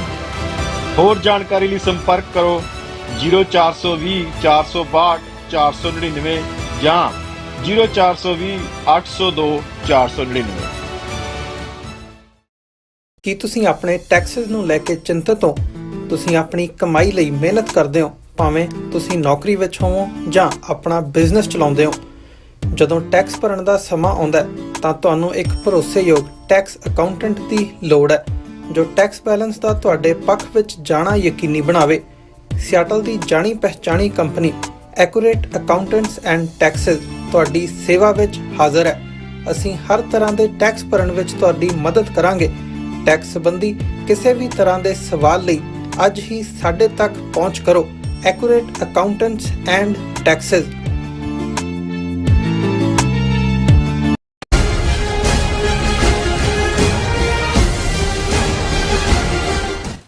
Viewers welcome back on program. So viewers end ਵਾਲੇ ਸੈਕਸ਼ਨ ਦੇ ਵਿੱਚ ਪਹੁੰਚ ਚੁੱਕੇ ਹਾਂ। ਇਸ ਦੇ ਵਿੱਚ ਆਪਾਂ ਗੱਲਬਾਤ ਕਰਨ ਜਾ ਰਹੇ ਹਾਂ ਅੱਜ ਦੇ ਇਤਿਹਾਸਕ ਦਿਨ ਬਾਰੇ ਕਿ ਵਿਊਅਰਸ ਅੱਜ ਉਹ ਇਤਿਹਾਸਕ ਦਿਨ ਹੈ ਜਿਸ ਦਿਨ 59 ਸਾਲ ਪਹਿਲਾਂ 22 ਮਈ 1964 ਨੂੰ ਪੌਂਟਾ ਸਾਹਿਬ ਦੇ ਇਤਿਹਾਸਕ ਗੁਰਦੁਆਰਾ ਸਾਹਿਬ ਨੂੰ ਭ੍ਰਿਸ਼ਟ ਮਹੰਤ ਤੋਂ ਆਜ਼ਾਦ ਕਰਵਾਉਣ ਲਈ 11 ਨਿਹੰਗ ਸਿੰਘਾਂ ਨੇ ਸ਼ਹੀਦੀਆਂ ਪਾਈਆਂ ਸਨ।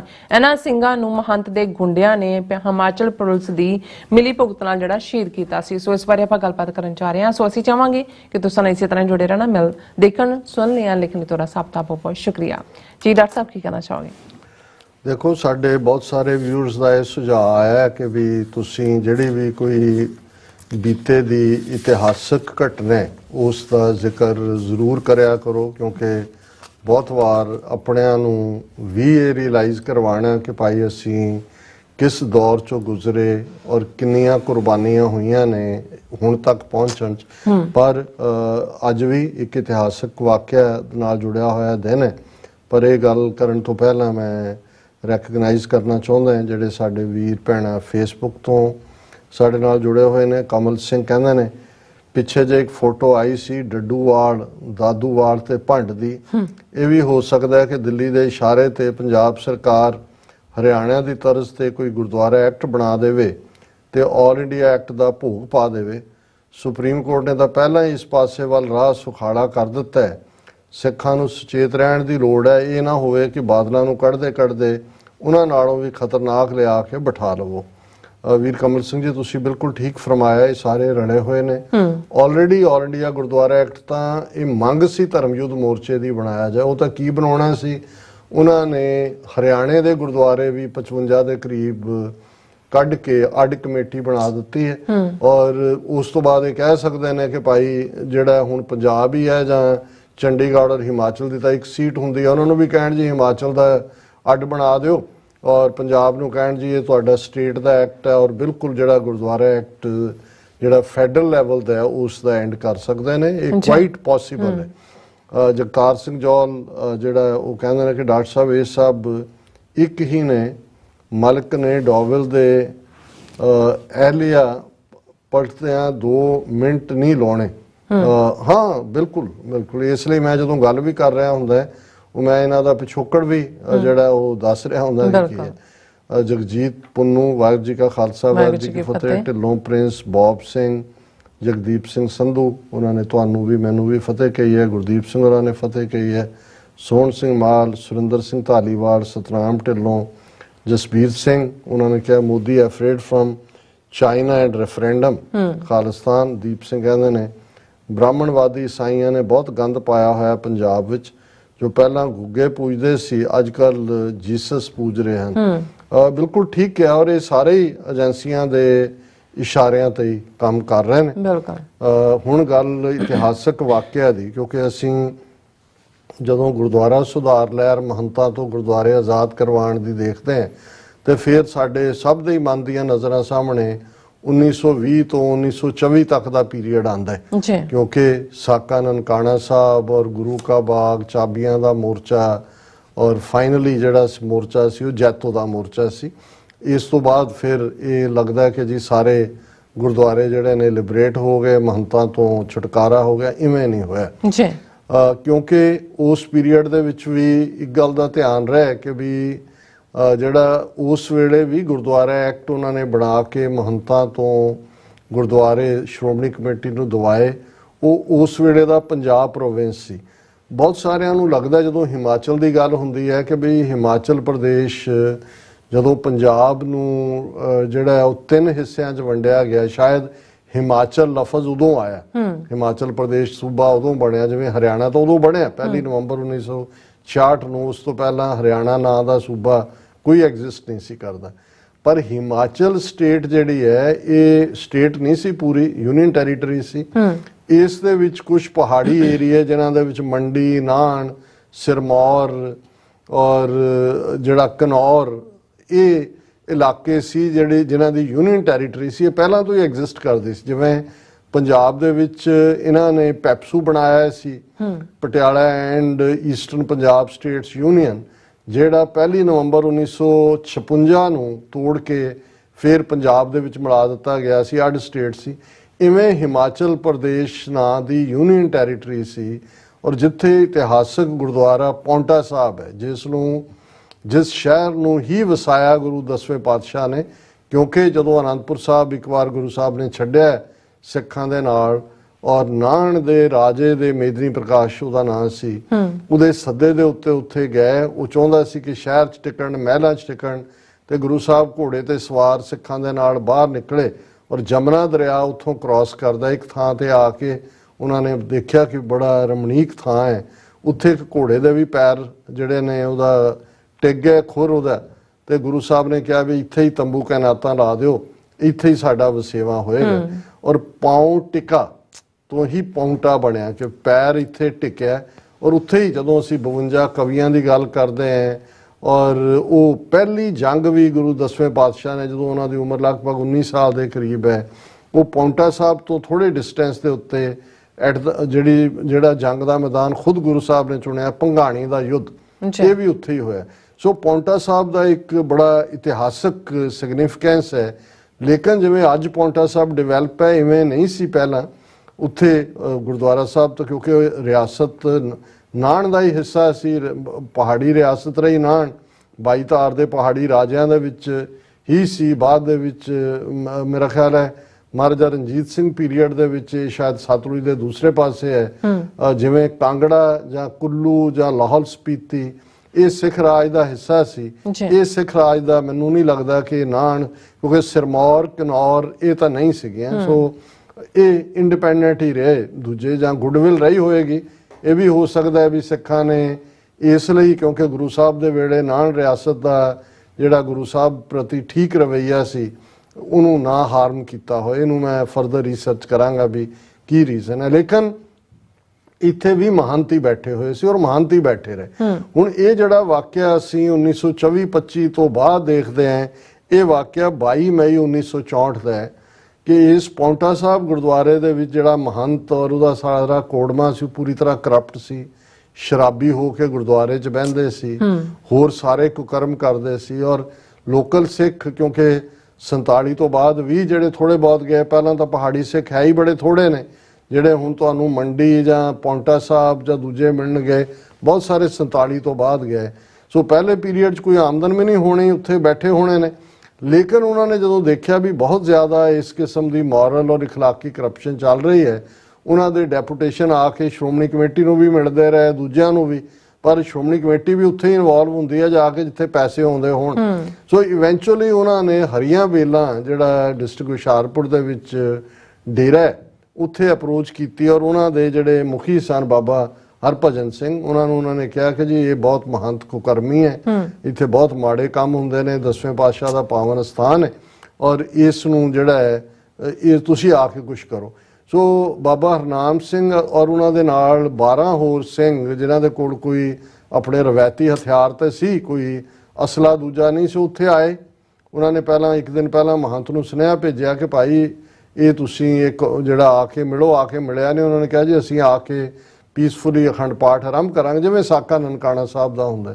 ਔਰ ਜਿਉਂ ਹੀ ਉਹ ਆ ਕੇ ਬੈਠੇ ਔਰ ਦੂਜਾ ਮਹੰਤ ਨੇ ਆਲਰੇਡੀ ਲੋਕਲ ਪੁਲਿਸ ਨਾਲ ਮਿਲ ਕੇ ਗੁੰਡੇ ਵੀ ਹਾਇਰ ਕੀਤੇ ਔਰ ਉਹਨਾਂ ਨੇ ਅੰਦਰ ਜਿਹੜਾ ਗੋਲੀਆਂ ਚਲਾ ਕੇ ਆਲਮੋਸਟ ਆਪਣੇ ਵੱਲੋਂ ਤਾਂ ਉਹਨਾਂ ਨੇ 13 ਦੇ 13 ਹੀ ਸ਼ਹੀਦ ਕਰ ਦਿੱਤੇ। ਲੇਕਿਨ ਇੱਕ ਬੱਚਾ ਬਚਿਆ ਰਿਹਾ ਛੋਟਾ ਜਿਹਾ, ਜਿਹੜਾ ਕਿਤੇ ਲੁਕਿਆ ਥੱਲੇ। ਤੇ ਬਾਬਾ ਨਿਹਾਲ ਸਿੰਘ ਜਿਹੜੇ ਮਹਾਰਾਜ ਦੀ ਤਾਬਿਆ ਬੈਠੇ ਸੀ, ਉਹਨਾਂ ਦੇ ਗੋਲੀਆਂ ਗਾਲੀਆਂ ਲੱਗੀਆਂ, ਸੀਰੀਅਸ ਜ਼ਖਮੀ ਹੋਏ। ਤੇ ਜਦੋਂ ਸਾਰੇ ਹੀ 13 ਸਿੰਘ ਉਹਨਾਂ ਨੇ ਆਪਣੇ ਵੱਲੋਂ ਤਾਂ ਮਾਰਤੇ, ਫਿਰ ਲੋਕਲ ਸਿੱਖ ਵੀ ਆਏ, ਰੌਲਾ ਪਿਆ, ਪੁਲਿਸ ਨਾਲ ਰਲੀ ਹੋਈ ਸੀਗੀ। ਲੇਕਿਨ ਬਾਬਾ ਨਿਹਾਲ ਸਿੰਘ ਜਿਹੜੇ ਨੇ ਉਹ ਸਰਵਾਈਵ ਕਰ ਗਏ, ਬੇਟਾ ਵੀ ਬੱਚਾ ਵੀ ਕਰ ਗਿਆ ਔਰ ਅੱਜ ਦੇ ਦਿਨ 11 ਸਿੰਘ ਜਿਹੜੇ ਨੇ ਉਹ ਸ਼ਹੀਦ ਹੋਏ।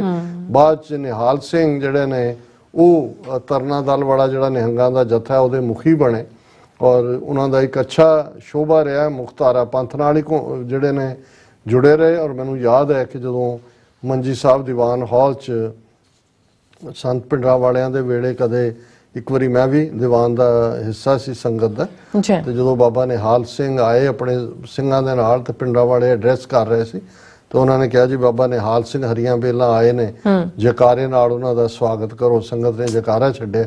ਸੋ ਉਹਨਾਂ ਦਾ ਇੱਕ ਚੰਗਾ ਰੈਪੂਟੇਸ਼ਨ ਸੀ ਔਰ ਸੰਤਾਂ ਦੀ ਵੀ ਉਹਨਾਂ ਨੇ ਹਮਾਇਤ ਕੀਤੀ। ਪਰ ਕਈ ਵਾਰ ਇਹ ਹੁੰਦਾ ਹੈ ਕਿ ਵੀ ਕਰਤੇ ਹੱਥ ਵਡਿਆਈਆਂ ਜਿਸ ਭਾਵੇਂ ਤਿਸ ਦੇ। ਜਦੋਂ ਜੂਨ 84 ਦਾ ਘੱਲੂਘਾਰਾ ਵਾਪਰਿਆ, ਉਹਦੇ ਥਾਂ ਥਾਂ ਛਾਪਾ ਮਾਰੀ, ਦੂਜੇ ਤੀਜੀ ਹੋਈ, ਨਿਹਾਲ ਸਿੰਘ ਹੋਰਾਂ ਨੂੰ ਵੀ ਚੱਕਿਆ ਜਾਂ ਦੂਜਾ, ਫਿਰ ਇਹ ਪੁਲਿਸ ਤਸ਼ੱਦਦ ਨਹੀਂ ਸਹਿ ਸਕੇ, ਫਿਰ ਉਹਨਾਂ ਦੇ ਇਸ਼ਾਰਿਆਂ ਤੇ ਨੱਚਣ ਵਾਲਾ ਕੰਮ ਹੋ ਗਿਆ। ਔਰ ਫਿਰ ਇਹ ਹੋਇਆ ਕਿ ਜਦੋਂ ਨਿਹੰਗ ਬਾਬਾ ਸੰਤਾ ਉਹਨੇ ਜਿਹੜਾ ਸਰਕਾਰ ਦੇ ਕਹਿਣ ਤੇ ਅਕਾਲ ਤਖਤ ਦੀ ਕਾਰ ਸੇਵਾ ਦੇ ਨਾਂ ਥੱਲੇ ਨੀਂਹ ਪੱਥਰ ਰੱਖਿਆ ਪੰਜਾਂ ਨੇ, ਤੇ ਉਹਨਾਂ ਦੇ ਵਿੱਚ ਫਿਰ ਨਿਹਾਲ ਸਿੰਘ ਨੂੰ ਵੀ ਸਰਕਾਰ ਲਿਆਈ ਔਰ ਉਹਦੇ 'ਚ ਇੱਕ ਨਰੈਣ ਸਿੰਘ ਸੀ ਨਾਨਕਸਰੀਆਂ ਦਾ। ਇਹ ਫਿਰ ਉਹ ਗ੍ਰਾਫ ਉਹਦਾ ਬਿਲਕੁਲ ਨਿਹਾਲ ਸਿੰਘ ਦਾ ਥੱਲੇ ਡਿੱਗਿਆ ਕਿ ਭਾਈ ਇਹ ਤਾਂ ਬਿਲਕੁਲ ਹੀ ਆਮ ਸਿੱਖ ਇੰਨਾ ਟੌਰਚਰ ਸਹਿ ਕੇ ਵੀ ਉਹਨਾਂ ਨੇ ਸ਼ਹੀਦੀਆਂ ਪਾਈਆਂ ਨੇ, ਇਹ ਦੋ ਚਪੇੜਾਂ ਨਹੀਂ ਸਹਿ ਸਕੇ। ਔਰ ਨਤੀਜੇ ਦੇ ਤੌਰ ਤੇ ਪੰਥਕ ਧਿਰਾਂ ਦੇ ਵਿੱਚ ਫਿਰ ਬੜੀ ਥੂ ਹੋਈ। ਬਾਅਦ ਦੇ ਵਿੱਚ ਉਹਨਾਂ ਨੇ ਆਪਣੇ ਆਪ ਨੂੰ ਅਕਾਲ ਤਖਤ ਤੇ ਪੇਸ਼ ਕਰਕੇ ਭੁੱਲ ਬਖਸ਼ਾਈ, ਪਰ ਉਹ ਗੱਲ ਨਹੀਂ ਰਹੀ। ਅਦਰਵਾਈਜ਼ ਜਿਸ ਕਿਸਮ ਦਾ ਬਾਬਾ ਨਿਹਾਲ ਸਿੰਘ ਸਰਵਾਈਵਰ ਵੀ ਸੀਗੇ ਇਸ ਦੇ, ਔਰ ਜਿਵੇਂ ਸੰਤ ਪਿੰਡਾਂ ਵਾਲਿਆਂ ਪ੍ਰਤੀ ਵੀ ਉਹਨਾਂ ਦੀ ਸਨੇਹ ਭਾਵਨਾ ਸੀ, ਇਹ ਲੱਗਦਾ ਸੀ ਕਿ ਭਾਈ ਉਹ ਨਿਹੰਗ ਜਥਿਆਂ ਦੇ ਵਿੱਚ ਇੱਕ ਆਗੂ ਦੇ ਤੌਰ, ਕਿਉਂਕਿ ਬੁੱਢਾ ਦਲ ਔਰ ਦੂਜਾ ਤਾਂ ਪਹਿਲਾਂ ਹੀ ਸਰਕਾਰ ਪੱਖੀ ਭੁਗਤਦਾ ਸੀ। ਸੋ ਇਹ ਅੱਜ ਦਾ ਇਤਿਹਾਸਕ ਦਿਨ ਹੈ। ਉਸ ਤੋਂ ਬਾਅਦ ਪੌਂਟਾ ਸਾਹਿਬ ਦੀ ਲੋਕਲ ਕਮੇਟੀ ਬਣੀ ਹੈ, ਜਿਹਨਾਂ 'ਚ ਸ਼੍ਰੋਮਣੀ ਕਮੇਟੀ ਦੇ ਨੁਮਾਇੰਦੇ ਵੀ ਨੇ, ਸ਼ਾਇਦ ਦਿੱਲੀ ਕਮੇਟੀ ਵੀ ਹੈ, ਕੁਛ ਅੰਬਾਲੇ ਤੋਂ ਵੀ, ਹੁਣ ਤਾਂ ਸ਼ਾਇਦ ਮਰ ਗਿਆ, ਕਰਤਾਰ ਸਿੰਘ ਟੱਕਰ ਹੁੰਦਾ ਸੀ ਜਥੇਦਾਰ, ਉਹ ਵੀ ਉਹਦਾ ਮੈਂਬਰ ਸੀ। ਸ਼੍ਰੋਮਣੀ ਕਮੇਟੀ ਦੇ ਥੱਲੇ ਨਹੀਂ ਹੈ ਗੁਰਦੁਆਰਾ, ਲੋਕਲ ਕਮੇਟੀ ਹੈ, ਪਰ ਕਾਫੀ ਪ੍ਰੋਗਰੈਸ ਕੀਤੀ ਹੈ ਪੌਂਟਾ ਸਾਹਿਬ ਨੇ ਉਸ ਥਾਂ ਦੇ ਉੱਤੇ ਕਾਫੀ ਕੁਝ ਨਵਾਂ ਤਾਮੀਰ ਹੋਇਆ। ਸੋ ਇਹ ਇਤਿਹਾਸਕ ਦਿਨ ਹੈ, ਇਸ ਗੱਲ ਦਾ ਧਿਆਨ ਰਹੇਗਾ। ਔਰ ਫਿਰ ਜਿਹੜੀ ਸਿਤਮ ਜ਼ਰੀਫੀ ਸੀ ਕਿ 11 ਸਿੰਘ ਸ਼ਹੀਦ ਹੁੰਦੇ ਨੇ, ਲੇਕਿਨ ਕੇਸ ਜਿਹੜੇ ਨੇ ਉਹ ਉਹਨਾਂ ਸਿੱਖਾਂ ਦੇ ਉੱਤੇ ਹੀ ਪਾ ਦਿੱਤਾ ਜਾਂਦਾ ਹੈ। ਔਰ ਉਹ ਕੇਸ ਕਿੰਨੀ ਦੇਰ ਉੱਥੋਂ ਜਿਹੜੇ ਸਰਵਾਈਵ ਵੀ ਕੀਤੇ ਉਹ ਭੁਗਤਣ ਜਾਂਦੇ ਰਹੇ। ਬਾਅਦ ਜਦੋਂ ਪੰਜਾਬ ਦੇ ਵਿੱਚ ਇਹਦੀ ਜਸਟਿਸ ਗੁਰਨਾਮ ਸਿੰਘ ਦੀ ਹਕੂਮਤ ਬਣੀ, ਕਿਉਂਕਿ 1964 ਦਾ ਵਾਕਿਆ ਹੈ ਔਰ 1 ਨਵੰਬਰ 1966 ਨੂੰ ਪੰਜਾਬੀ ਸੂਬਾ ਬਣਿਆ, justice Gurnam Singh chief minister ਬਣਿਆ। ਉਹਨੇ ਫਿਰ ਹਿਮਾਚਲ ਵੀ, ਉਹਨੂੰ ਵੀ ਸਟੇਟਹੁੱਡ ਮਿਲ ਗਿਆ, ਕਿਉਂਕਿ ਜਿਹੜੇ ਪੰਜਾਬ 1966 'ਚ ਜਿਹੜੇ ਪੰਜਾਬ ਦੇ ਇਹ ਜ਼ਿਲ੍ਹੇ ਸੀ ਕਾਂਗੜਾ, ਕੁੱਲੂ, ਲਾਹੌਲ ਸਪੀਤੀ, ਇਹ ਹਿਮਾਚਲ ਨੂੰ ਦੇ ਦਿੱਤੇ ਤੇ ਹਿਮਾਚਲ ਨੂੰ ਫਿਰ ਸੈਂਟਰ ਨੇ ਯੂਨੀਅਨ ਟੈਰੀਟਰੀ ਤੋਂ ਫੁੱਲ ਫਲੈਜ ਸਟੇਟ ਬਣਾ ਦਿੱਤਾ। ਤੇ ਉਦੋਂ ਜਦੋਂ ਸਟੇਟ ਬਣ ਗਈ ਹੈ ਐਗਰੀਮੈਂਟ, ਉਹ ਫਿਰ ਜਸਟਿਸ ਗੁਰਨਾਮ ਸਿੰਘ ਨੇ ਕਿਹਾ ਉਹਨੂੰ, ਜਿਹੜਾ ਹਿਮਾਚਲ ਦਾ ਚੀਫ ਮਿਨਿਸਟਰ ਸੀ YS ਪਰਮਾਰ, ਕੀ ਤੁਸੀਂ ਇਹ ਕਰਤੂਤ ਕਰ ਰਹੇ ਹੋ ਪਹਿਲਾਂ ਹੀ। ਫਿਰ ਕੇਸ ਵਾਪਸ ਹੋਏ ਤਾਂ ਸਜ਼ਾ ਕਿਹਨੂੰ ਦੇਣੀ ਸੀ। ਪਰ ਇਹ ਇੱਕ ਜਿਹੜਾ ਦਰਦਨਾਕ ਟ੍ਰੈਜਿਕ ਵਾਕਿਆ ਸੀ, ਜਿਹੜਾ ਮਹੰਤਾਂ ਤੋਂ ਸ਼ਾਇਦ ਉਹ ਲਾਸਟ ਹੋਏ ਇਸ ਕਿਸਮ ਦਾ ਵਾਕਿਆ ਜਿਹਦੇ ਚ ਸ਼ਹੀਦੀਆਂ ਹੋਈਆਂ ਮਹੰਤ ਤੋਂ ਗੁਰਦੁਆਰਾ ਆਜ਼ਾਦ ਕਰਾਉਣ। ਜੀ ਡਾਕਟਰ ਸਾਹਿਬ, ਤੁਹਾਡਾ ਬਹੁਤ ਬਹੁਤ ਸ਼ੁਕਰੀਆ। ਤੁਸੀਂ ਆਪਣੇ ਵਿਚਾਰ ਸਾਡੇ ਦਰਸ਼ਕਾਂ ਨਾਲ ਸਾਂਝੇ ਕੀਤੇ ਨੇ। ਇਸ ਵਕਤ ਆਪਣੇ ਵਿਊਅਰਸ ਕੋਲ ਨੇ ਇਜਾਜ਼ਤ। ਵਿਊਅਰਸ, ਸਾਡੇ ਪ੍ਰੋਗਰਾਮ ਦਾ ਸਮਾਂ ਇੱਥੇ ਮੁੱਕਦਾ। ਤੁਸੀਂ ਆਪਣੇ ਰਾਏ ਤੇ ਸੁਝਾਅ ਸਾਨੂੰ ਭੇਜਣਾ ਨਾ ਭੁੱਲਣਾ ਸਾਡੇ ਇਸ ਪਤੇ ਤੇ sos@tvreform.tv ਤੇ ਅਸੀਂ ਆਪਣਾ ਪ੍ਰੋਗਰਾਮ ਲੈ ਕੇ ਫਿਰ ਦੁਬਾਰਾ ਤੁਹਾਡੇ ਸਾਹਮਣੇ ਹੋਵਾਂਗੇ। ਤਦ ਤੱਕ ਲਈ ਮੈਨੂੰ ਤੇ ਆਪਣਾ ਸੁਣਾ ਗਿਆ ਦੋ ਦੇਖਦੀ ਰਹੋ TV ਰਿਫੋਰਮ। ਫਤਿਹ। ਵਾਹਿਗੁਰੂ ਜੀ ਕਾ ਖਾਲਸਾ, ਵਾਹਿਗੁਰੂ ਜੀ ਕੀ ਫਤਿਹ। ਰੱਬ ਰਾਖਾ।